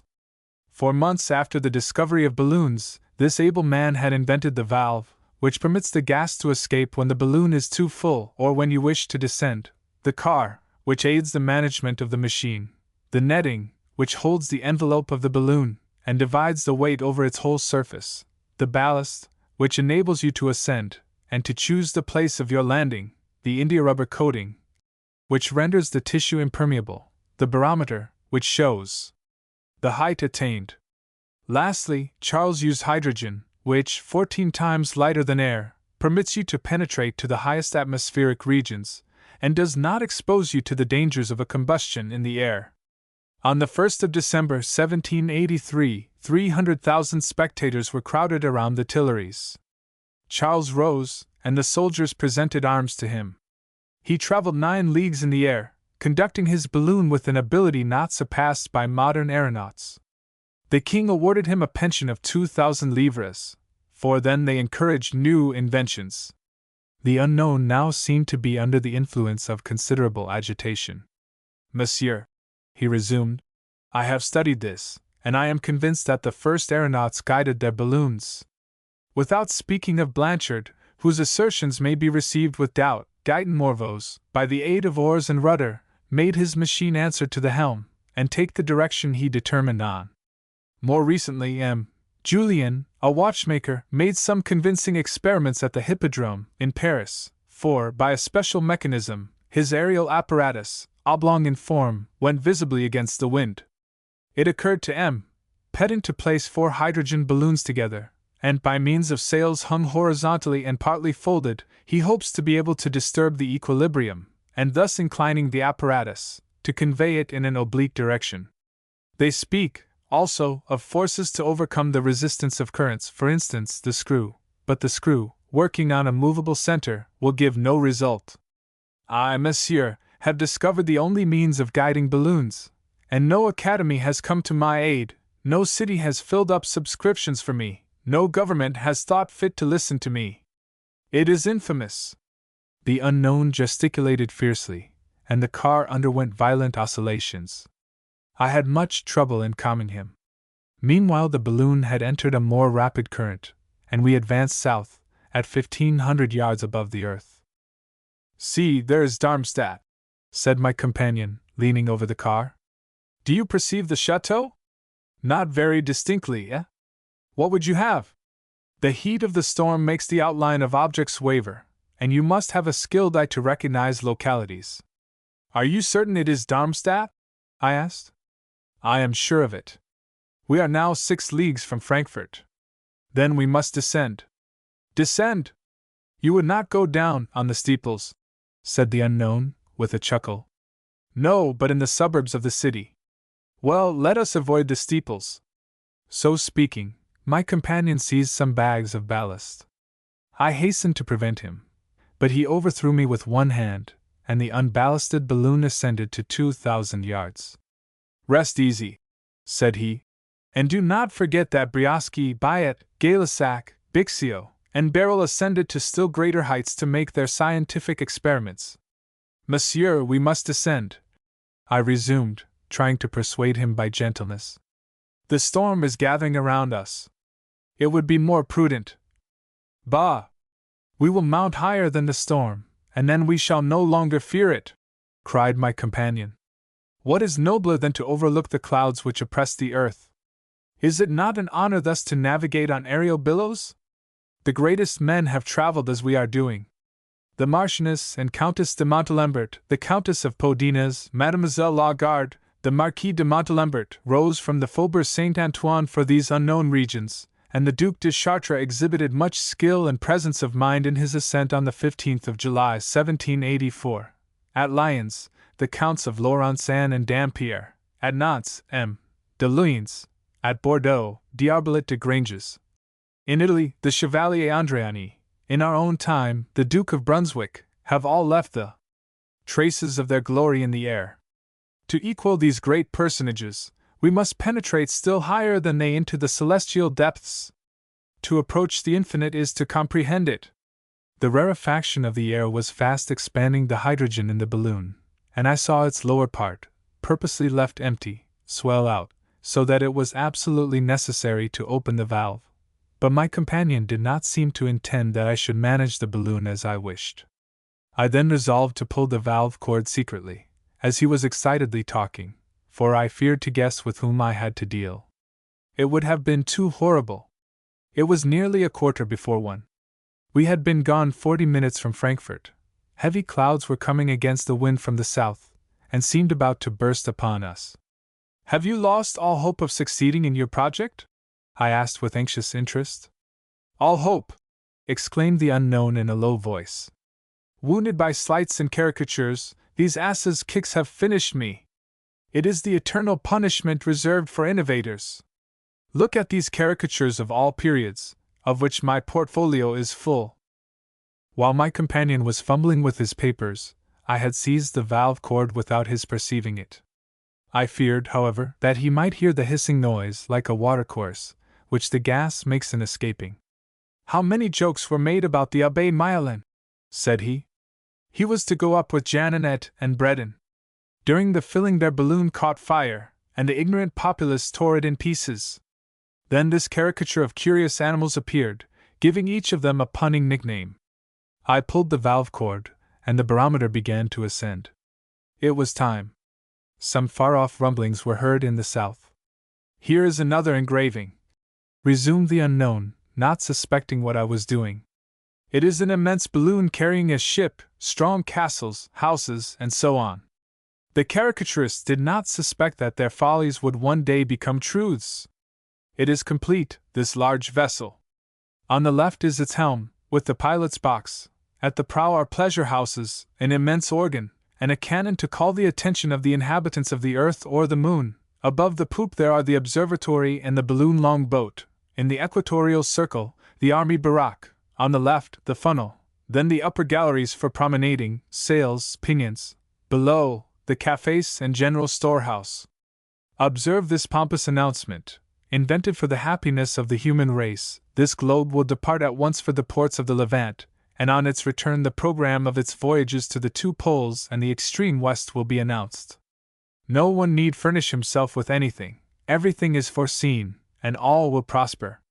There will be a uniform price for all places of destination, but it will be the same for the most distant countries of our hemisphere, that is to say, 1,000 louis for one of any of the said journeys. And it must be confessed that this sum is very moderate, when the speed, comfort, and arrangements which will be enjoyed on the balloon are considered, arrangements which are not to be found on land, while on the balloon each passenger may consult his own habits and tastes.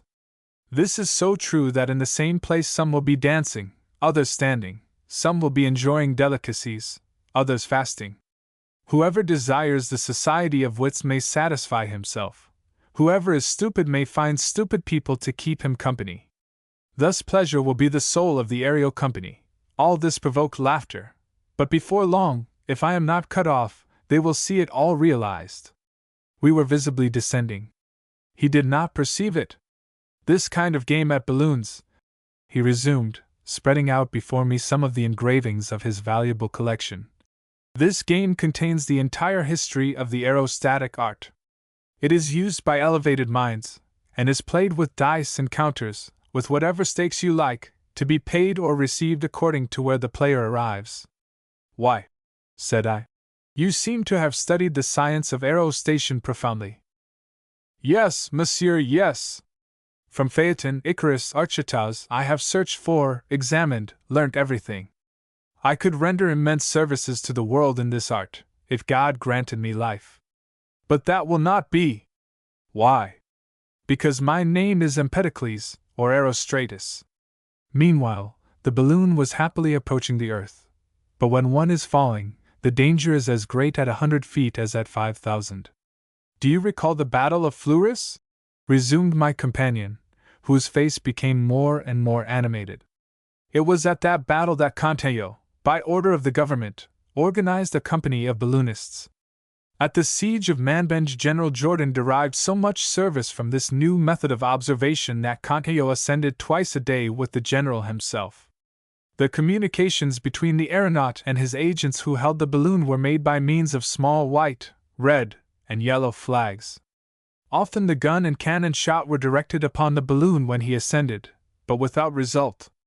When General Jourdan was preparing to invest Charleroi, Cantello went into the vicinity, ascended from the plain of Jumet, and continued his observations for 7 or 8 hours with General Morlet, and this no doubt aided in giving us the victory of Fleurus. General Jourdan publicly acknowledged the help which the aeronautical observations had afforded him. Well, despite the services rendered on that occasion and during the Belgian campaign, the year which had seen the beginning of the military career of balloons saw also its end. The school of Meudon, founded by the government, was closed by Bonaparte on his return from Egypt. And now, what can you expect from the newborn infant? As Franklin said, the infant was born alive, it should not be stifled. The unknown bowed his head in his hands and reflected for some moments. Then raising his head, he said, Despite my prohibition, monsieur, you have opened the valve. I dropped the cord. Happily, he resumed, we have still 300 pounds of ballast. What is your purpose? Said I. Have you ever crossed the seas? He asked. I turned pale.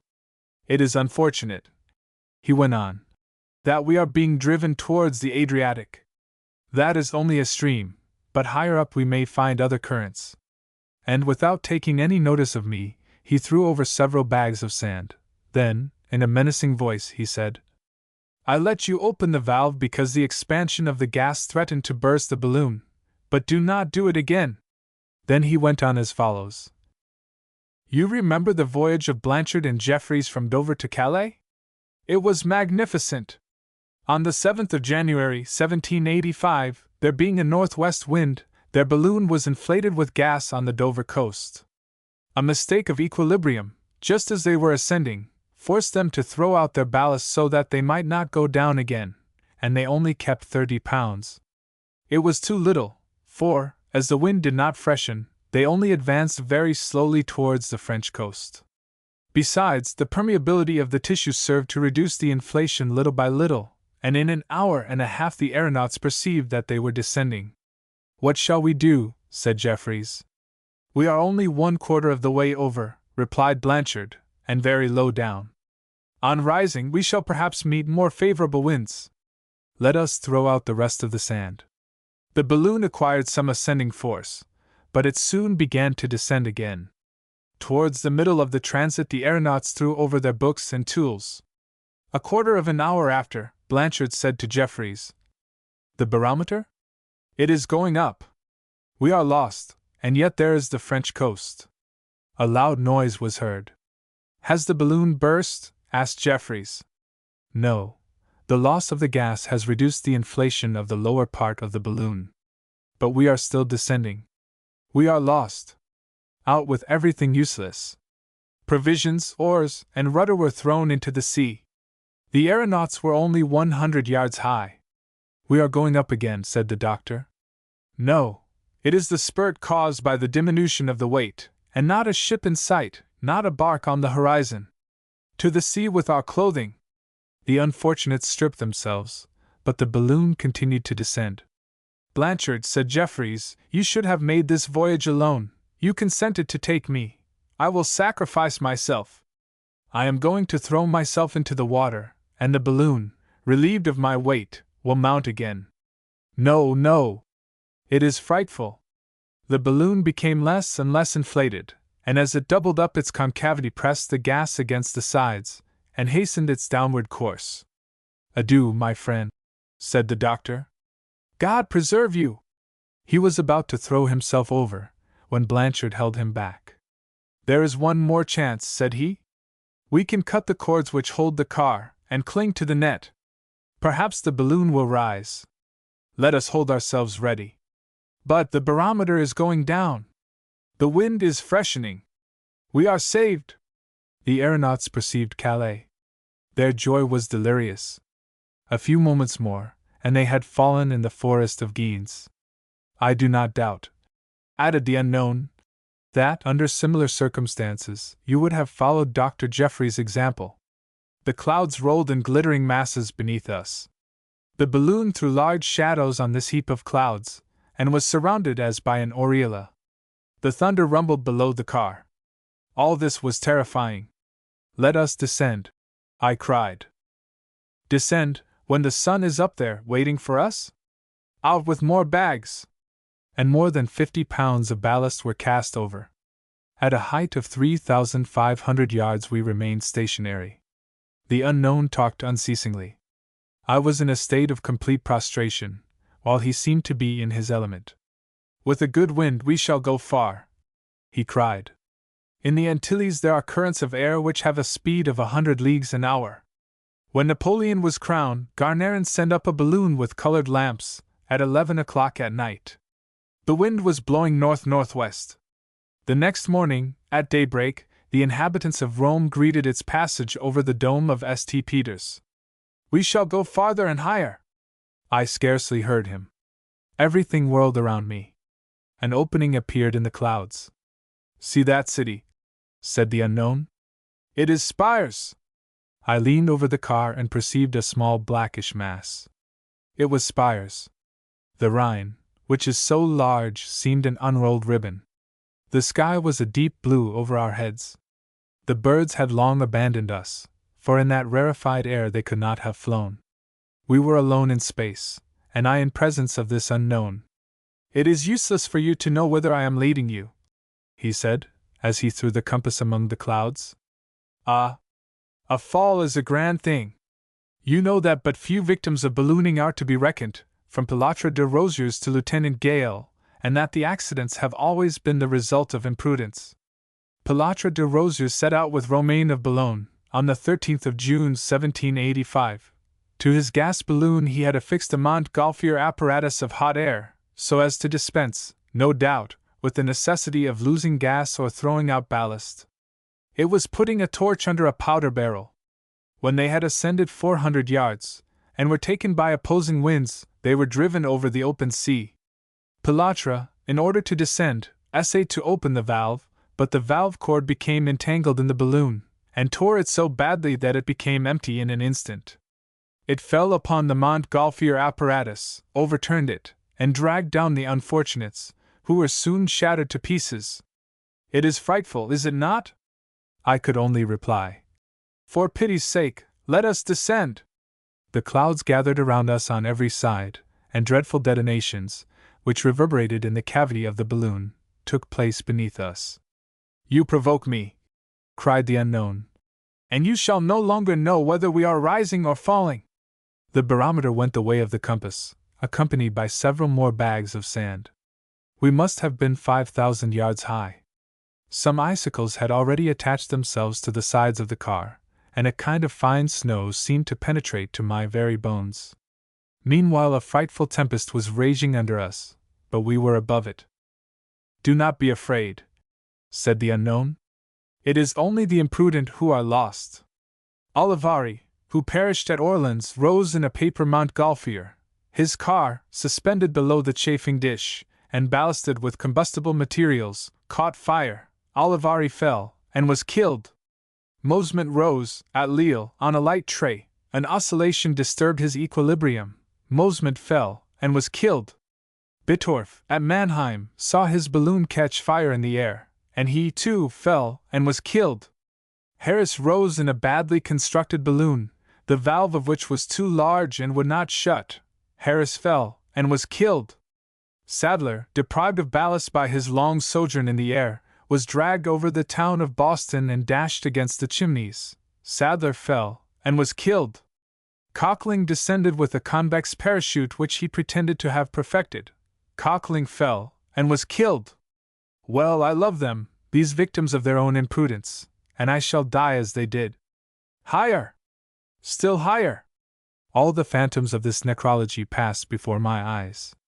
The rarefaction of the air, and the sun's rays added to the expansion of the gas, and the balloon continued to mount. I tried mechanically to open the valve, but the unknown cut the cord several feet above my head. I was lost. Did you see Madame Blanchard fall? Said he. I saw her, yes, I was at Tivoli on the 6th of July 1819. Madame Blanchard rose in a small-sized balloon, to avoid the expense of filling, and she was forced to entirely inflate it. The gas leaked out below, and left a regular train of hydrogen in its path. She carried with her a sort of pyrotechnic aureola, suspended below her car by a wire, which she was to set off in the air. This she had done many times before. On this day she also carried up a small parachute ballasted by a firework contrivance, that would go off in a shower of silver.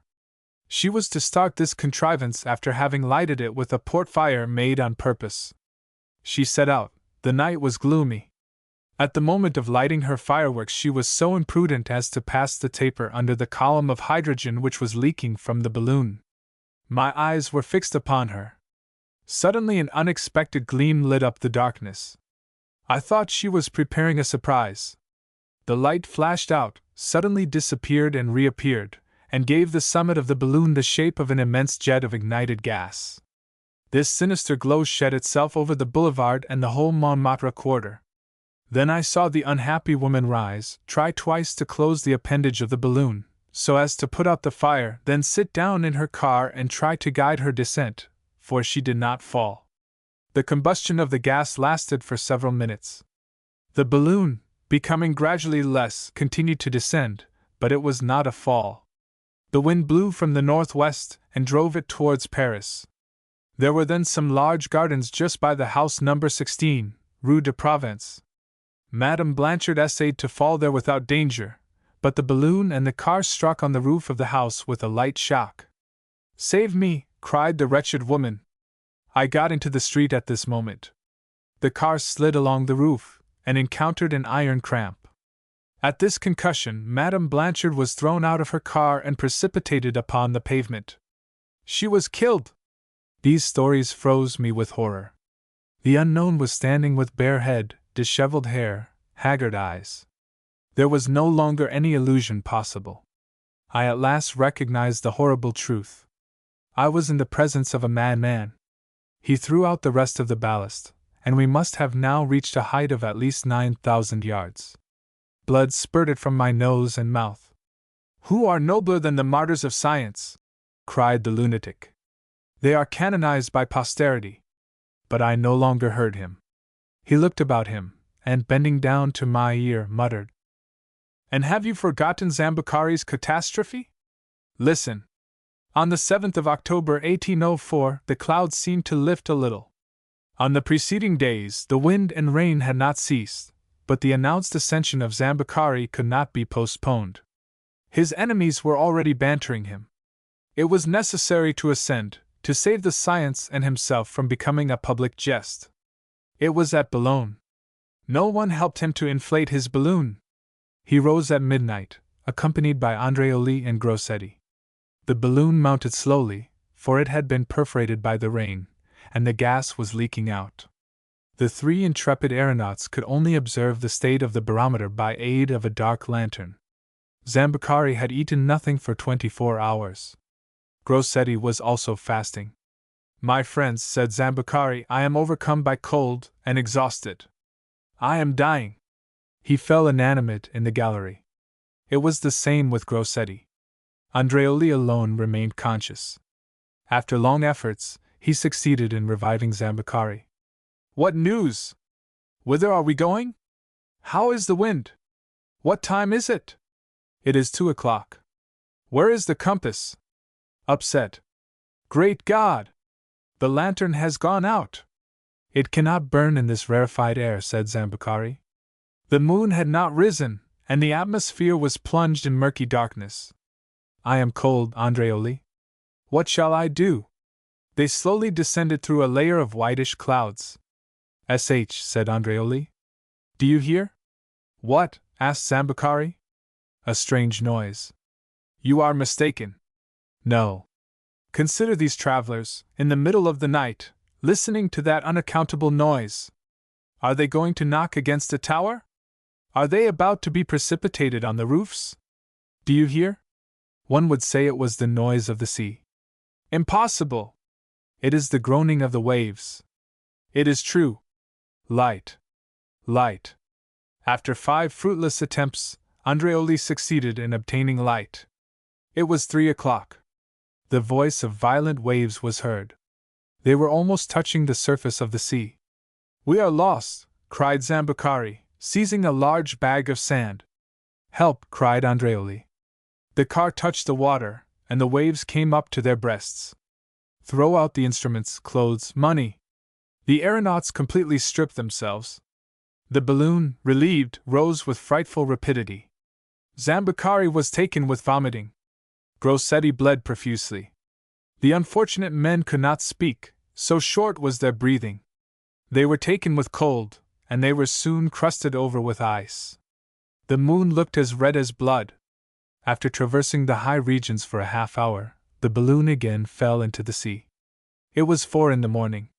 They were half submerged in the water, and the balloon dragged them along, as if under sail, for several hours. At daybreak they found themselves opposite Pesaro, 4 miles from the coast.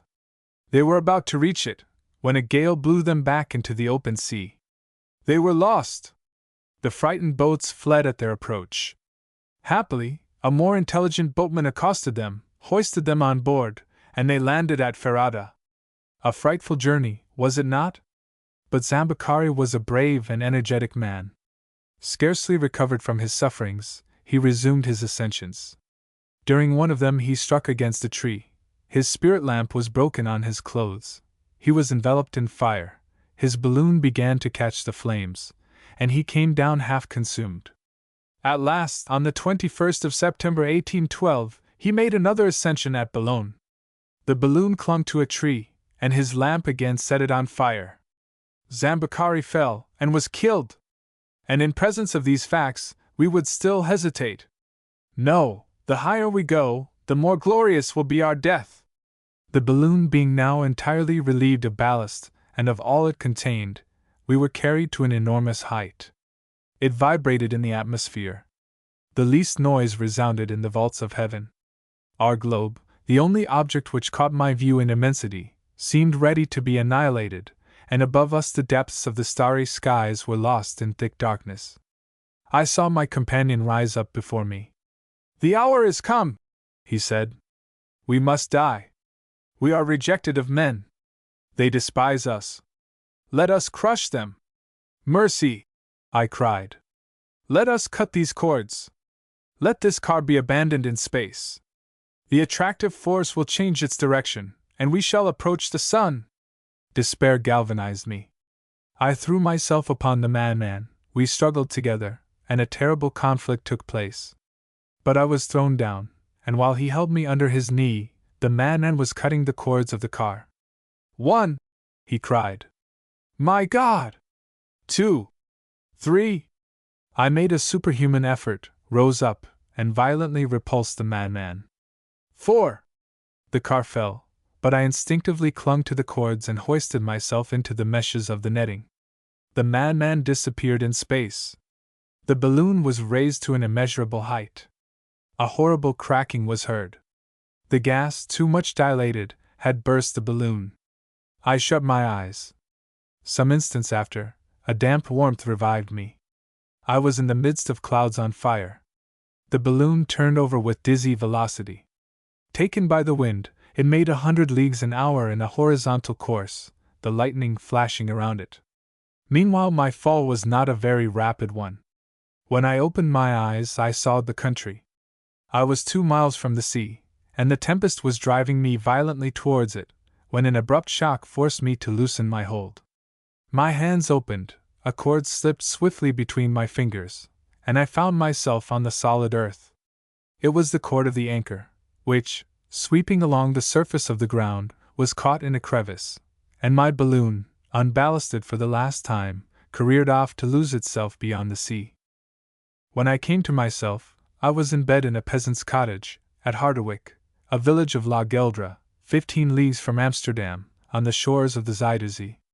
A miracle had saved my life, but my voyage had been a series of imprudences, committed by a lunatic, and I had not been able to prevent them. May this terrible narrative, though instructing those who read it, not discourage the explorers of the air. A Winter Amid the Ice. Chapter 1: The Black Flag. The curé of the ancient church of Dunkirk rose at 5 o'clock on the 12th of May 18, to perform, according to his custom, low mass for the benefit of a few pious sinners.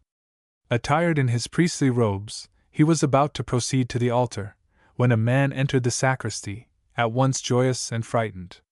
He was a sailor of some 60 years, but still vigorous and sturdy, with an open, honest countenance. "Monsieur the curé," said he, "stop a moment, if you please." "What do you want so early in the morning, Jean Cornbutte?" asked the curé. "What do I want? Why, to embrace you in my arms, faith."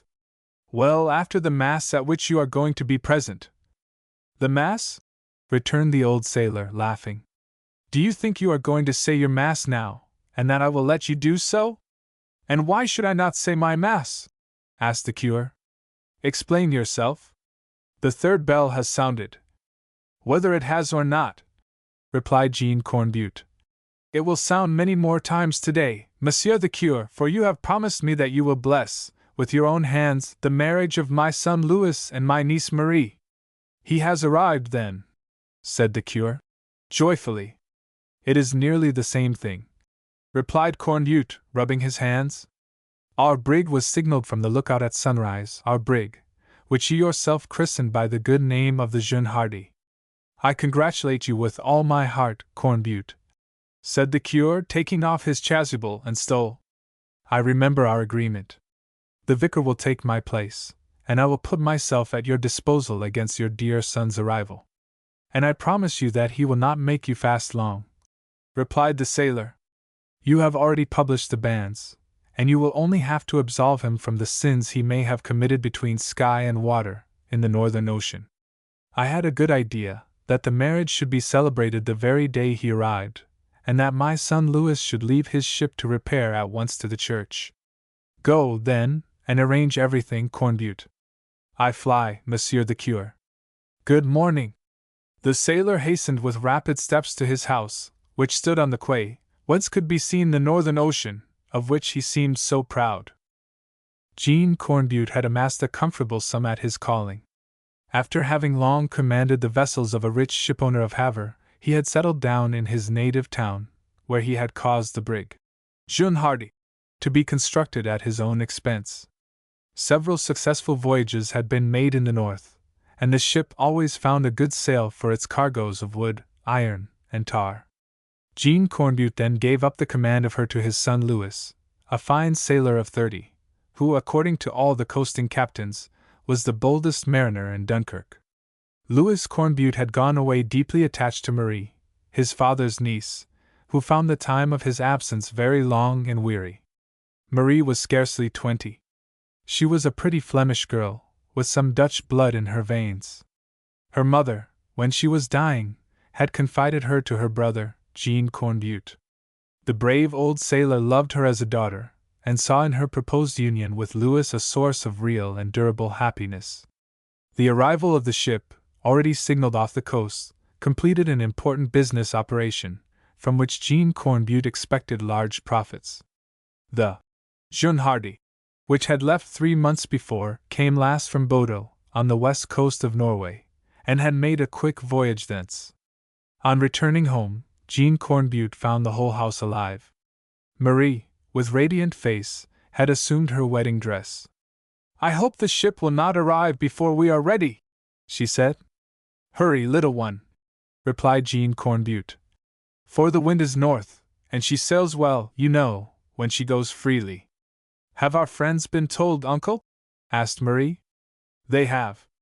"The notary and the curé?" "Rest easy. You alone are keeping us waiting."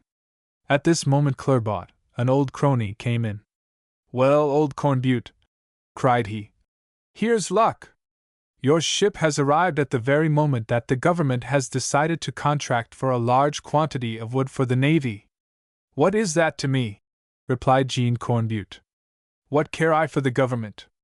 You see, Monsieur Clerbaut," said Marie, "one thing only absorbs us, Louis's return." "I don't dispute that," replied Clerbaut. "But, in short, this purchase of wood." "And you shall be at the wedding," replied Jean Cornbutte, interrupting the merchant, and shaking his hand as if he would crush it. "This purchase of wood. And with all our friends, landsmen and seamen, Clerbaut. I have already informed everybody, and I shall invite the whole crew of the ship." "And shall we go and await them on the pier?" asked Marie. "Indeed we will," replied Jean Cornbutte. "We will defile, 2 by 2, with the violins at the head." Jean Cornbutte's invited guests soon arrived. Though it was very early, not a single one failed to appear. All congratulated the honest old sailor whom they loved. Meanwhile Marie, kneeling down, changed her prayers to God into thanksgivings. She soon returned, lovely and decked out, to the company, and all the women kissed her on the cheek, while the men vigorously grasped her by the hand. Then Jean Cornbutte gave the signal of departure. It was a curious sight to see this joyous group taking its way, at sunrise, towards the sea. The news of the ship's arrival had spread through the port, and many heads, in nightcaps, appeared at the windows and at the half-open doors. Sincere compliments and pleasant nods came from every side. The party reached the pier in the midst of a concert of praise and blessings. The weather was magnificent, and the sun seemed to take part in the festivity. A fresh north wind made the waves foam, and some fishing smacks, their sails trimmed for leaving port, streaked the sea with their rapid wakes between the breakwaters. The 2 piers of Dunkirk stretched far out into the sea. The wedding party occupied the whole width of the northern pier, and soon reached a small house situated at its extremity, inhabited by the harbor master. The wind freshened, and the Jeune Hardy ran swiftly under her topsails, mizzen, brigantine, gallant, and royal. There was evidently rejoicing on board as well as on land. Jean Cornbutte, spyglass in hand, responded merrily to the questions of his friends. "See my ship!" he cried. "Clean and steady as if she had been rigged at Dunkirk. Not a bit of damage done, not a rope wanting. Do you see your son, the captain? asked one. No, not yet. Why, he's at his business. Why doesn't he run up his flag? Asked Clermont. I scarcely know, old friend. He has a reason for it, no doubt. Your spyglass, uncle? Said Marie, taking it from him. I want to be the first to see him. But he is my son, mademoiselle. He has been your son for 30 years, answered the young girl, laughing. And he has only been my betrothed for 2. The Jeune Hardy was now entirely visible. Already the crew were preparing to cast anchor. The upper sails had been reefed. The sailors who were among the rigging might be recognized. But neither Marie nor Jean Cornbutte had yet been able to wave their hands at the captain of the ship. Faith! There's the first mate, Andre Vasling, cried Clermont. And there's Fiddly Masson, the carpenter, said another. And our friend Penellan, said a third, saluting the sailor named. The Jeune Hardy was only 3 cables' lengths from the shore, when a black flag ascended to the gaff of the brigantine. There was mourning on board. A shudder of terror seized the party and the heart of the young girl. The ship sadly swayed into port, and an icy silence reigned on its deck. Soon it had passed the end of the pier. Marie, Jean Cornbutte, and all their friends hurried towards the quay at which she was to anchor, and in a moment found themselves on board. My son! Said Jean Cornbutte, who could only articulate these words. The sailors, with uncovered heads, pointed to the mourning flag. Marie uttered a cry of anguish, and fell into old Cornbutte's arms. Andre Vasling had brought back the Jeune Hardy, but Louis Cornbutte, Marie's betrothed, was not on board. Chapter 2. Jean Cornbutte's Project. As soon as the young girl, confided to the care of the sympathizing friends, had left the ship, Andre Vasling, the mate, apprised Jean Cornbutte of the dreadful event which had deprived him of his son, narrated in the ship's journal as follows. At the height of the maelstrom, on the 26th of April, the ship, putting for the Cape, by reason of bad weather and southwest winds, perceived signals of distress made by a schooner to the leeward. This schooner, deprived of its mizzen-mast, was running towards the whirlpool, under bare poles.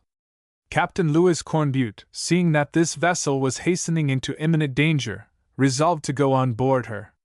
Despite the remonstrances of his crew, he had the longboat lowered into the sea, and got into it, with the sailor Courtois and the helmsman Pierre Niquet. The crew watched them until they disappeared in the fog. Night came on.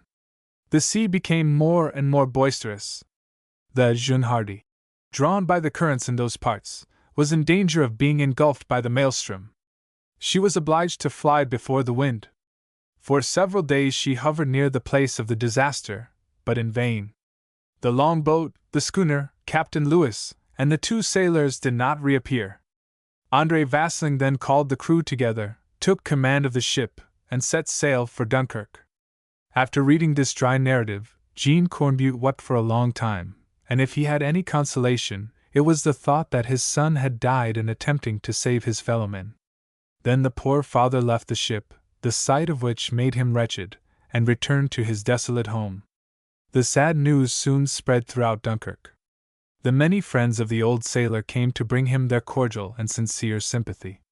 Then the sailors of the Jeune Hardy gave a more particular account of the event, and Andre Vasling told Marie, at great length, of the devotion of her betrothed to the last. When he ceased weeping, Jean Cornbutte thought over the matter, and the next day after the ship's arrival, when Andre came to see him, said, "Are you very sure, Andre, that my son has perished?" "Alas, yes, Monsieur Jean," replied the mate. "And you made all possible search for him?" "All, Monsieur Cornbutte. But it is unhappily but too certain that he and the 2 sailors were sucked down in the whirlpool of the maelstrom." "Would you like, Andre, to keep the second command of the ship?"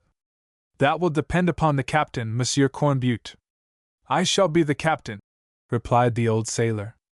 "I am going to discharge the cargo with all speed, make up my crew, and sail in search of my son." "Your son is dead," said Andre obstinately. "It is possible, Andre," replied Jean Cornbutte sharply. "But it is also possible that he saved himself. I am going to rummage all the ports of Norway whither he might have been driven, and when I am fully convinced that I shall never see him again, I will return here to die." Andrei Vasling, seeing that this decision was irrevocable, did not insist further, but went away. Jean Cornbutte at once apprised his niece of his intention, and he saw a few rays of hope glisten across her tears.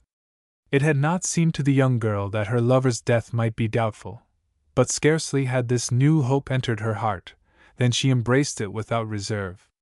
The old sailor determined that the Jeune Hardy should put to sea without delay. The solidly built ship had no need of repairs. Jean Cornbutte gave his sailors notice that if they wished to re-embark, no change in the crew would be made. He alone replaced his son in the command of the brig. None of the comrades of Louis Cornbutte failed to respond to his call, and there were hardy tars among them: Alain Turquiette, Fidelie Masson the carpenter, Penelon the Breton, who replaced Pierre Niquet as helmsman, and Gradlin, Opic, and Jervik, courageous and well-tried mariners. Jean Cornbutte again offered Andrei Vasling his old rank on board. The first mate was an able officer, who had proved his skill in bringing the Jeune Hardy into port. Yet, from what motive could not be told, Andrei made some difficulties and asked time for reflection. "As you will, Andrei Vasling," replied Cornbutte. "Only remember that if you accept, you will be welcome among us." Jean had a devoted sailor in Penelon the Breton, who had long been his fellow voyager. In times gone by, little Marie was wont to pass the long winter evenings in the helmsman's arms, when he was on shore. He felt a fatherly friendship for her, and she had for him a affection quite filial. Penelon hastened the fitting out of the ship with all his energy, all the more because, according to his opinion, Andrei Vasling had not perhaps made every effort possible to find the castaways, although he was excusable from the responsibility which weighed upon him as captain. Within a week the Jeune Hardy was ready to put to sea. Instead of merchandise, she was completely provided with salt meats, biscuits, barrels of flour, potatoes, pork, wine, brandy, coffee, tea, and tobacco. The departure was fixed for the 22nd of May. On the evening before, Andrei Vasling, who had not yet given his answer to Jean Cornbutte, came to his house. He was still undecided, and did not know which course to take. Jean was not at home, though the house door was open. Andrei went into the passage, next to Marie's chamber, where the sound of an animated conversation struck his ear. He listened attentively, and recognized the voices of Penelon and Marie. The discussion had no doubt been going on for some time, for the young girl seemed to be stoutly opposing what the Breton sailor said. "How old is my Uncle Cornbutte?" said Marie. "Something about 60 years," replied Penelon. "Well, is he not going to brave danger to find his son?" "Our captain is still a sturdy man," returned the sailor. "He has a body of oak and muscles as hard as a spare spar. So I am not afraid to have him go to sea again." "My good Penelon," said Marie, "one is strong when one loves. Besides, I have full confidence in the aid of heaven. You understand me, and will help me." "No," said Penelon. "It is impossible, Marie. Who knows whither we shall drift, or what we must suffer? How many vigorous men have I seen lose their lives in these seas?" "Penelon," returned the young girl, "if you refuse me, I shall believe that you do not love me any longer." Andrei Vasling understood the young girl's resolution. He reflected a moment, and his course was determined on. "Jean Cornbutte," said he, advancing towards the old sailor, who now entered, "I will go with you. The cause of my hesitation has disappeared, and you may count upon my devotion." "I have never doubted you, Andrei Vasling," replied Jean Cornbutte, grasping him by the hand. "Marie, my child," he added, calling in a loud voice. Marie and Penelon made their appearance. "We shall set sail tomorrow at daybreak, with the outgoing tide," said Jean. "My poor Marie, this is the last evening that we shall pass together." "Uncle!" cried Marie, throwing herself into his arms. "Marie, by the help of God, I will bring your lover back to you." "Yes, we will find Louis," added Andrei Vasling. "You are going with us, then?" asked Penelon quickly. "Yes, Penelon, Andrei Vasling is to be my first mate," answered Jean. "Oh, ejaculated the Breton, in a singular tone. And his advice will be useful to us, for he is able and enterprising. And yourself, Captain, said Andre. You will set us all a good example, for you have still as much vigor as experience. Well, my friends, goodbye till tomorrow. Go on board and make the final arrangements. Goodbye, Andre, goodbye, Penelon. The mate and the sailor went out together, and Jean and Marie remained alone. Many bitter tears were shed during that sad evening. Jean Cornbutte, seeing Marie so wretched, resolved to spare her the pain of separation by leaving the house on the morrow without her knowledge. So he gave her a last kiss that evening, and at 3 o'clock next morning was up and away. The departure of the brig had attracted all the old sailor's friends to the pier. The curé, who was to have blessed Marie's union with Louis, came to give a last benediction on the ship. Rough grasps of the hand were silently exchanged, and Jean went on board. The crew were all there. Andre Vasling gave the last orders. The sails were spread, and the brig rapidly passed out under a stiff northwest breeze, whilst the curé, upright in the midst of the kneeling spectators, committed the vessel to the hands of God. Whither goes this ship? She follows the perilous route upon which so many castaways have been lost. She has no certain destination. She must expect every peril, and be able to brave them without hesitating. God alone knows where it will be her fate to anchor. May God guide her. Chapter 3. A Ray of Hope. At that time of the year the season was favorable, and the crew might hope promptly to reach the scene of the shipwreck. Jean Cornbutte's plan was naturally traced out. He counted on stopping at the Faroe Islands, whither the north wind might have carried the castaways. Then, if he was convinced that they had not been received in any of the ports of that locality, he would continue his search beyond the northern ocean, ransack the whole western coast of Norway as far as Bodo, the place nearest the scene of the shipwreck, and if necessary, farther still.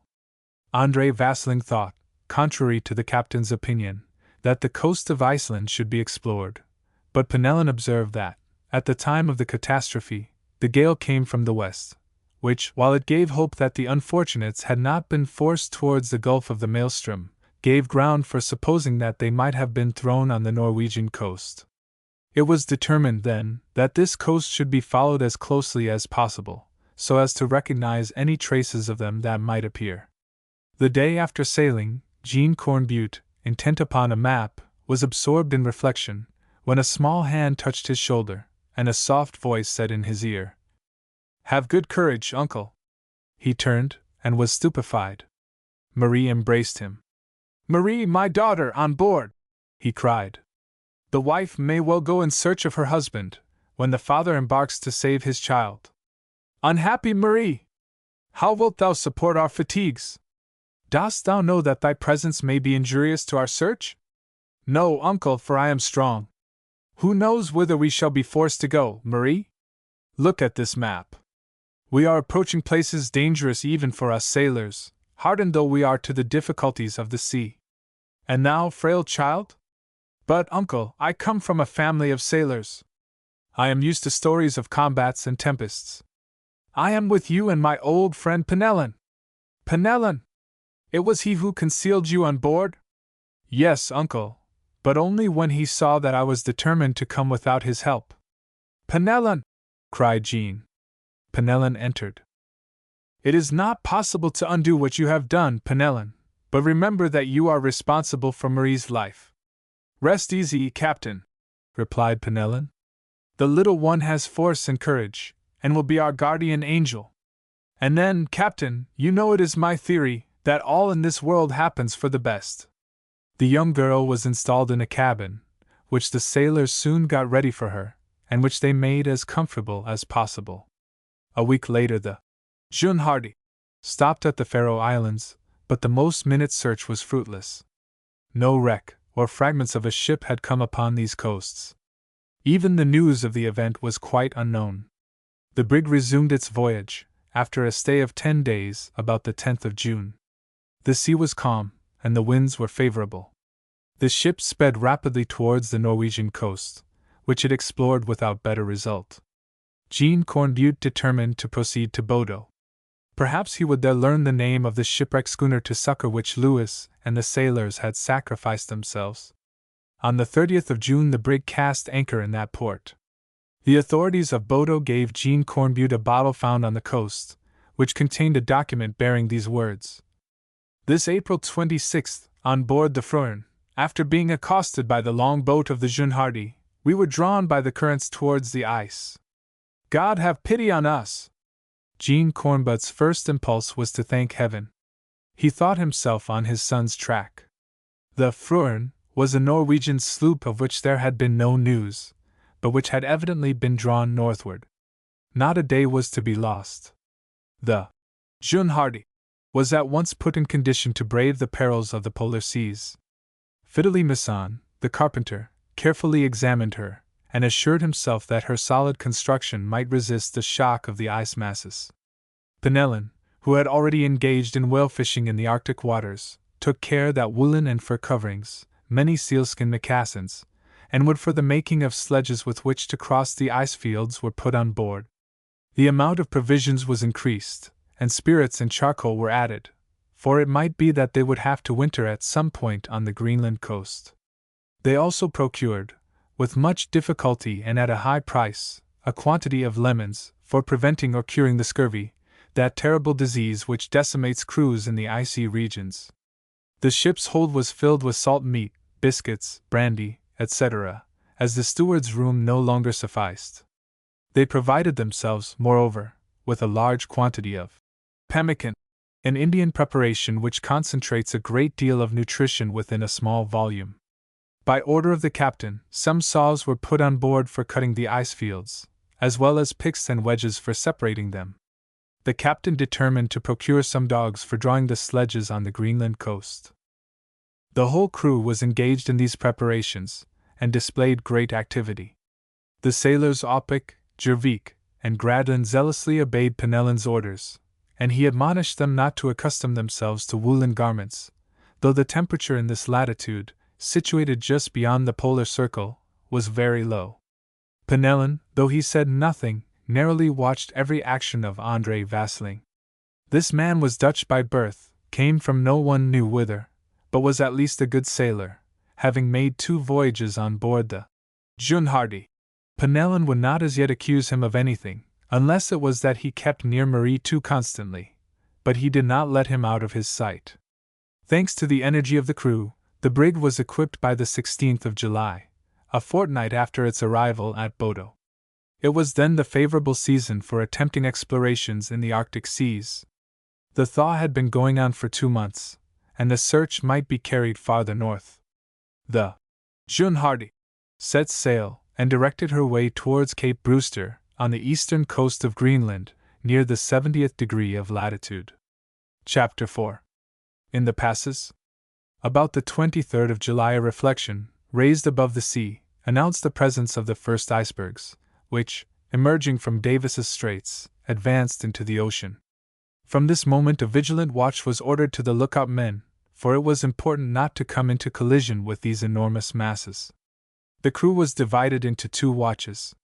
The first was composed of Fidelis Masson, Gradlin, and Jervik, and the second of André Vasling, Opic, and Penelon. These watches were to last only 2 hours, for in those cold regions a man's strength is diminished 1/2. Though the Jeune Hardy was not yet beyond the 63rd degree of latitude, the thermometer already stood at 9 degrees centigrade below zero. Rain and snow often fell abundantly.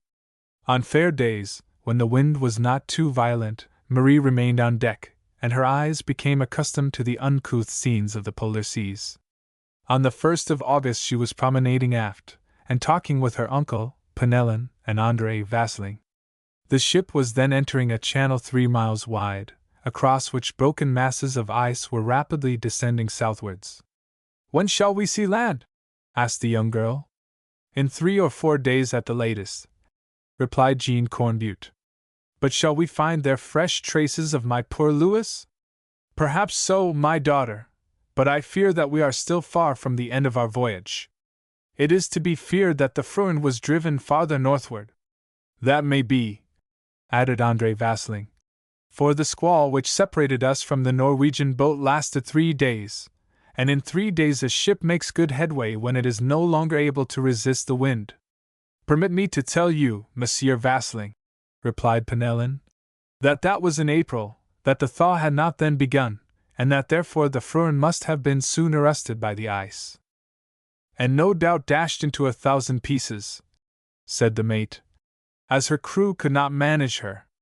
But these ice fields, returned Penellan, gave her an easy means of reaching land, from which she could not have been far distant. Let us hope so, said Jean Cornbutte, interrupting the discussion, which was daily renewed between the mate and the helmsman. I think we shall see land before long. There it is, cried Marie.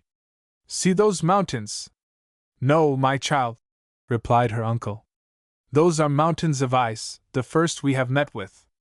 They would shatter us like glass if we got entangled between them. Penellan and Vasling overlooked the men. These floating masses, more than 50 of which now appeared at the horizon, came nearer and nearer to the brig. Penellan took the helm, and Jean Cornbutte, mounted on the gallant, indicated the route to take. Towards evening the brig was entirely surrounded by these moving rocks, the crushing force of which is irresistible. It was necessary, then, to cross this fleet of mountains, for prudence prompted them to keep straight ahead.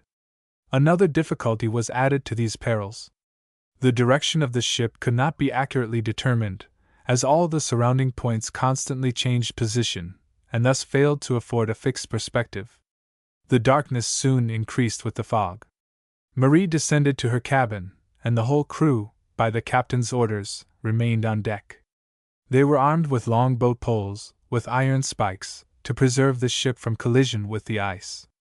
The ship soon entered a strait so narrow that often the ends of her yards were grazed by the drifting mountains, and her booms seemed about to be driven in.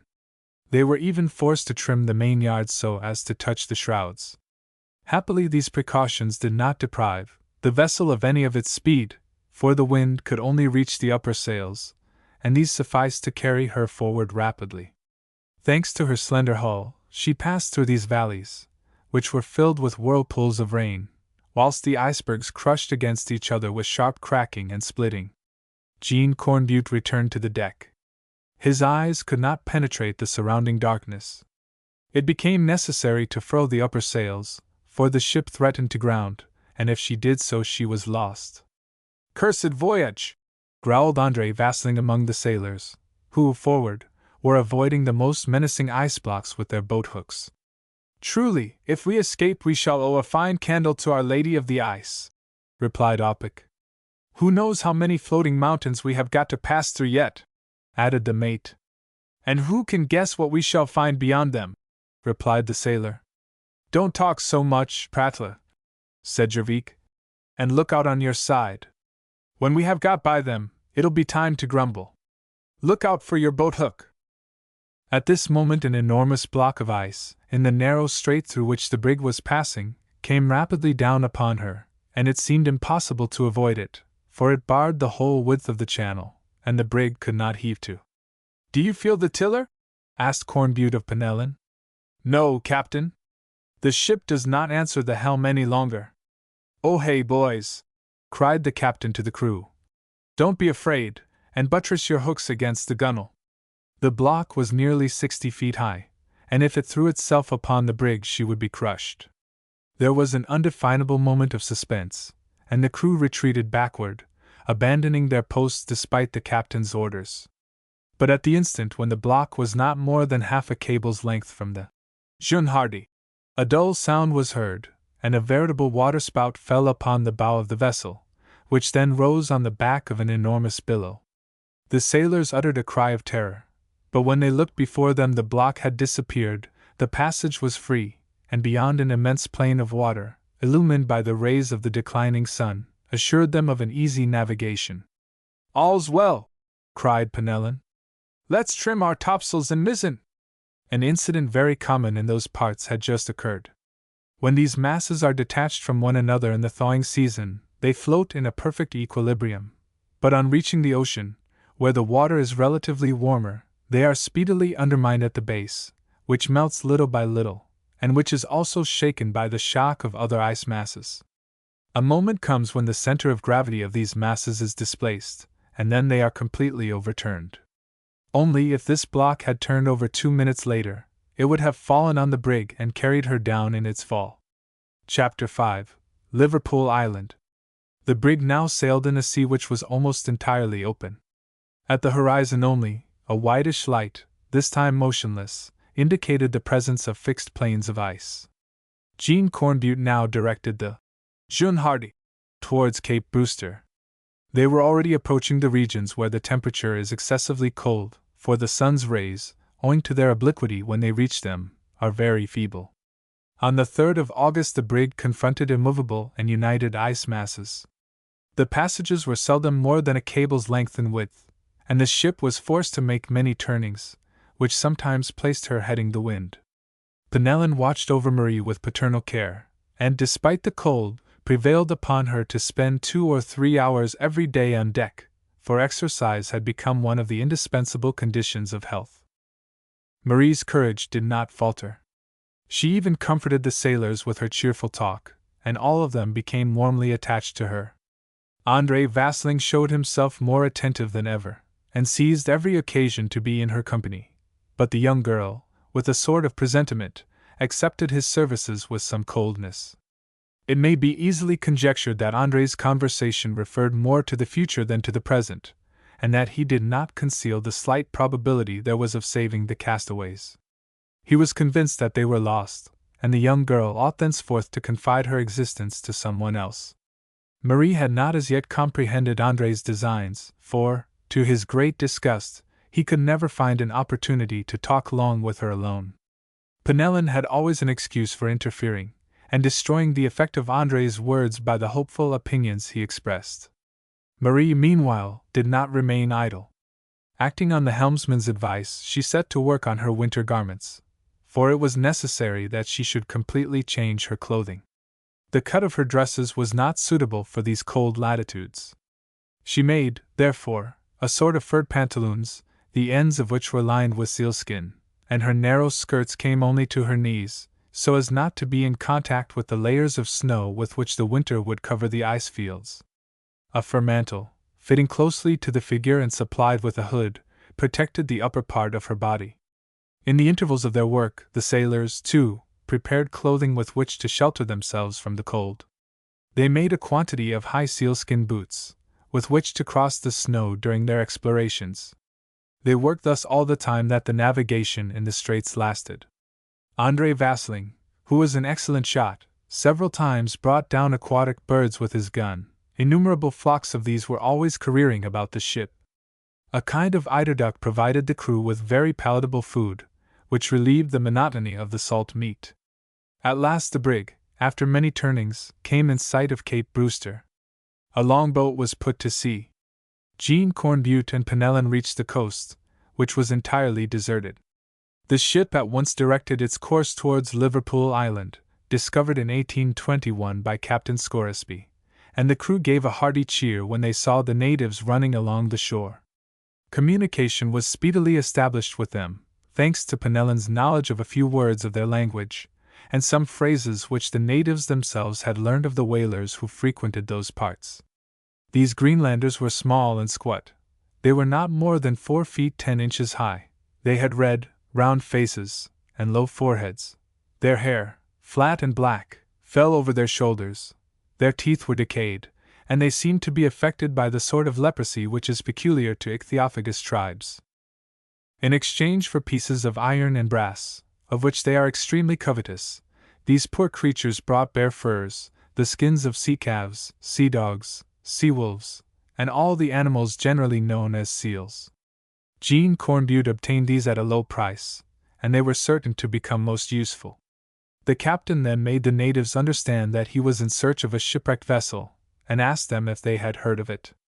One of them immediately drew something like a ship on the snow, and indicated that a vessel of that sort had been carried northward 3 months before.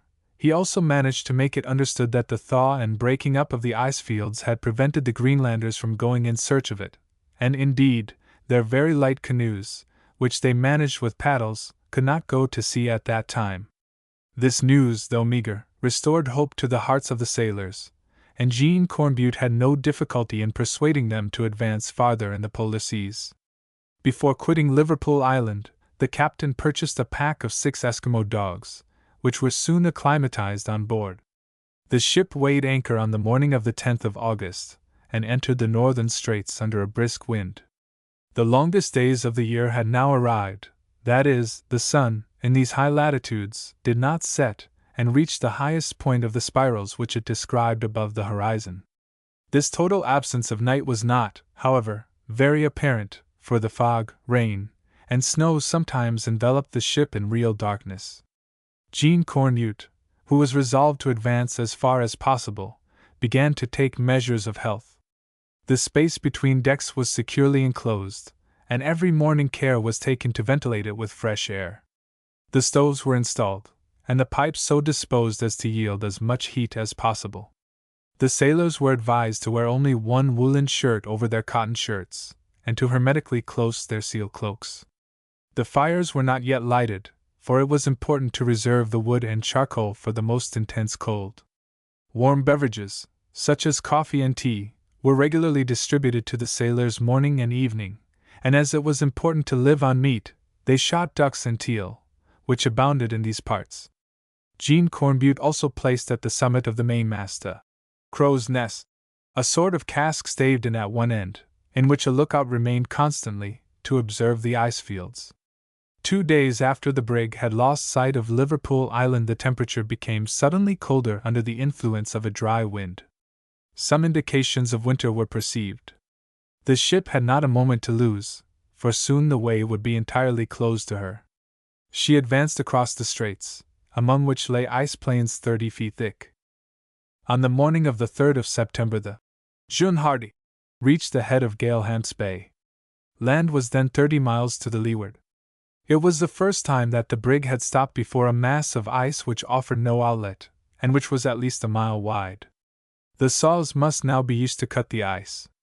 Penellan, Opic, Gradlin, and Turkiet were chosen to work the saws, which had been carried outside the ship. The direction of the cutting was so determined that the current might carry off the pieces detached from the mass. The whole crew worked at this task for nearly 20 hours. They found it very painful to remain on the ice, and were often obliged to plunge into the water up to their middle. Their sealskin garments protected them but imperfectly from the damp. Moreover, all excessive toil in those high latitudes is soon followed by an overwhelming weariness, for the breath soon fails, and the strongest are forced to rest at frequent intervals. At last the navigation became free, and the brig was towed beyond the mass which had so long obstructed her course. Chapter 6. The Quaking of the Ice. For several days the Jeune Hardy struggled against formidable obstacles. The crew were almost all the time at work with the saws, and often powder had to be used to blow up the enormous blocks of ice which closed the way. On the 12th of September the sea consisted of one solid plain, without outlet or passage, surrounding the vessel on all sides, so that she could neither advance nor retreat. The temperature remained at an average of 16 degrees below zero. The winter season had come on, with its sufferings and dangers. The Jeune Hardy was then near the 21st degree of longitude west and the 76th degree of latitude north, at the entrance of Galehamp's Bay. Jean Cornbutte made his preliminary preparations for wintering. He first searched for a creek whose position would shelter the ship from the wind and breaking up of the ice.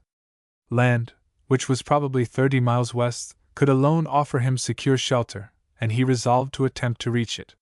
He set out on the 12th of September, accompanied by André Vasling, Penellan, and the 2 sailors Gradlin and Turkiet. Each man carried provisions for 2 days, for it was not likely that their expedition would occupy a longer time, and they were supplied with skins on which to sleep. Snow had fallen in great abundance, and was not yet frozen over, and this delayed them seriously. They often sank to their waists, and could only advance very cautiously, for fear of falling into crevices. Penellan, who walked in front, carefully sounded each depression with his iron-pointed staff. About 5 in the evening the fog began to thicken, and the little band were forced to stop. Penellan looked about for an iceberg which might shelter them from the wind, and after refreshing themselves, with regrets that they had no warm drink, they spread their skins on the snow, wrapped themselves up, lay close to each other, and soon dropped asleep from sheer fatigue. The next morning Jean Cornbutte and his companions were buried beneath a bed of snow more than a foot deep. Happily their skins, perfectly impermeable, had preserved them, and the snow itself had aided in retaining their heat, which it prevented from escaping. The captain gave the signal of departure, and about noon they at last descried the coast, which at first they could scarcely distinguish. High ledges of ice, cut perpendicularly, rose on the shore, their variegated summits, of all forms and shapes, reproduced on a large scale the phenomena of crystallization. Myriads of aquatic fowl flew about at the approach of the party, and the seals, lazily lying on the ice, plunged hurriedly into the depths. "I faith," said Penellan, "we shall not want for either furs or game." "Those animals," returned Cornbutte, "give every evidence of having been already visited by men, for in places totally uninhabited they would not be so wild." "None but Greenlanders frequent these parts," said André Vasling. "I see no trace of their passage, however, either any encampment nor the smallest hut," said Penellan, who had climbed up a high peak. "O Captain," he continued, "come here. I see a point of land which will shelter us splendidly from the northeast wind." "Come along, boys," said Jean Cornbutte. His companions followed him, and they soon rejoined Penellan. The sailor had said what was true. An elevated point of land jutted out like a promontory, and curving towards the coast, formed a little inlet of a mile in width at most. Some moving ice blocks, broken by this point, floated in the midst, and the sea, sheltered from the colder winds, was not yet entirely frozen over. This was an excellent spot for wintering, and it only remained to get the ship thither. Jean Cornbutte remarked that the neighboring ice field was very thick, and it seemed very difficult to cut a canal to bring the brig to its destination. Some other creek, then, must be found. It was in vain that he explored northward. The coast remained steep and abrupt for a long distance, and beyond the point it was directly exposed to the attacks of the east wind. The circumstance disconcerted the captain all the more because André Vasling used strong arguments to show how bad the situation was. Penellan, in this dilemma, found it difficult to convince himself that all was for the best. But one chance remained, to seek a shelter on the southern side of the coast. This was to return on their path, but hesitation was useless. The little band returned rapidly in the direction of the ship, as their provisions had begun to run short. Jean Cornbutte searched for some practicable passage, or at least some fissure by which a canal might be cut across the ice fields, all along the route, but in vain. Towards evening the sailors came to the same place where they had encamped overnight. There had been no snow during the day, and they could recognize the imprint of their bodies on the ice. They again disposed themselves to sleep with their furs. Penellan, much disturbed by the bad success of the expedition, was sleeping restlessly, when, at a waking moment, his attention was attracted by a dull rumbling. He listened attentively, and the rumbling seemed so strange that he nudged Jean Cornbutte with his elbow. "What is that?" said the latter, whose mind, according to a sailor's habit, was awake as soon as his body. "Listen, Captain." The noise increased, with perceptible violence. "It cannot be thunder, in so high a latitude," said Cornbutte, rising. "I think we have come across some white bears," replied Penellan. "The devil! We have not seen any yet. Sooner or later, we must have expected a visit from them. Let us give them a good reception." Penellan, armed with a gun, lightly crossed the ledge which sheltered them. The darkness was very dense. He could discover nothing, but a new incident soon showed him that the cause of the noise did not proceed from around them. Jean Cornbutte rejoined him, and they observed with terror that this rumbling, which awakened their companions, came from beneath them. A new kind of peril menaced them. To the noise, which resembled peals of thunder, was added a distinct undulating motion of the ice field. Several of the party lost their balance and fell. "Attention!" cried Penellan.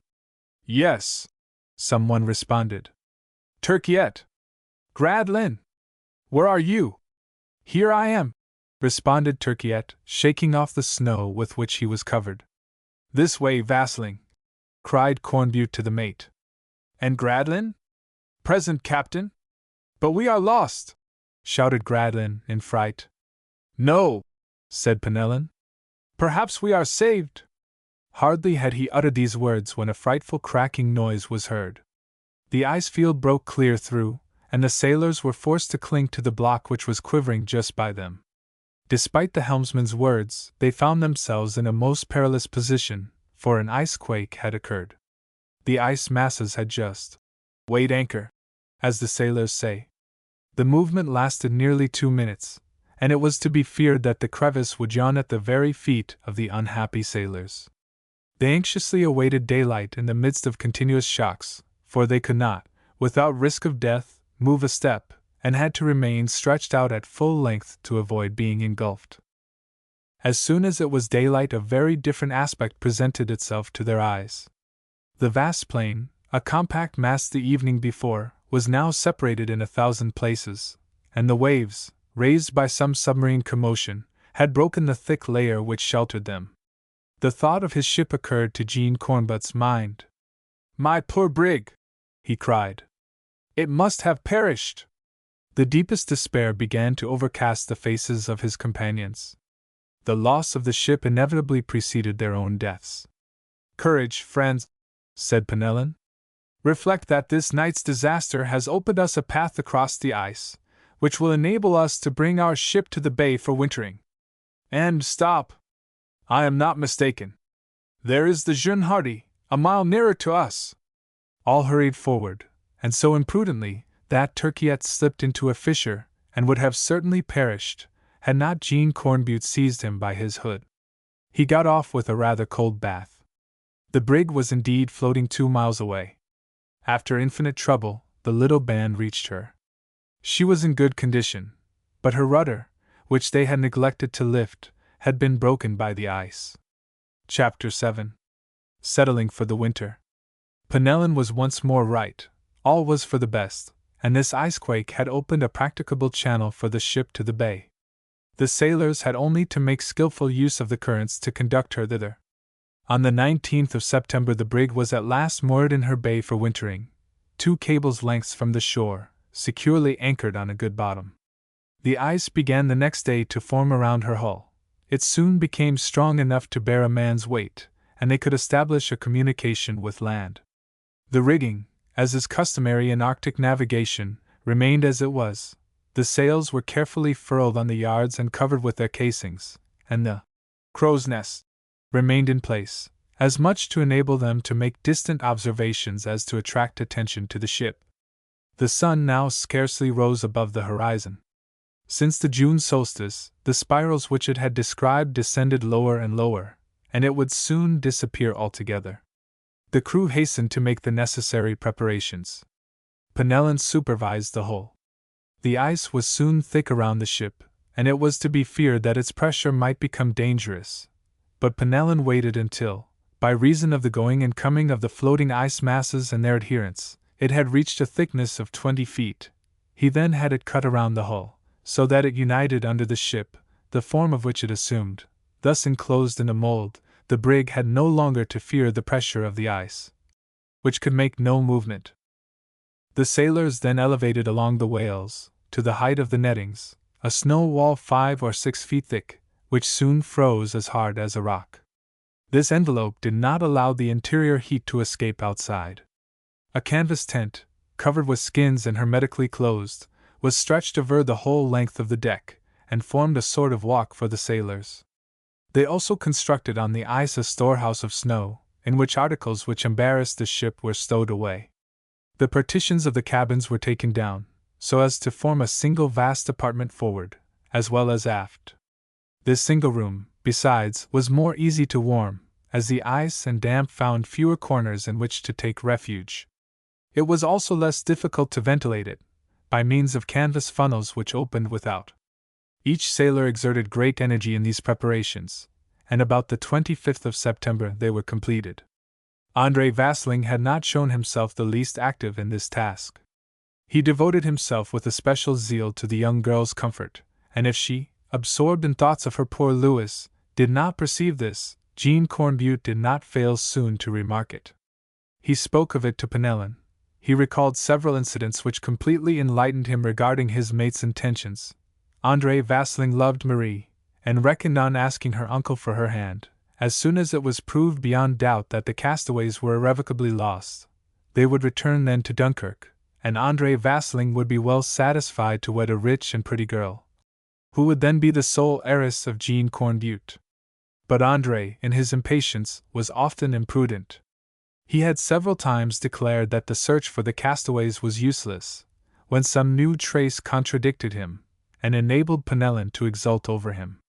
The mate, therefore, cordially detested the helmsman, who returned his dislike heartily. Penelon only feared that André might sow seeds of dissension among the crew, and persuaded Jean Cornbutte to answer him evasively on the first occasion. When the preparations for the winter were completed, the captain took measures to preserve the health of the crew. Every morning the men were ordered to air their berths, and carefully clean the interior walls, to get rid of the night's dampness. They received boiling tea or coffee, which are excellent cordials to use against the cold, morning and evening. Then they were divided into hunting parties, who should procure as much fresh nourishment as possible for every day. Each one also took healthy exercise every day, so as not to expose himself without motion to the cold, for in a temperature 30 degrees below zero, some part of the body might suddenly become frozen. In such cases friction of the snow was used, which alone could heal the affected part. Penelon also strongly advised cold ablutions every morning. It required some courage to plunge the hands and face in the snow, which had to be melted within. But Penelon bravely set the example, and Marie was not the last to imitate him. Jean Cornbutte did not forget to have readings and prayers, for it was needful that the hearts of his comrades should not give way to despair or weariness. Nothing is more dangerous in these desolate latitudes. The sky, always gloomy, filled the soul with sadness. A thick snow, lashed by violent winds, added to the horrors of their situation. The sun would soon altogether disappear. Had the clouds not gathered in masses above their heads, they might have enjoyed the moonlight, which was about to become really their sun during the long polar night. But with the west winds, the snow did not cease to fall. Every morning it was necessary to clear off the sides of the ship, and to cut a new stairway in the ice to enable them to reach the ice field. They easily succeeded in doing this with snow knives. The steps once cut, a little water was thrown over them, and they at once hardened. Penelon had a hole cut in the ice, not far from the ship. Every day the new crust which formed over its top was broken, and the water which was drawn thence, from a certain depth, was less cold than that at the surface. All these preparations occupied about 3 weeks. It was then time to go forward with the search. The ship was imprisoned for 6 or 7 months, and only the next thaw could open a new route across the ice. It was wise, then, to profit by this delay, and extend their explorations northward. Chapter 8. Plan of the Explorations. On the 9th of October, Jean Cornbutte held a council to settle the plan of his operations, to which, that there might be union, zeal, and courage on the part of every one, he admitted the whole crew. Map in hand, he clearly explained their situation. The eastern coast of Greenland advances perpendicularly northward. The discoveries of the navigators have given the exact boundaries of those parts. In the extent of 500 leagues, which separates Greenland from Spitzbergen, no land has been found. An island, Shannon Island, lay 100 miles north of Galeham's Bay, where the Jeune Hardy was wintering. If the Norwegian schooner, as was most probable, had been driven in this direction, supposing that she could not reach Shannon Island, it was here that Louis Cornbutte and his comrades must have sought for a winter asylum. This opinion prevailed, despite André Vasling's opposition, and it was decided to direct the explorations on the side towards Shannon Island. Arrangements for this were at once begun. A sledge like that used by the Eskimo had been procured on the Norwegian coast. This was constructed of planks curved before and behind, and was made to slide over the snow and ice. It was 12 feet long and 4 wide, and could therefore carry provisions, if need were, for several weeks. Fidelie Misson soon put it in order, working upon it in the snow storehouse, whither his tools had been carried. For the first time a coal stove was set up in this storehouse, without which all labor there would have been impossible. The pipe was carried out through one of the lateral walls, by a hole pierced in the snow, but a grave inconvenience resulted from this, for the heat of the stove, little by little, melted the snow where it came in contact with it, and the opening visibly increased. Jean Cornbutte contrived to surround this part of the pipe with some metallic canvas, which is impermeable by heat. This succeeded completely. While Masson was at work upon the sledge, Penelon, aided by Marie, was preparing the clothing necessary for the expedition. Sealskin boots they had, fortunately, in plenty. Jean Cornbutte and André Vasling occupied themselves with the provisions. They chose a small barrel of spirits of wine for heating a portable chafing dish. Reserves of coffee and tea in ample quantity were packed.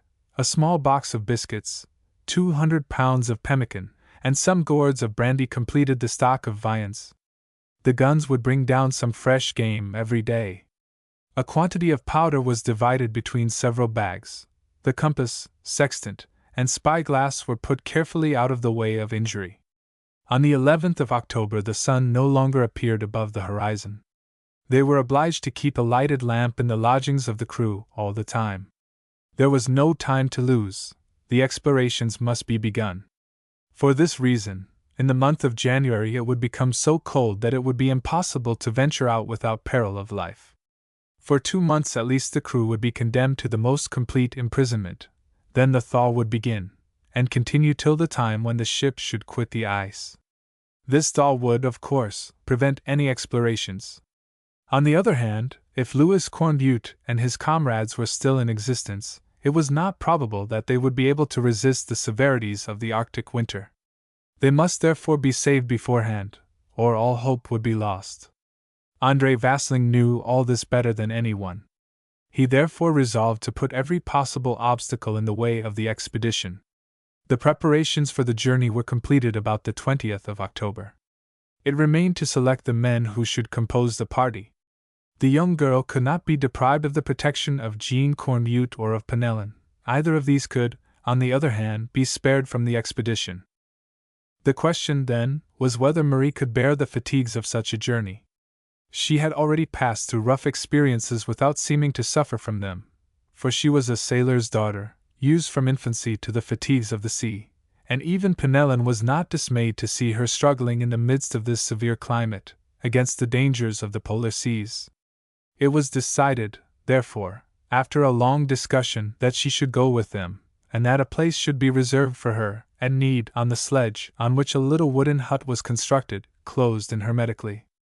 As for Marie, she was delighted, for she dreaded to be left alone without her 2 protectors. The expedition was thus formed: Marie, Jean Cornbutte, Penelon, André Vasling, Opic, and Fiddly Masson were to go. Alain Turquiet remained in charge of the brig, and Jervic and Gradlin stayed behind with him. New provisions of all kinds were carried, for Jean Cornbutte, in order to carry the exploration as far as possible, had resolved to establish depots along the route, at each 7 or 8 days' march. When the sledge was ready it was at once fitted up, and covered with a skin tent. The whole weighed some 700 pounds, which a pack of 5 dogs might easily carry over the ice. On the 22nd of October, as the captain had foretold, a sudden change took place in the temperature.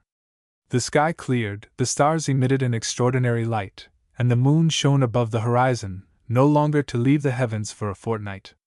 The thermometer descended to 25 degrees below zero.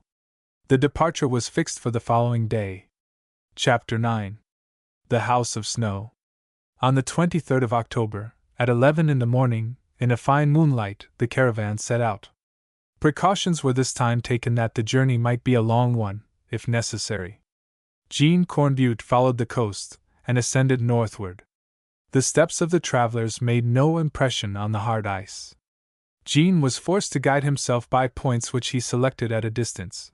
Sometimes he fixed upon a hill bristling with peaks, sometimes on a vast iceberg which pressure had raised above the plain. At the first halt, after going 15 miles, Penelon prepared to encamp. The tent was erected against an ice block.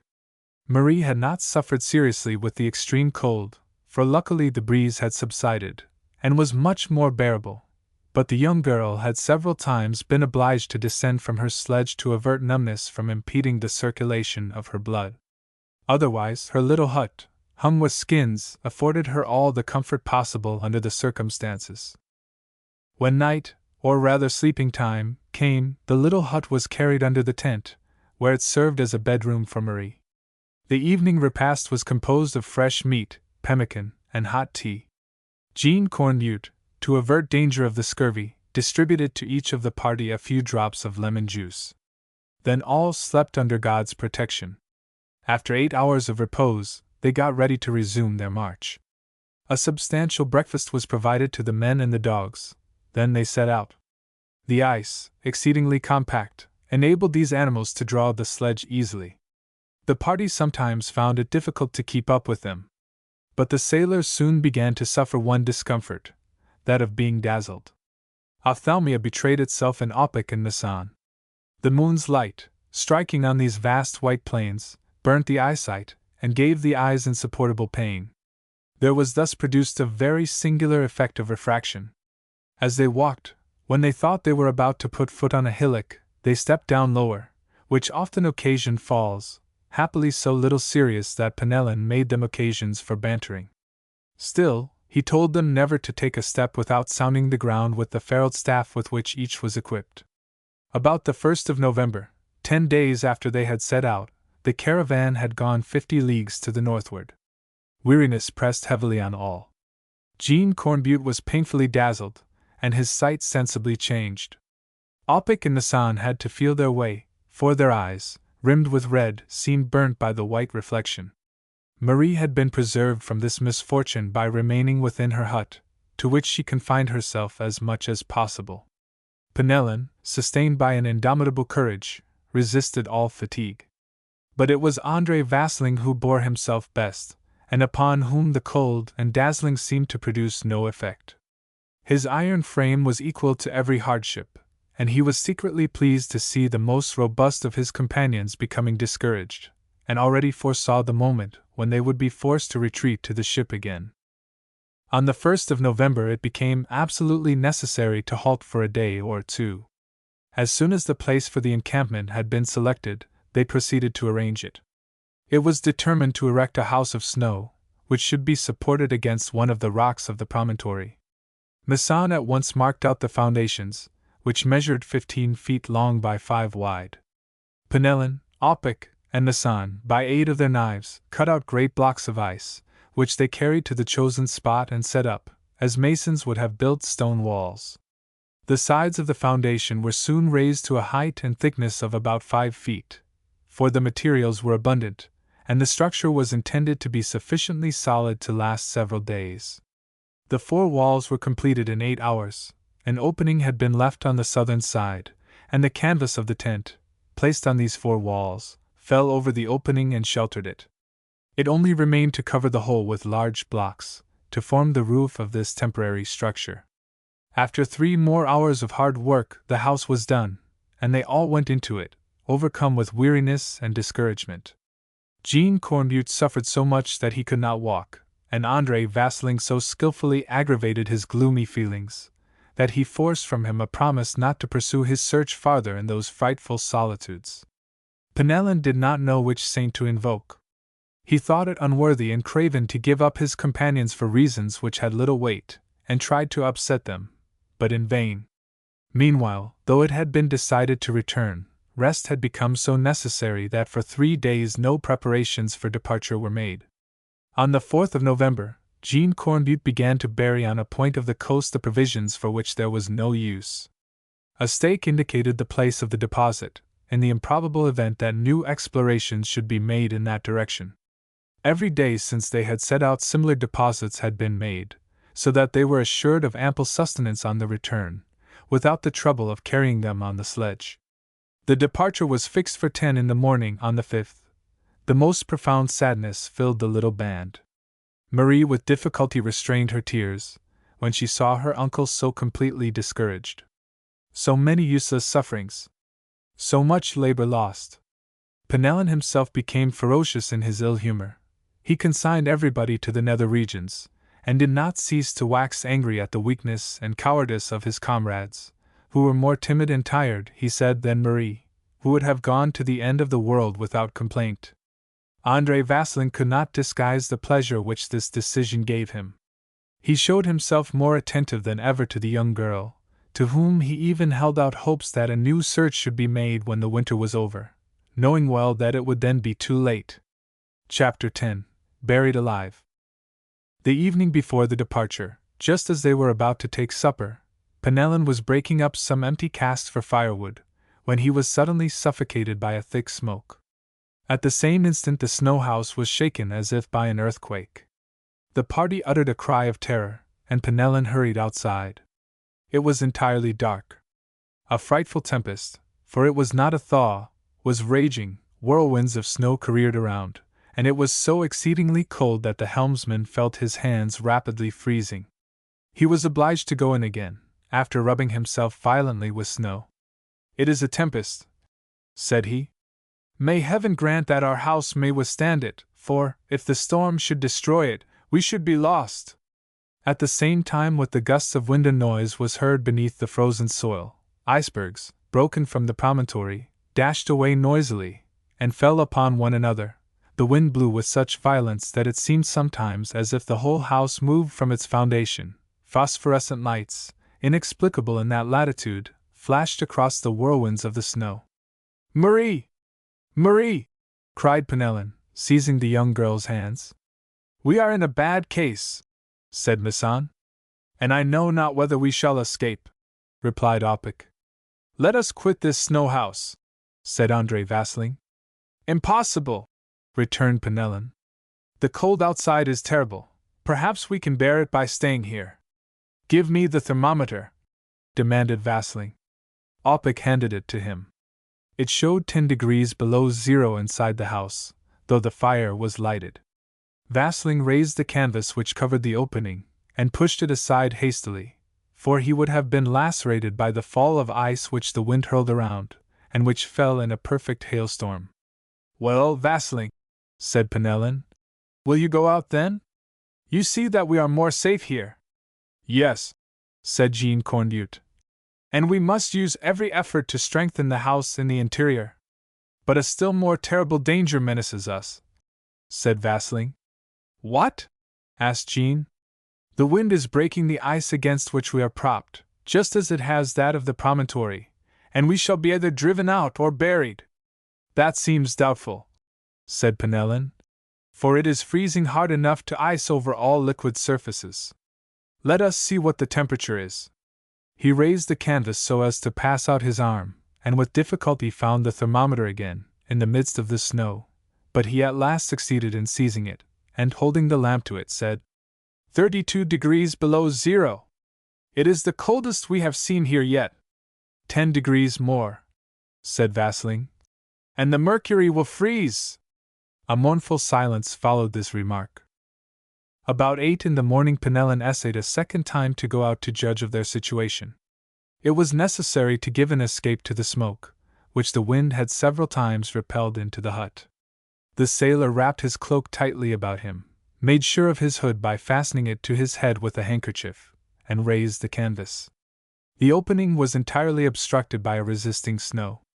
Penellan took his staff, and succeeded in plunging it into the compact mass.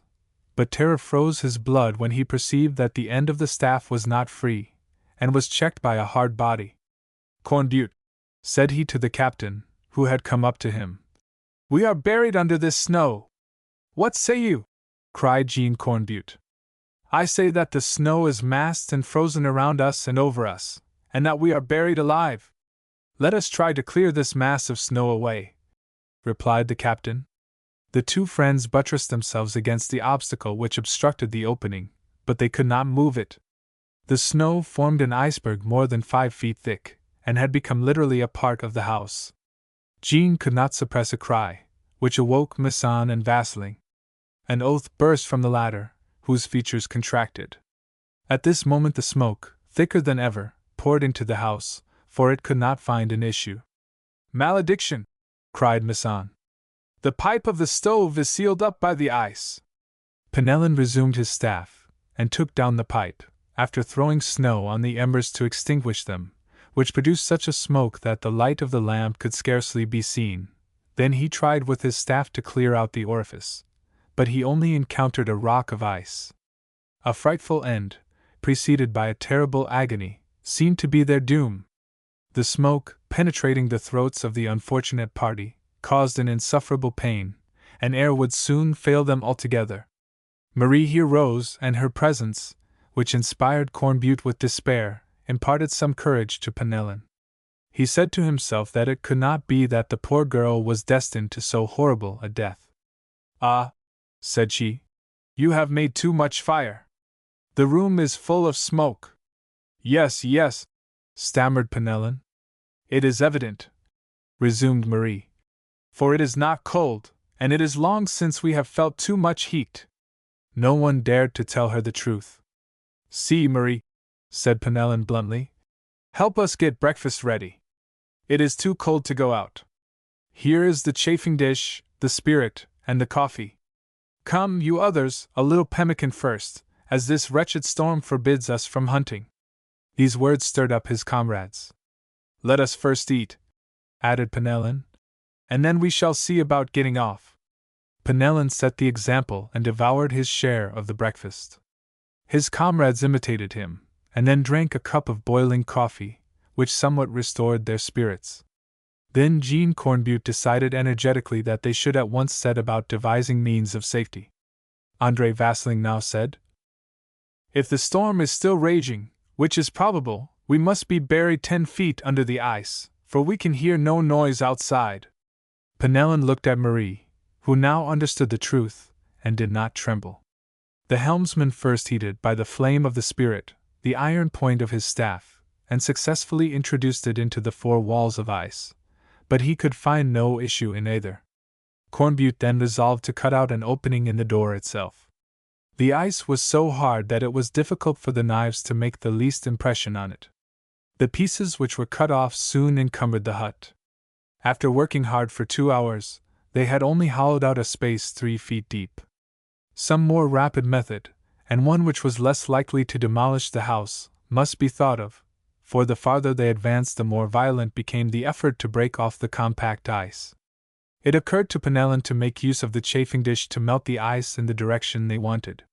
It was a hazardous method, for, if their imprisonment lasted long, the spirit, of which they had but little, would be wanting when needed to prepare the meals. Nevertheless, the idea was welcomed on all hands, and was put in execution. They first cut a hole 3 feet deep by 1 in diameter, to receive the water which would result from the melting of the ice, and it was well that they took this precaution, for the water soon dripped under the action of the flames, which Penellan moved about under the mass of ice. The opening widened little by little, but this kind of work could not be continued long, for the water, covering their clothes, penetrated to their bodies here and there. Penellan was obliged to pause in a quarter of an hour, and to withdraw the chafing dish in order to dry himself. Masson then took his place, and worked sturdily at the task. In 2 hours, though the opening was 5 feet deep, the points of the staffs could not yet find an issue without. "It is not possible," said Jean Cornbutte, "that snow could have fallen in such abundance. It must have been gathered on this point by the wind.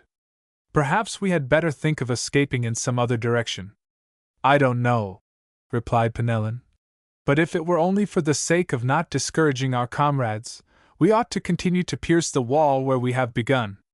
We must find an issue ere long." "Will not the spirit fail us?" asked the captain. "I hope not. But let us, if necessary, dispense with coffee and hot drinks. Besides, that is not what most alarms me." "What is it then, Penellan?" "Our lamp is going out, for want of oil, and we are fast exhausting our provisions. At last, thank God!"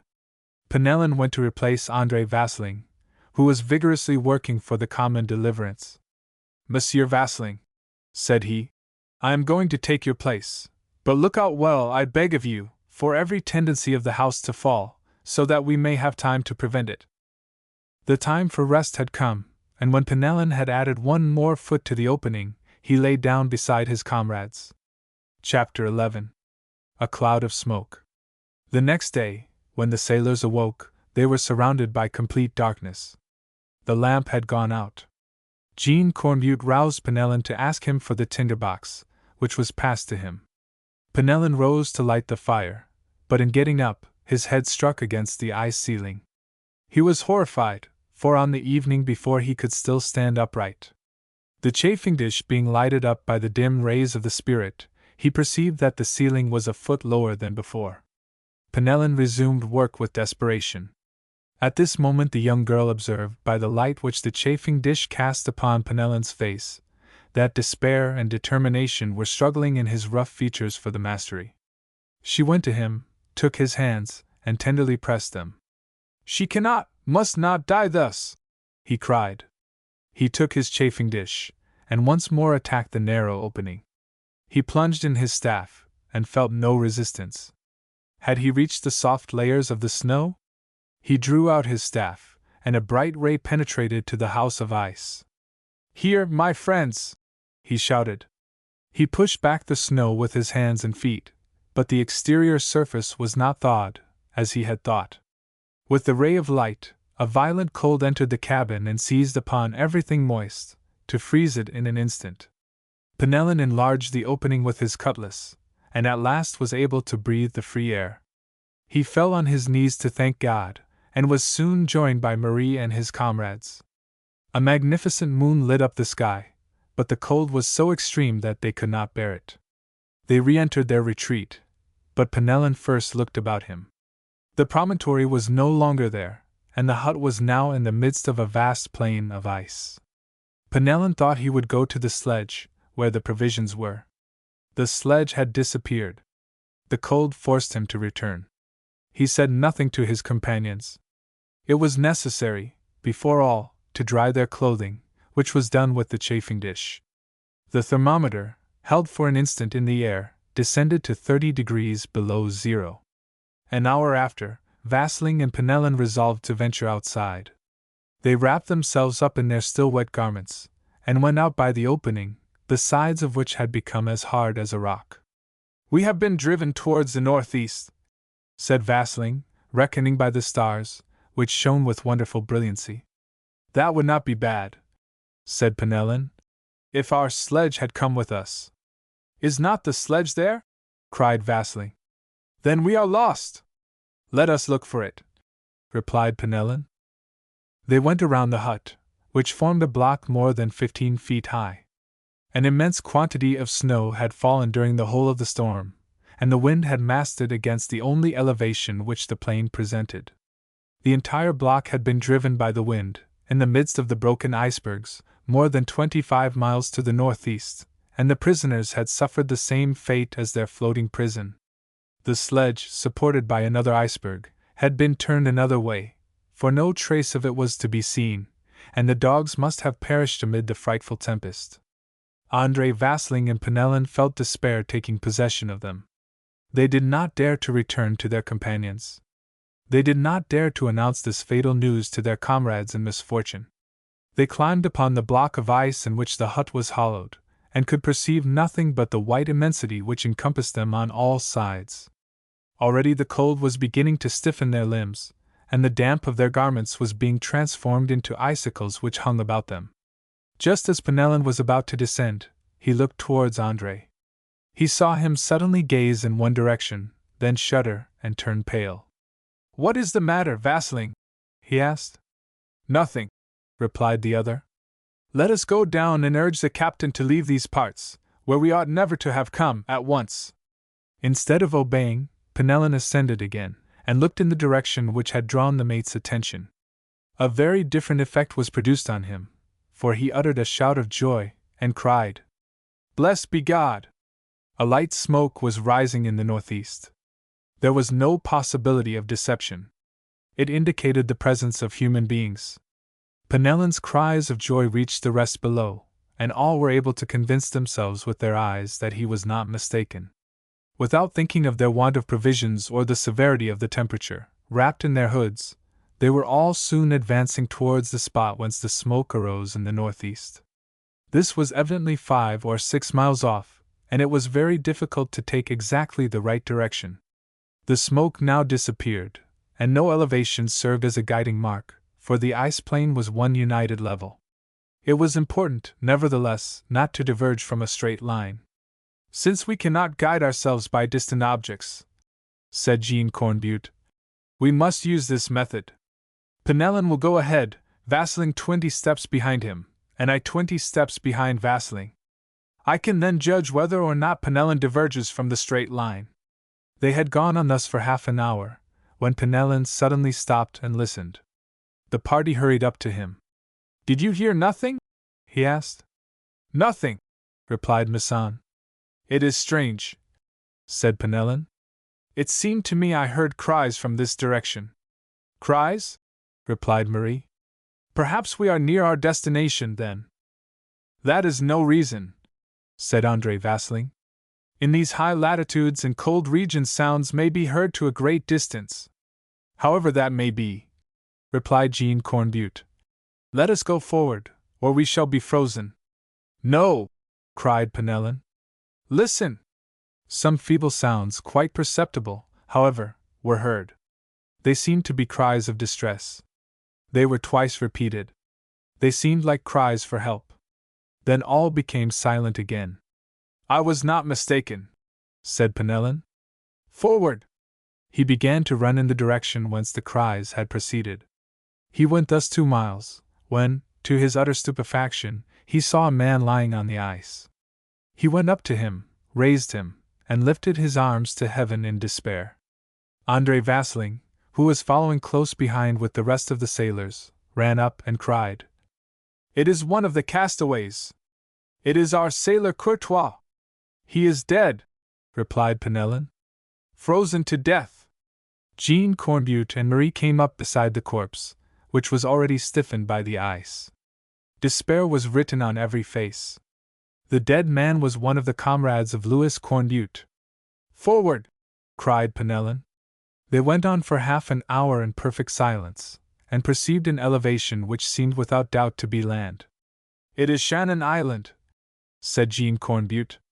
A mile farther on they distinctly perceived smoke escaping from a snow hut, closed by a wooden door. They shouted. 2 men rushed out of the hut, and Penellan recognized one of them as Pierre Niquet. "Pierre!" he cried. Pierre stood still as if stunned, and unconscious of what was going on around him. André Vasling looked at Pierre Niquet's companion with anxiety mingled with a cruel joy, for he did not recognize Louis Cornbutte in him. "Pierre! It is I!" cried Penellan. "These are all your friends." Pierre Niquet recovered his senses, and fell into his old comrade's arms. "And my son, and Louis!" cried Jean Cornbutte, in an accent of the most profound despair. Chapter 12. The Return to the Ship. At this moment a man, almost dead, dragged himself out of the hut and along the ice. It was Louis Cornbutte. "My son! My beloved!" These 2 cries were uttered at the same time, and Louis Cornbutte fell fainting into the arms of his father and Marie, who drew him towards the hut, where their tender care soon revived him. "My father! Marie!" cried Louis. "I shall not die without having seen you." "You will not die," replied Penellan, "for all your friends are near you." André Vasling must have hated Louis Cornbutte bitterly not to extend his hand to him, but he did not. Pierre Niquet was wild with joy. He embraced everybody, then he threw some wood into the stove, and soon a comfortable temperature was felt in the cabin. There were 2 men there whom neither Jean Cornbutte nor Penellan recognized. They were Jockey and Herming, the only 2 sailors of the crew of the Norwegian schooner who were left. "My friends, we are saved," said Louis. "My father! Marie! You have exposed yourselves to so many perils." "We do not regret it, my Louis," replied the father. "Your brig, the Jeune Hardy, is securely anchored in the ice 60 leagues from here. We will rejoin her all together. When Courtois comes back he'll be mightily pleased," said Pierre Niquet. A mournful silence followed this, and Penellan apprised Pierre and Louis of their comrade's death by cold. "My friends," said Penellan, "we will wait here until the cold decreases. Have you provisions and wood? Yes, and we will burn what is left of the Fruin. The Fruin had indeed been driven to a place 40 miles from where Louis Cornbutte had taken up his winter quarters. There she was broken up by the icebergs floated by the thaw, and the castaways were carried, with a part of the debris of their cabin, on the southern shores of Shannon Island. They were then 5 in number: Louis Cornbutte, Courtois, Pierre Niquet, Jockey, and Herming. As for the rest of the Norwegian crew, they had been submerged with the long boat at the moment of the wreck. When Louis Cornbutte, shut in among the ice, realized what must happen, he took every precaution for passing the winter. He was an energetic man, very active and courageous. But despite his firmness, he had been subdued by this horrible climate, and when his father found him he had given up all hope of life. He had not only had to contend with the elements, but with the ugly temper of the 2 Norwegian sailors, who owed him their existence. They were like savages, almost inaccessible to the most natural emotions. When Louis had the opportunity to talk to Penellan, he advised him to watch them carefully. In return, Penellan told him of André Vasseling's conduct. Louis could not believe it, but Penellan convinced him that after his disappearance Vasseling had always acted so as to secure Marie's hand. The whole day was employed in rest and the pleasures of reunion. Masson and Pierre Niquet killed some seabirds near the hut, whence it was not prudent to stray far. These fresh provisions and the replenished fire raised the spirits of the weakest. Louis Cornbutte got visibly better. It was the first moment of happiness these brave people had experienced. They celebrated it with enthusiasm in this wretched hut, 600 leagues from the North Sea, in a temperature of 30 degrees below zero. This temperature lasted till the end of the moon, and it was not until about the 17th of November, a week after their meeting, that Jean Cornbutte and his party could think of setting out. They only had the light of the stars to guide them, but the cold was less extreme, and even some snow fell. Before quitting this place a grave was dug for poor Courtois. It was a sad ceremony, which deeply affected his comrades. He was the first of them who would not again see his native land. Masson had constructed, with the planks of the cabin, a sort of sledge for carrying the provisions, and the sailors drew it by turns. Jean Cornbutte led the expedition by the ways already traversed. Camps were established with great promptness when the times for repose came. Jean Cornbutte hoped to find his deposits of provisions again, as they had become well-nigh indispensable by the addition of 4 persons to the party. He was therefore very careful not to diverge from the route by which he had come. By good fortune he recovered his sledge, which had stranded near the promontory where they had all run so many dangers. The dogs, after eating their straps to satisfy their hunger, had attacked the provisions in the sledge. These had sustained them, and they served to guide the party to the sledge, where there was a considerable quantity of provisions left. The little band resumed its march towards the bay. The dogs were harnessed to the sleigh, and no event of interest attended the return. It was observed that Oppik, André Vasseling, and the Norwegians kept aloof, and did not mingle with the others, but, unbeknown to themselves, they were narrowly watched.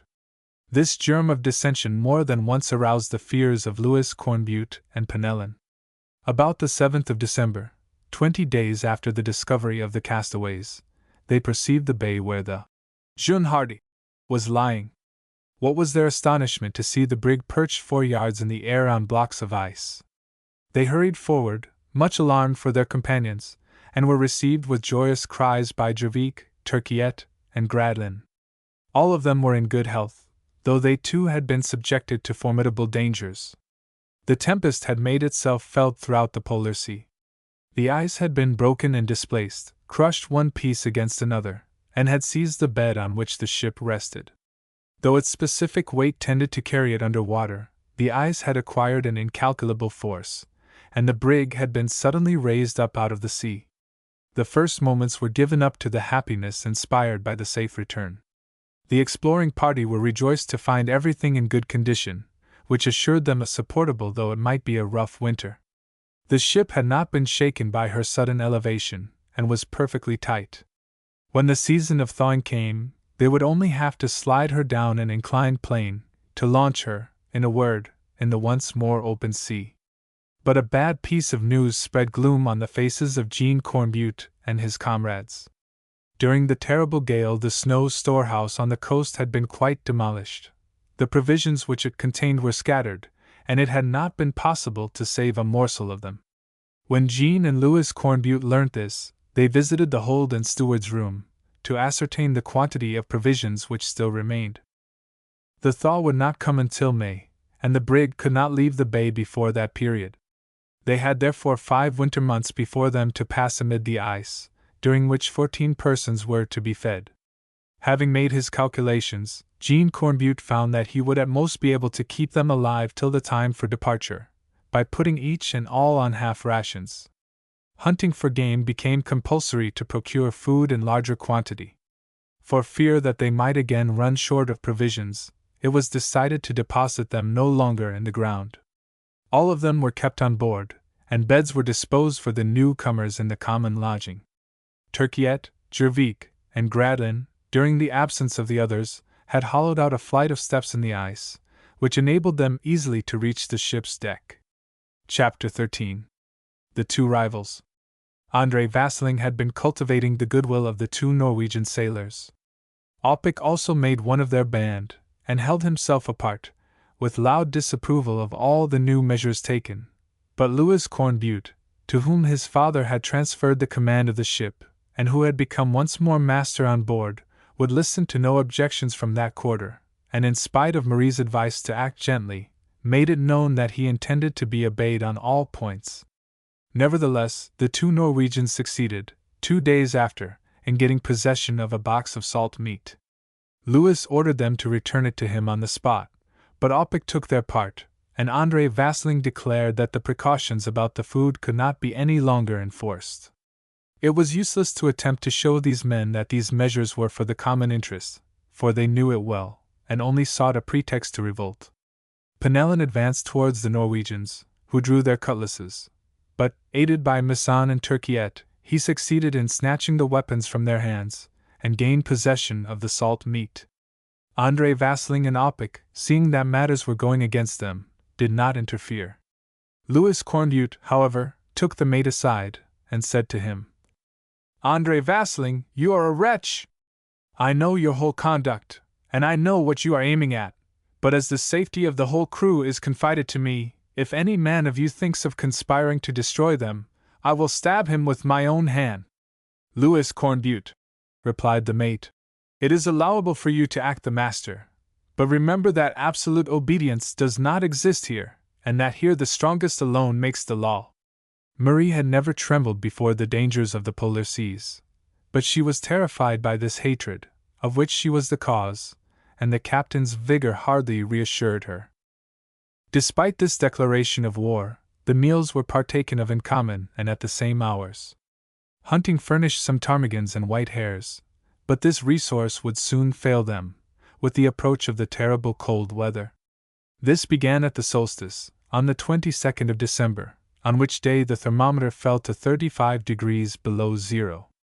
The men experienced pain in their ears, noses, and the extremities of their bodies. They were seized with a mortal torpor combined with headache, and their breathing became more and more difficult. In this state they had no longer any courage to go hunting or to take any exercise. They remained crouched around the stove, which gave them but a meager heat, and when they went away from it, they perceived that their blood suddenly cooled. Jean Cornbutte's health was seriously impaired, and he could no longer quit his lodging. Symptoms of scurvy manifested themselves in him, and his legs were soon covered with white spots. Marie was well, however, and occupied herself tending the sick ones with the zeal of a sister of charity. The honest fellows blessed her from the bottom of their hearts. The 1st of January was one of the gloomiest of these winter days. The wind was violent, and the cold insupportable. They could not go out, except at the risk of being frozen.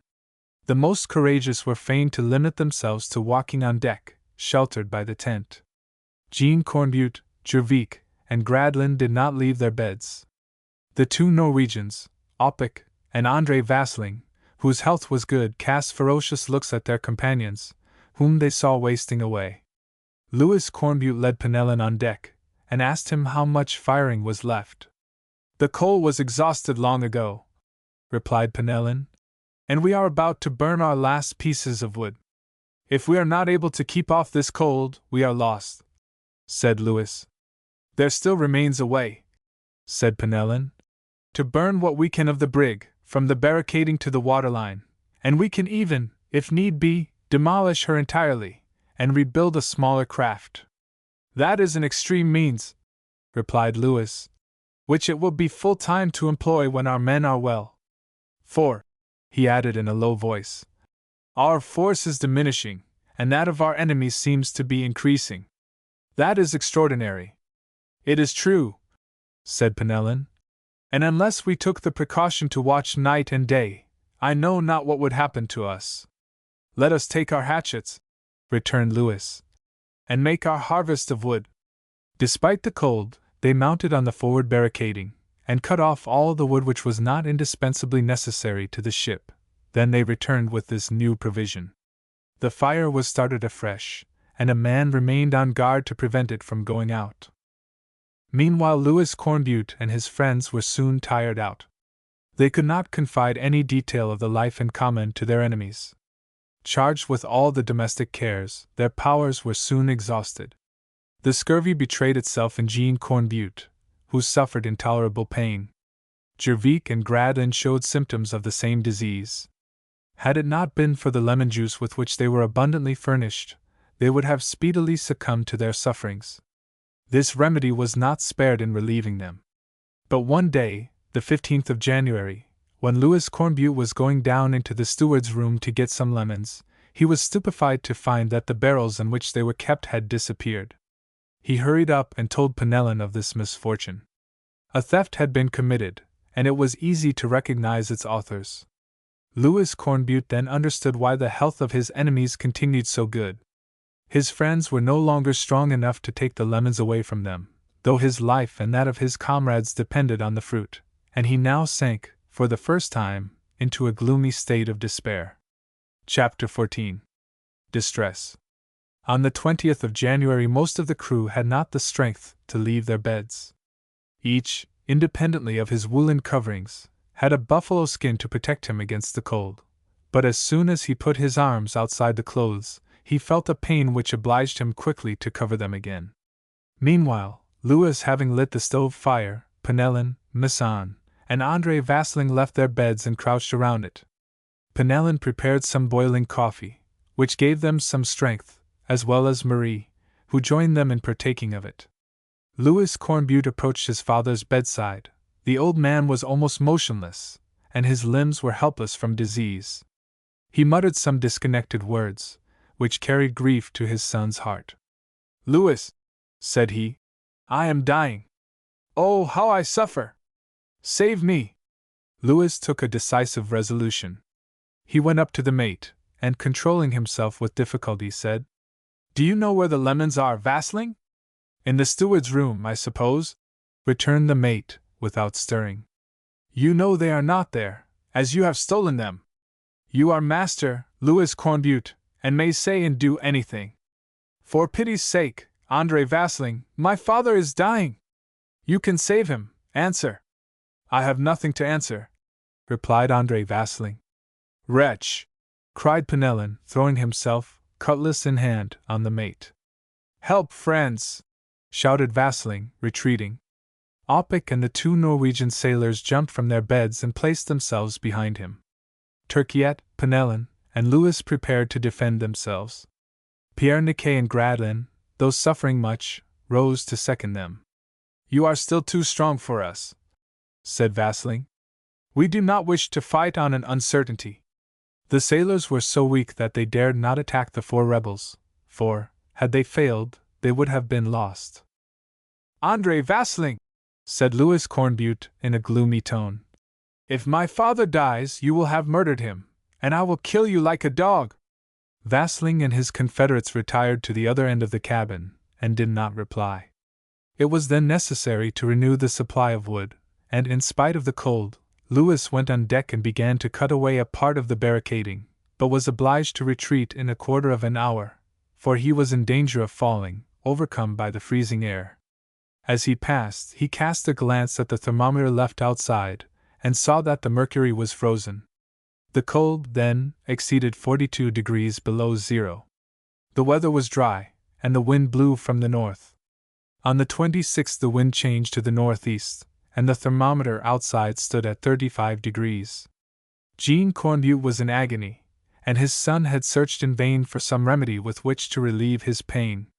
On this day, however, throwing himself suddenly on Vasling, he managed to snatch a lemon from him which he was about to suck. Vasling made no attempt to recover it. He seemed to be awaiting an opportunity to accomplish his wicked designs.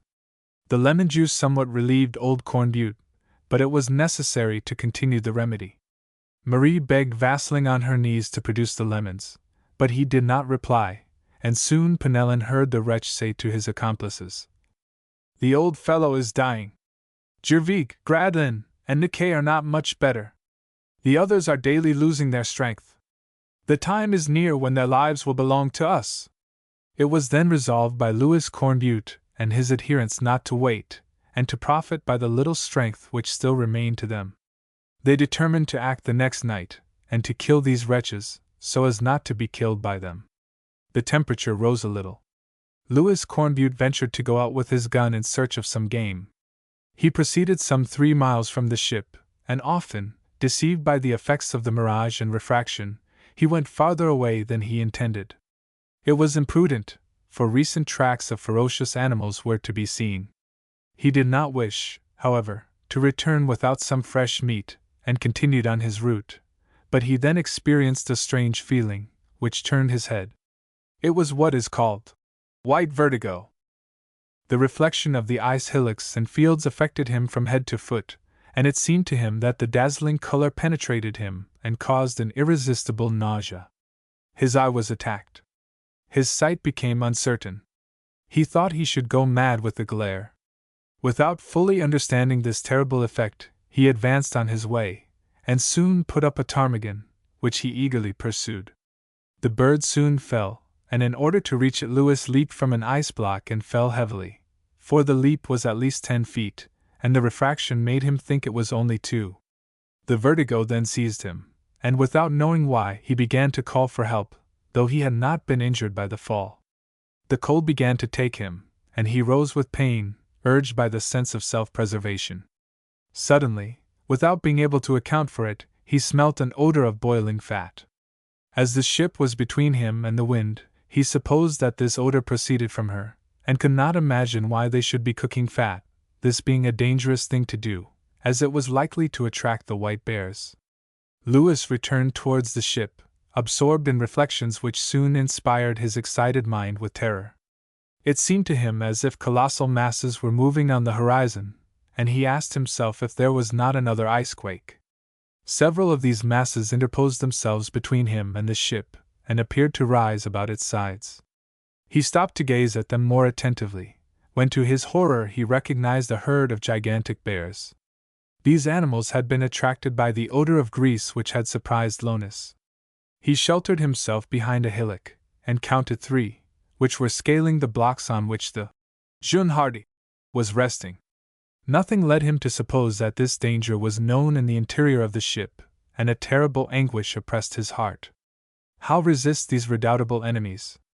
Would André Vasling and his confederates unite with the rest on board in the common peril? Could Penellan and the others, half-starved, benumbed with cold, resist these formidable animals, made wild by unassuaged hunger? Would they not be surprised by an unlooked-for attack? Louis made these reflections rapidly. The bears had crossed the blocks, and were mounting to the assault of the ship. He might then quit the block which protected him. He went nearer, clinging to the ice, and could soon see the enormous animals tearing the tent with their paws, and leaping on the deck. He thought of firing his gun to give his comrades notice, but if these came up without arms, they would inevitably be torn in pieces, and nothing showed as yet that they were even aware of their new danger. Chapter 15. The White Bears. After Louis Cornbutte's departure, Penellan had carefully shut the cabin door, which opened at the foot of the deck steps. He returned to the stove, which he took it upon himself to watch, whilst his companions regained their berths in search of a little warmth. It was then 6 in the evening, and Penellan set about preparing supper. He went down into the steward's room for some salt meat, which he wished to soak in the boiling water. When he returned, he found Andrei Vasling in his place, cooking some pieces of grease in a basin. "I was there before you," said Penellan roughly. "Why have you taken my place?" "For the same reason that you claim it," returned Vasling. "Because I want to cook my supper." "You will take that off at once, or we shall see." "We shall see nothing," said Vasling. "My supper shall be cooked in spite of you." "You shall not eat it then," cried Penellan, rushing upon Vasling, who seized his cutlass, crying, "Help, Norwegians! Help, Oppik!" These, in the twinkling of an eye, sprang to their feet, armed with pistols and daggers. The crisis had come. Penellan precipitated himself upon Vasling, to whom, no doubt, was confided the task to fight him alone, for his accomplices rushed to the beds where lay Misson, Turquiette, and Niquet. The latter, ill and defenseless, was delivered over to Herming's ferocity. The carpenter seized a hatchet, and leaving his berth, hurried up to encounter Oppik. Turquiette and Jockey, the Norwegian, struggled fiercely. Jervik and Gradlin, suffering horribly, were not even conscious of what was passing around them. Niquet soon received a stab in the side, and Herming turned to Penellan, who was fighting desperately. Andrei Vasling had seized him round the body. At the beginning of the affray the basin had been upset on the stove, and the grease running over the burning coals impregnated the atmosphere with its odor. Marie rose with cries of despair, and hurried to the bed of old Jean Cornbutte. Vasling, less strong than Penellan, soon perceived that the latter was getting the better of him. They were too close together to make use of their weapons. The mate, seeing Herming, cried out, "Help, Herming! Help, Misson!" shouted Penellan in his turn. But Misson was rolling on the ground with Oppik, who was trying to stab him with his cutlass. The carpenter's hatchet was of little use to him, for he could not wield it, and it was with the greatest difficulty that he parried the lunges which Oppik made with his knife. Meanwhile blood flowed amid the groans and cries. Turquiette, thrown down by Jockey, a man of immense strength, had received a wound in the shoulder, and he tried in vain to clutch a pistol which hung in the Norwegian's belt. The latter held him as in a vice, and it was impossible for him to move. At Vasling's cry for help, who was being held by Penellan close against the door, Herming rushed up. As he was about to stab the Breton's back with his cutlass, the latter felled him to the earth with a vigorous kick. His effort to do this enabled Vasling to disengage his right arm, but the door, against which they pressed with all their weight, suddenly yielded, and Vasling fell over. Of a sudden a terrible growl was heard, and a gigantic bear appeared on the steps. Vasling saw him first. He was not 4 feet away from him. At the same moment a shot was heard, and the bear, wounded or frightened, retreated. Vasling, who had succeeded in regaining his feet, set out in pursuit of him, abandoning Penellan. Penellan then replaced the door, and looked around him. Misson and Turquiette, tightly garroted by their antagonists, had been thrown into a corner, and made vain efforts to break loose. Penellan rushed to their assistance, but was overturned by the 2 Norwegians and Oppik. His exhausted strength did not permit him to resist these 3 men, who so clung to him as to hold him motionless. Then, at the cries of the mate, they hurried on deck, thinking that Louis Cornbutte was to be encountered. Andrei Vasling was struggling with a bear, which he had already twice stabbed with his knife. The animal, beating the air with his heavy paws, was trying to clutch Vasling. He, retiring little by little on the barricading, was apparently doomed, when a second shot was heard. The bear fell. Andrei Vasling raised his head and saw Louis Cornbutte in the ratlins of the mizzenmast, his gun in his hand. Louis had shot the bear in the heart, and he was dead. Hate overcame gratitude in Vasling's breast, but before satisfying it, he looked around him. Oppik's head was broken by a paw stroke, and he lay lifeless on deck. Jockey, hatchet in hand, was with difficulty parrying the blows of the second bear which had just killed Oppik. The animal had received 2 wounds, and still struggled desperately. A third bear was directing his way towards the ship's prow. Vasling paid no attention to him, but, followed by Herming, went to the aid of Jockey. But Jockey, seized by the beast's paws, was crushed, and when the bear fell under the shots of the other two men, he held only a corpse in his shaggy arms. "We are only two now," said Vasling, with gloomy ferocity. "But if we yield, it will not be without vengeance." Herming reloaded his pistol without replying. Before all, the third bear must be got rid of. Vasling looked forward, but did not see him. On raising his eyes, he perceived him erect on the barricading, clinging to the ratlins and trying to reach Louis. Vasling let his gun fall, which he had aimed at the animal, while a fierce joy glittered in his eyes.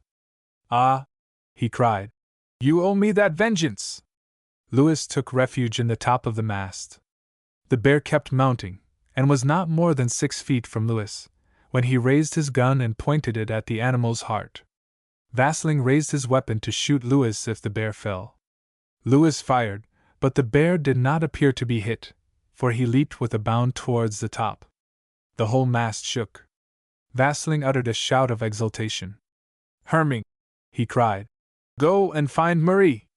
Go and find my betrothed!" Herming descended the cabin stairs. Meanwhile, the furious beast had thrown himself upon Louis, who was trying to shelter himself on the other side of the mast.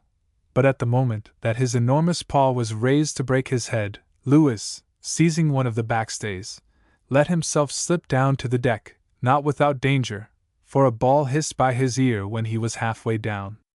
Vasling had shot at him, and missed him. The two adversaries now confronted each other, cutlass in hand. The combat was about to become decisive.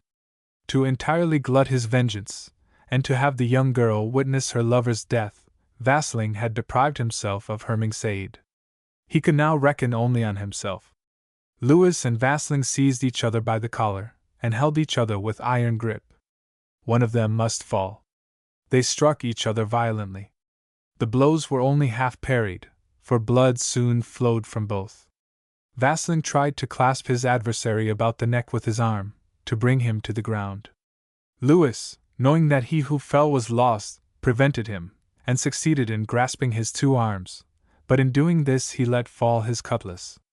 Piteous cries now assailed his ears. It was Marie's voice. Herming was trying to drag her up. Louis was seized with a desperate rage. He stiffened himself to bend Vasling's loins, but at this moment the combatants felt themselves seized in a powerful embrace. The bear, having descended from the mast, had fallen upon the two men. Vasling was pressed against the animal's body. Louis felt his claws entering his flesh. The bear was strangling both of them. "Help! Help! Herming!" cried the mate. "Help! Penellan!" cried Louis. Steps were heard on the stairs.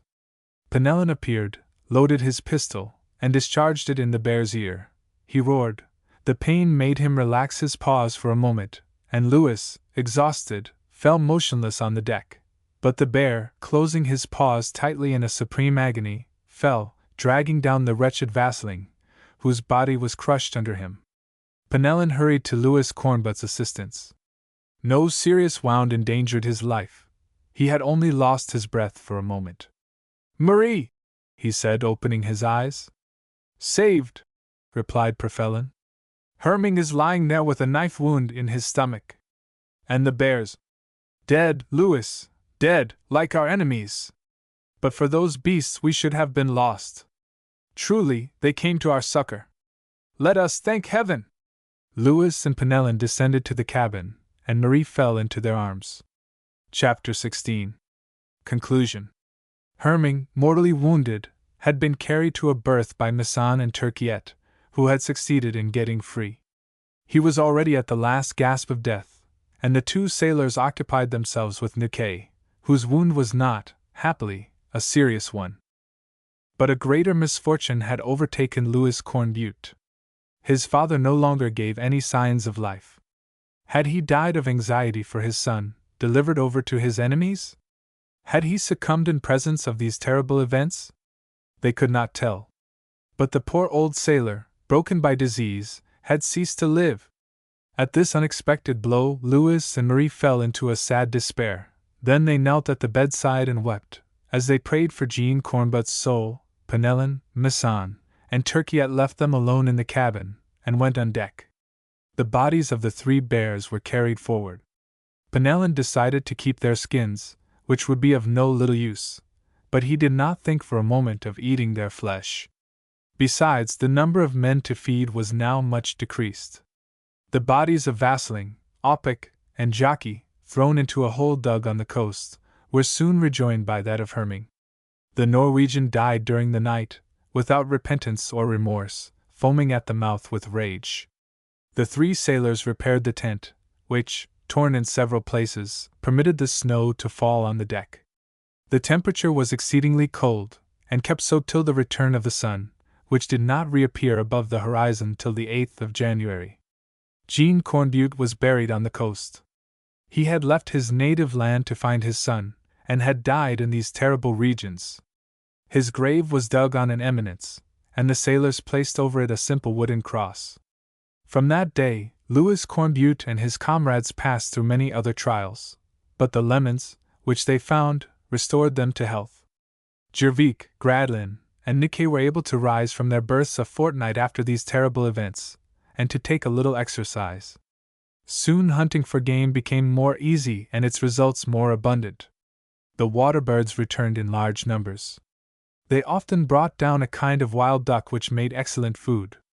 The hunters had no other deprivation to deplore than that of 2 dogs, which they lost in an expedition to reconnoiter the state of the ice fields, 25 miles to the southward. The month of February was signalized by violent tempests and abundant snows.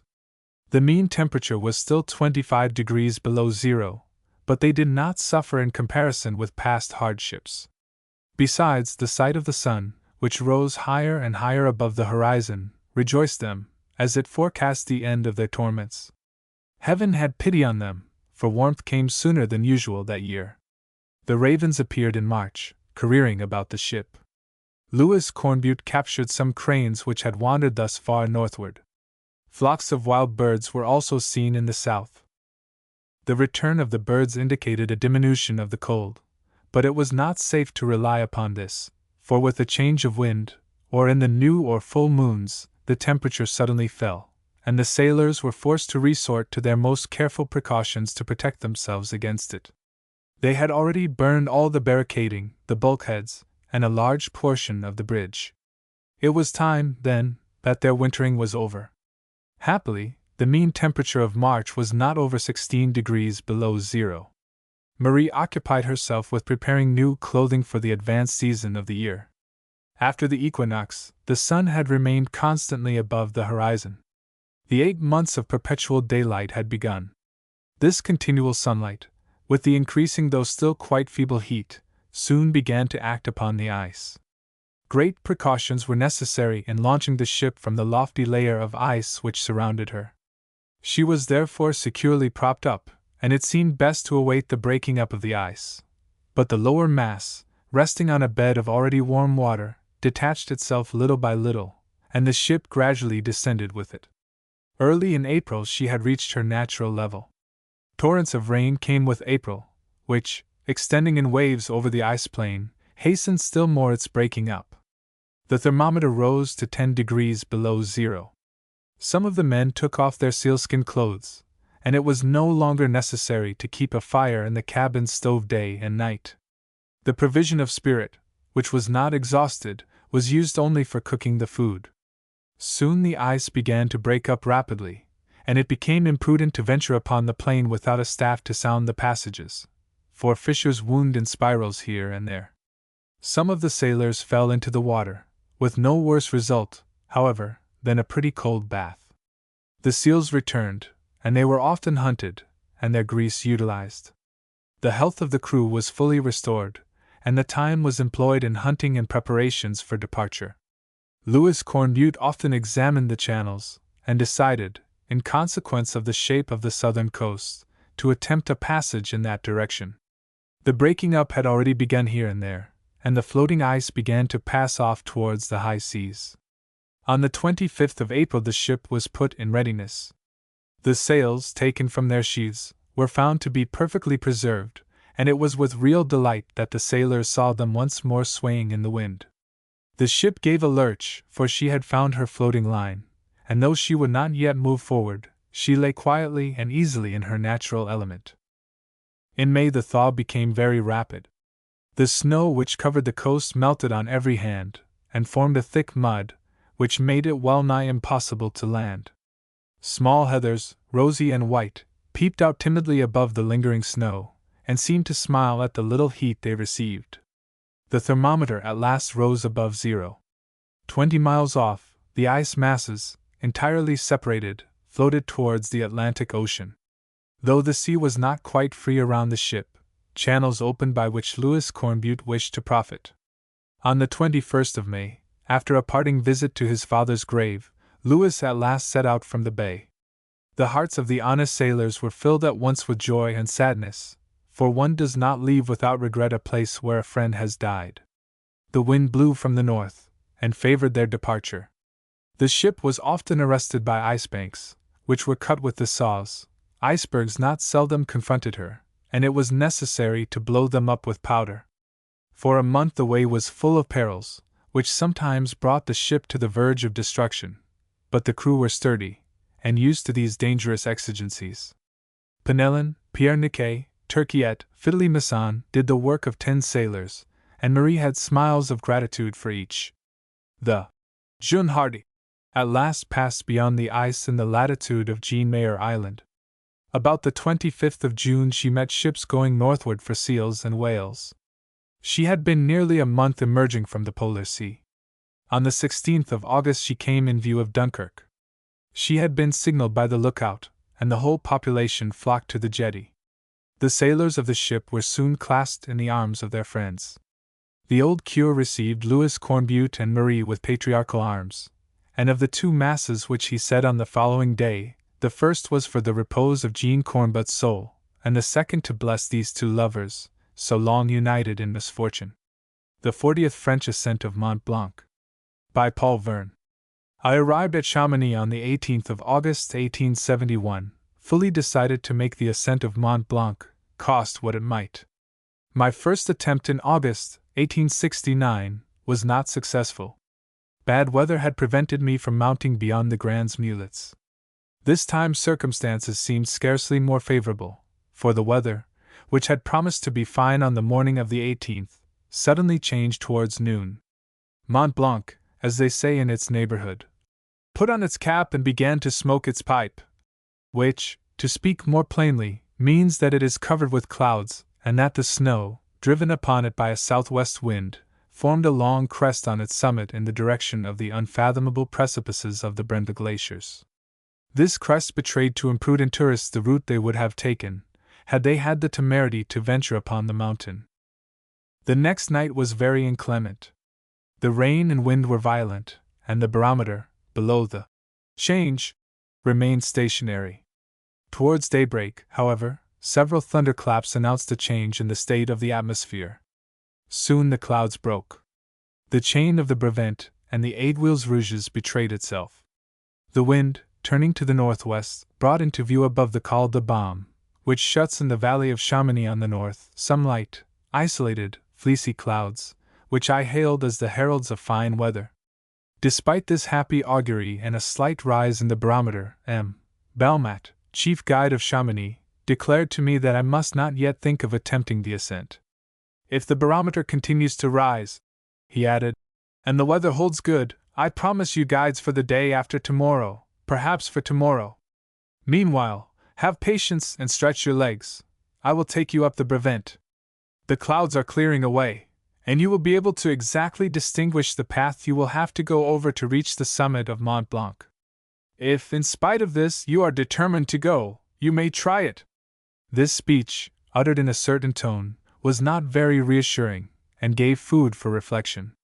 Still, I accepted his proposition, and he chose as my companion the guide Edward Ravanel, a very sedate and devoted fellow, who perfectly knew his business. M. Donatien Levesque, an enthusiastic tourist and an intrepid pedestrian, who had made early in the previous year an interesting and difficult trip in North America, was with me. He had already visited the greater part of America, and was about to descend the Mississippi to New Orleans, when the war cut short his projects and recalled him to France. We had met at Aix-les-Bains, and we had determined to make an excursion together in Savoy and Switzerland. Donatien Levesque knew my intentions, and, as he thought that his health would not permit him to attempt so long a journey over the glaciers, it had been agreed that he should await my return from Mont Blanc at Chamonix, and should make the traditional visit to the Mer de Glace by the Montanvers during my absence. On learning that I was going to ascend the Brevent, my friend did not hesitate to accompany me thither. The ascent of the Brevent is one of the most interesting trips that can be made from Chamonix. This mountain, about 7,600 feet high, is only the prolongation of the chain for the Aiguilles Rouges, which runs from the southwest to the northeast, parallel with that of Mont Blanc, and forms with it the narrow valley of Chamonix. The Brevent, by its central position, exactly opposite the Bassins Glacier, enables one to watch the parties which undertake the ascent of the giant of the Alps nearly throughout their journey. It is therefore much frequented. We started about 7 o'clock in the morning. As we went along, I thought of the mysterious words of the master guide. They annoyed me a little. Addressing Ravanel, I said, "Have you made the ascent of Mont Blanc?" "Yes, monsieur," he replied. "Once, and that's enough. I am not anxious to do it again." "The deuce!" said I. "I am going to try it." "You are free, monsieur, but I shall not go with you. The mountain is not good this year. Several attempts have already been made, 2 only have succeeded. As for the second, the party tried the ascent twice. Besides, the accident last year has rather cooled the amateurs." "An accident? What accident? Did not monsieur hear of it?" "This is how it happened. A party, consisting of 10 guides and porters and 2 Englishmen, started about the middle of September for Mont Blanc. They were seen to reach the summit, then, some minutes after, they disappeared in a cloud. When the cloud passed over, no one was visible.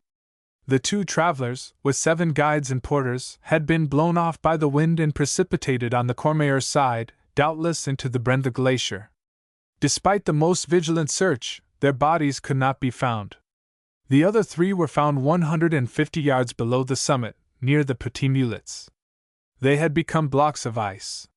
"But these travelers must have been imprudent," said I to Ravanel. "What folly it was to start off so late in the year on such an expedition! They should have gone up in August." I vainly tried to keep up my courage. This lugubrious story would haunt me in spite of myself.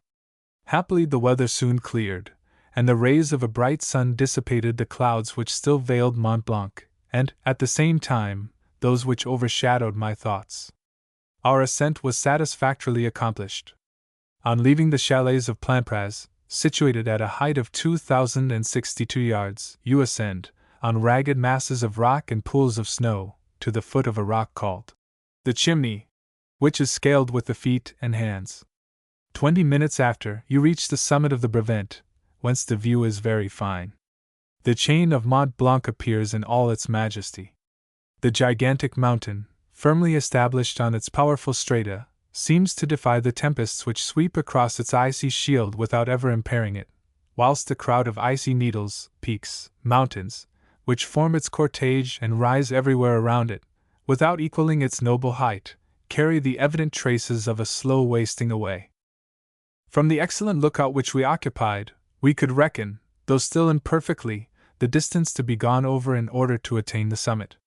This summit, which from Chamonix appears so near the dome of the Gouter, now took its true position. The various plateaus which form so many degrees which must be crossed, and which are not visible from below, appeared from the Brevent, and to the so much desired summit, by the laws of perspective, still farther in the background. The Bassins Glacier, in all its splendor, bristled with icy needles and blocks sometimes 10 yards square, which seemed, like the waves of an angry sea, to beat against the sides of the rocks of the Grands Mulets, the base of which disappeared in their midst. This marvelous spectacle was not likely to cool my impatience, and I more eagerly than ever promised myself to explore this hitherto unknown world. My companion was equally inspired by the scene, and from this moment I began to think that I should not have to ascend Mont Blanc alone. We descended again to Chamonix. The weather became milder every hour, the barometer continued to ascend, everything seemed to promise well. The next day at sunrise I hastened to the master guide. The sky was cloudless, the wind, almost imperceptible, was northeast. The chain of Mont Blanc, the higher summits of which were gilded by the rising sun, seemed to invite the many tourists to ascend it. One could not, in all politeness, refuse so kindly an invitation. Balmat, after consulting his barometer, declared the ascent to be practicable, and promised me the 2 guides and the porter prescribed in our agreement. I left the selection of these to him. But an unexpected incident disturbed my preparations for departure. As I came out of Balmat's office, I met Ravanel, my guide of the day before. "Is Monsieur going to Mont Blanc?" he asked. "Yes, certainly," said I. "Is it not a favorable time to go?" He reflected a few moments, and then said with an embarrassed air, "Monsieur, you are my traveler. I accompanied you yesterday to the Brevent, so I cannot leave you now, and since you are going up, I will go with you, if you will kindly accept my services. It is your right, for on all dangerous journeys the traveler can choose his own guides. Only if you accept my offer, I ask that you will also take my brother, Ambrose Ravanel, and my cousin, Gaspard Simon. These are young, vigorous fellows. They do not like the ascent of Mont Blanc better than I do, but they will not shirk it, and I answer for them to you as I would for myself." This young man inspired me with all confidence. I accepted his proposition, and hastened to apprise Balmat of the choice I had made. But Balmat had meanwhile been selecting guides for me according to their turn on his list. One only had accepted, Edward Simon. The answer of another, Jean Carrier, had not yet been received, though it was scarcely doubtful, as this man had already made the ascent of Mont Blanc 29 times. I thus found myself in an embarrassing position. The guides I had chosen were all from Argentière, a village 6 kilometers from Chamonix. Those of Chamonix accused Ravanel of having influenced me in favor of his family, which was contrary to the regulations. To cut the discussion short, I took Edward Simon, who had already made his preparations as a 3rd guide. He would be useless if I went up alone, but would become indispensable if my friend also ascended. This settled, I went to tell Danachien Levesque. I found him sleeping the sleep of the just, for he had walked over 16 kilometers on a mountain the evening before. I had some difficulty in waking him, but on removing first his sheets, then his pillows, and finally his mattress, I obtained some result, and succeeded in making him understand that I was preparing for the hazardous trip. "Well," said he, yawning, "I will go with you as far as the Grands Mulets, and await your return there." "Bravo!" I replied. "I have just one guide too many, and I will attach him to your person." We bought the various articles indispensable to a journey across the glaciers. Iron-spiked alpenstocks, coarse cloth leggings, green spectacles fitting tightly to the eyes, furred gloves, green veils, nothing was forgotten. We each had excellent triple-soled shoes, which our guides roughed for the ice. This last is an important detail, for there are moments in such an expedition when the least slip is fatal, not only to yourself, but to the whole party with you. Our preparations and those of the guides occupied nearly 2 hours. About 8 o'clock our mules were brought, and we set out at last for the chalet of the Pierre Pointu, situated at a height of 6,500 feet, or 3,000 above the valley of Chamonix, not far from 8,500 feet below the summit of Mont Blanc. On reaching the Pierre Pointu, about 10 o'clock, we found there a Spanish tourist, M.N., accompanied by 2 guides and a porter. His principal guide, Paccard, a relative of the Dr. Paccard who made, with Jacques Balmat, the first ascent of Mont Blanc, had already been to the summit 18 times. M.N. was also getting himself ready for the ascent. He had traveled much in America, and had crossed the Cordilleras to Quito, passing through snow at the highest points. He therefore thought that he could, without great difficulty, carry through his new enterprise, but in this he was mistaken. He had reckoned without the steepness of the inclinations which he had to cross, and the rarefaction of the air. I hasten to add to his honor that, since he succeeded in reaching the summit of Mont Blanc, it was due to a rare moral energy, for his physical energies had long before deserted him. We breakfasted as heartily as possible at the Pierre Pointu, this being a prudent precaution, as the appetite usually fails higher up among the ice. M.N. set out at 11, with his guides, for the Grands Mulets. We did not start until noon. The Mew road ceases at the Pierre Pointu. We had then to go up a very narrow zigzag path, which follows the edge of the Bassins Glacier, and along the base of the Aiguille du Midi. After an hour of difficult climbing in an intense heat, we reached a point called the Pierre à l'Echelle, 8,100 feet high. The guides and travelers were then bound together by a strong rope, with 3 or 4 yards between each. We were about to advance upon the Bassins Glacier. This glacier, difficult at first, presents yawning and apparently bottomless crevasses on every hand. The vertical sides of these crevasses are of a glaucous and uncertain color, but too seducing to the eye.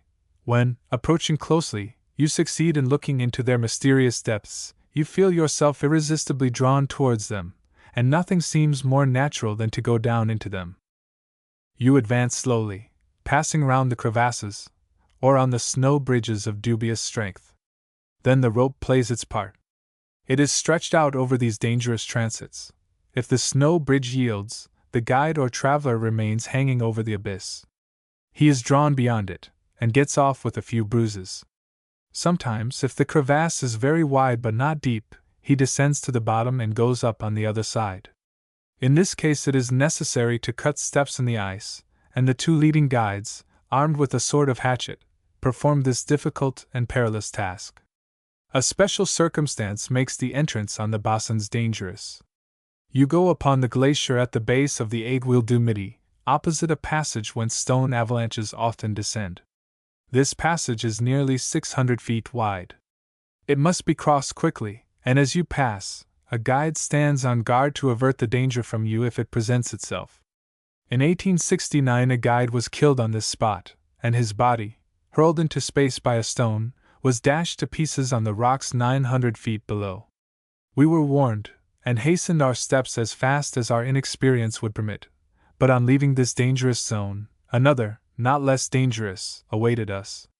This was the region of the seracs, immense blocks of ice, the formation of which is not as yet explained. These are usually situated on the edge of a plateau, and menace the whole valley beneath them. A slight movement of the glacier, or even a light vibration of the temperature, impels their fall, and occasions the most serious accidents. Messrs, keep quiet, and let us pass over quickly. These words, roughly spoken by one of the guides, checked our conversation. We went across rapidly and in silence. We finally reached what is called the junction, which might more properly be called the violent separation, by the Côte Mountain, the Bassins and Taconnay glaciers. At this point the scene assumes an indescribable character. Crevasses with changing colors, ice needles with sharp forms, seracs suspended and pierced with the light, little green lakes compose a chaos which surpasses everything that one can imagine.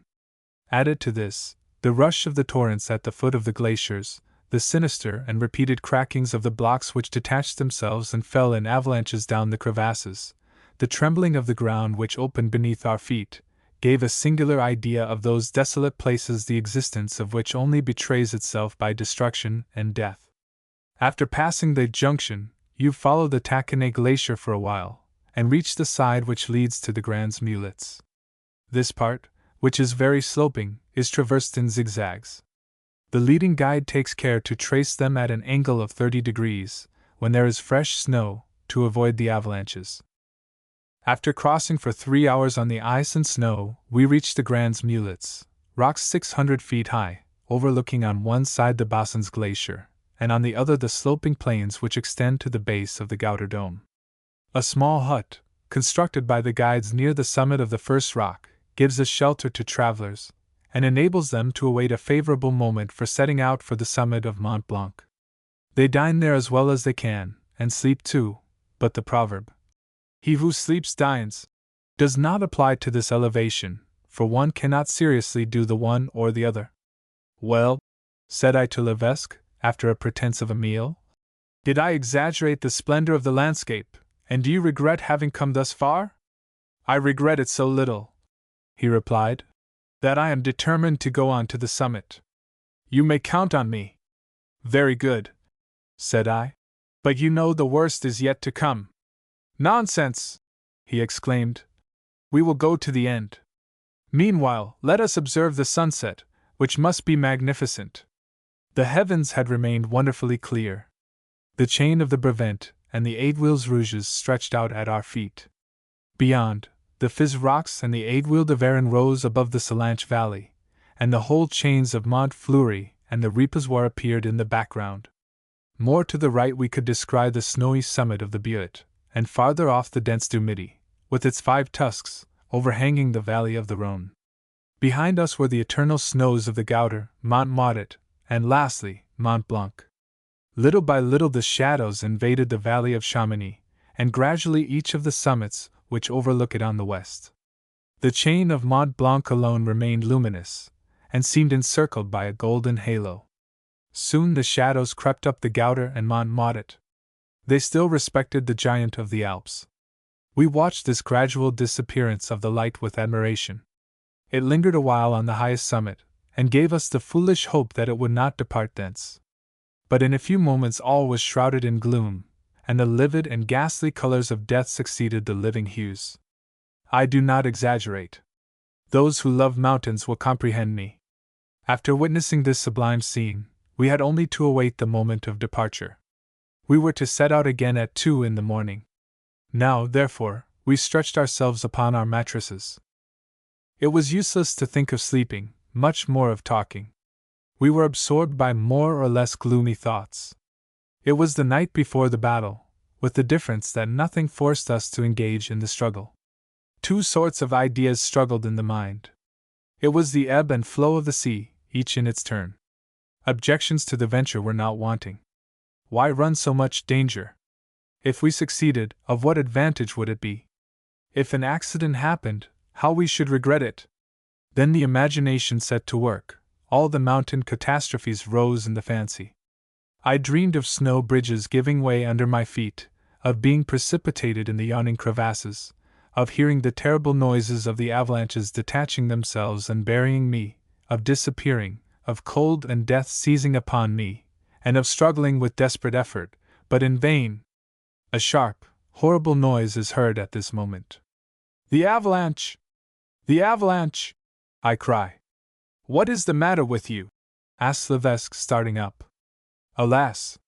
It is a piece of furniture which, in the struggles of my nightmare, I have just broken.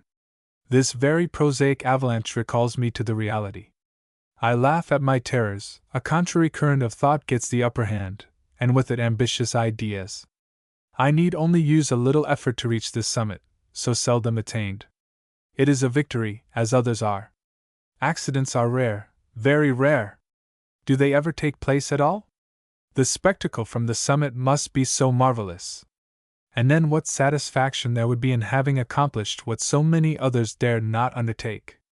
My courage was restored by these thoughts, and I calmly awaited the moment of departure. About 1 o'clock the steps and voices of the guides, and the noise of opening doors, indicated that that moment was approaching. Soon Ravanel came in and said, "Come, messers, get up, the weather is magnificent. By 10 o'clock we shall be at the summit." At these words we leaped from our beds, and hurried to make our toilet. 2 of the guides, Ambrose Ravanel and his cousin Simon, went on ahead to explore the road. They were provided with a lantern, which was to show us the way to go, and with hatchets to make the path and cut steps in the very difficult spots. At 2 o'clock we tied ourselves one to another. The order of march was, Edward Ravanel before me, and at the head, behind me Edward Simon, then Donatien Levesque, after him our 2 porters, for we took along with us the domestic of the Grand's mulet's hut as a second, and M.N.'s party. The guides and porters having distributed the provisions between them, the signal for departure was given, and we set off in the midst of profound darkness, directing ourselves according to the lantern held up at some distance ahead. There was something solemn in this setting out. But few words were spoken. The vagueness of the unknown impressed us, but the new and strange situation excited us, and rendered us insensible to its dangers. The landscape around was fantastic, but few outlines were distinguishable. Great white confused masses, with blackish spots here and there, closed the horizon. The celestial vault shone with remarkable brilliancy. We could perceive, at an uncertain distance, the lantern of the guides who were ahead, and the mournful silence of the night was only disturbed by the dry, distant noise of the hatchet-cutting steps in the ice. We crept slowly and cautiously over the first ascent, going towards the base of the Gouter. After ascending laboriously for 2 hours, we reached the first plateau, called the Petit Plateau, at the foot of the Gouter, at a height of about 11,000 feet. We rested a few moments and then proceeded, turning now to the left and going towards the edge which conducts to the Grand Plateau. But our party had already lessened in number. M.N., with his guides, had stopped. His fatigue obliged him to take a longer rest. About 4:30 dawn began to whiten the horizon. At this moment we were ascending the slope which leads to the Grand Plateau, which we soon safely reached. We were 11,800 feet high. We had well earned our breakfast. Wonderful to relate, Levesque and I had a good appetite. It was a good sign. We therefore installed ourselves on the snow, and made such a repast as we could. Our guides joyfully declared that success was certain. As for me, I thought they resumed work too quickly. M.N. rejoined us before long. We urged him to take some nourishment. He peremptorily refused. He felt the contraction of the stomach which is so common in those parts, and was almost broken down. The Grand Plateau deserves a special description. On the right rises the dome of the Gouter. Opposite it is Mont Blanc, rearing itself 2,700 feet above it. On the left are the Rouges, rocks, and Mont Maudet. This immense circle is one mass of glittering whiteness. On every side are vast crevasses. It was in one of these that 3 of the guides who accompanied Dr. Hamel and Colonel Anderson, in 1820, were swallowed up. In 1864 another guide met his death there. This plateau must be crossed with great caution, as the crevasses are often hidden by the snow. Besides, it is often swept by avalanches. On the 13th of October, 1866, an English traveler and 3 of his guides were buried under a mass of ice that fell from Mont Blanc. After a perilous search, the bodies of the 3 guides were found. They were expecting every moment to find that of the Englishman, when a fresh avalanche fell upon the first, and forced the searchers to abandon their task. 3 routes presented themselves to us. The ordinary route, which passes entirely to the left, by the base of Mont Maudet, through a sort of valley called the Corridor, leads by gentle ascents to the top of the first escarpment of the Rouges rocks. The second, less frequented, turns to the right by the Gouter, and leads to the summit of Mont Blanc by the ridge which unites these 2 mountains. You must pursue for 3 hours a giddy path, and scale a height of moving ice called the Camel's Hump. The third route consists in ascending directly to the summit of the corridor, crossing an ice wall 750 feet high, which extends along the first escarpment of the Rouges rocks. The guides declared the first route impracticable, on account of the recent crevasses which entirely obstructed it. The choice between the 2 others remained. I thought the second, by the Camel's Hump, the best, but it was regarded as too dangerous, and it was decided that we should attack the ice wall conducting to the summit of the corridor. When a decision is made, it is best to execute it without delay. We crossed the Grand Plateau, and reached the foot of this really formidable obstacle. The nearer we approached, the more nearly vertical became its slope. Besides, several crevasses which we had not perceived yawned at its base. We nevertheless began the difficult ascent. Steps were begun by the foremost guide, and completed by the next. We ascended 2 steps a minute. The higher we went, the more the steepness increased. Our guides themselves discussed what route to follow. They spoke in patois, and did not always agree, which was not a good sign. At last the slope became such that our hats touched the legs of the guide just before us. A hailstorm of pieces of ice, produced by the cutting of the steps, blinded us, and made our progress still more difficult. Addressing one of the foremost guides, I said, "It's very well going up this way. It is not an open road, I admit, still, it is practicable. Only how are you going to get us down again?" "Oh, monsieur," replied Ambrose Ravanel, "we will take another route going back."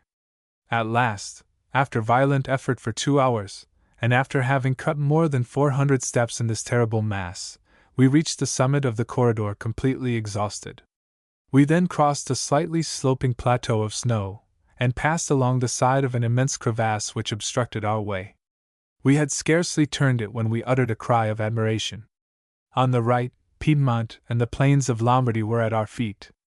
On the left, the Pennine Alps and the Oberland, crowned with snow, raised their magnificent crests. Monte Rosa and the Cervin alone still rose above us, but soon we should overlook them in our turn. This reflection recalled us to the end of our expedition. We turned our gaze towards Mont Blanc, and stood stupefied. "Heavens! How far off it is still!" cried Levesque. "And how high!" I added. It was a discouraging sight. The famous wall of the ridge, so much feared, but which must be crossed, was before us, with its slope of 50 degrees. But after scaling the wall of the corridor, it did not terrify us. We rested for half an hour and then continued our tramp, but we soon perceived that the atmospheric conditions were no longer the same. The sun shed his warm rays upon us, and their reflection on the snow added to our discomfort. The rarefaction of the air began to be severely felt. We advanced slowly, making frequent halts, and at last reached the plateau which overlooks the second escarpment of the Rouges rocks. We were at the foot of Mont Blanc. It rose, alone and majestic, at a height of 600 feet above us. Monte Rosa itself had lowered its flag. Levesque and I were completely exhausted. As for M.N., who had rejoined us at the summit of the corridor, it might be said that he was insensible to the rarefaction of the air, for he no longer breathed, so to speak. We began at last to scale the last stage. We made 10 steps and then stopped, finding it absolutely impossible to proceed. A painful contraction of the throat made our breathing exceedingly difficult. Our legs refused to carry us, and I then understood the picturesque expression of Jacques Balmat, when, in narrating his first ascent, he said that his legs seemed only to be kept up by his trousers. But our mental was superior to our physical force, and if the body faltered, the heart, responding "Excelsior!" stifled its desperate complaint, and urged forward our poor worn-out mechanism, despite itself. We thus passed the Petit Mulets, and after 2 hours of superhuman efforts finally overlooked the entire chain. Mont Blanc was under our feet. It was 15 minutes after 12. The pride of success soon dissipated our fatigue. We had at last conquered this formidable crest.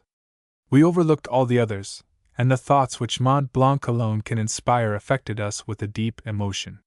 It was ambition satisfied, and to me, at least, a dream realized. Mont Blanc is the highest mountain in Europe. Several mountains in Asia and America are higher, but of what use would it be to attempt them, if, in the absolute impossibility of reaching their summit, you must be content to remain at a lesser height? Others, such as Mont Cervin, are more difficult of access, but we perceived the summit of Mont Cervin 1,200 feet below us. And then, what a view to reward us for our troubles and dangers! The sky, still pure, had assumed a deep blue tint. The sun, despoiled of a part of his rays, had lost his brilliancy, as if in a partial eclipse. This effect, due to the rarefaction of the air, was all the more apparent as the surrounding eminences and plains were inundated with light. No detail of the scene, therefore, escaped our notice. In the southeast, the mountains of Piedmont, and farther off the plains of Lombardy, shut in our horizon. Towards the west, the mountains of Savoy and Dauphine, beyond, the valley of the Rhône. In the northwest, the Lake of Geneva and the Jura, then, descending towards the south, a chaos of mountains and glaciers, beyond description, overlooked by the masses of Monte Rosa, the Mischabelhorner, the Cervin, the Weisshorn, the most beautiful of crests, as Tyndall calls it, and farther off by the Jungfrau, the Monk, the Eiger, and the Finsteraarhorn. The extent of our range of vision was not less than 60 leagues. We therefore saw at least 120 leagues of country. A special circumstance happened to enhance the beauty of the scene. Clouds formed on the Italian side and invaded the valleys of the Pennine Alps without veiling their summits. We soon had under our eyes a second sky, a lower sky, a sea of clouds, whence emerged a perfect archipelago of peaks and snow-wrapped mountains. There was something magical in it, which the greatest poets could scarcely describe. The summit of Mont Blanc forms a ridge from southwest to northeast, 200 paces long and a yard wide at the culminating point. It seemed like a ship's hull overturned, the keel in the air. Strangely enough, the temperature was very high, 10 degrees above zero. The air was almost still. Sometimes we felt a light breeze.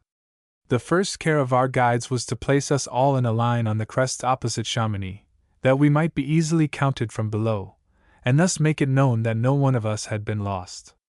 Many of the tourists had ascended the Brevent and the Jardin to watch our ascent. They might now be assured of its success. But to ascend was not all. We must think also of going down.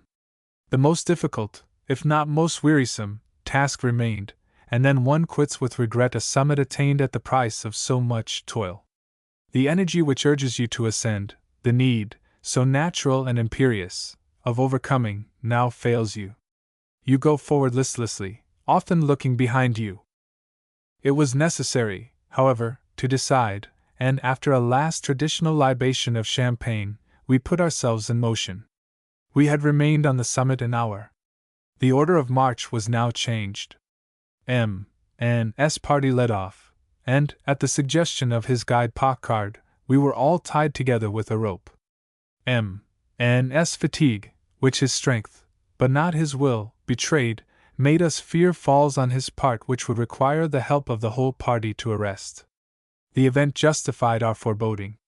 On descending the side of the wall, M.N. made several false steps. His guides, very vigorous and skillful, were happily able to check him, but ours, feeling, with reason, that the whole party might be dragged down, wished to detach us from the rope. Levesque and I opposed this, and by taking great precautions, we safely reached the base of this giddy ledge. There was no room for illusions.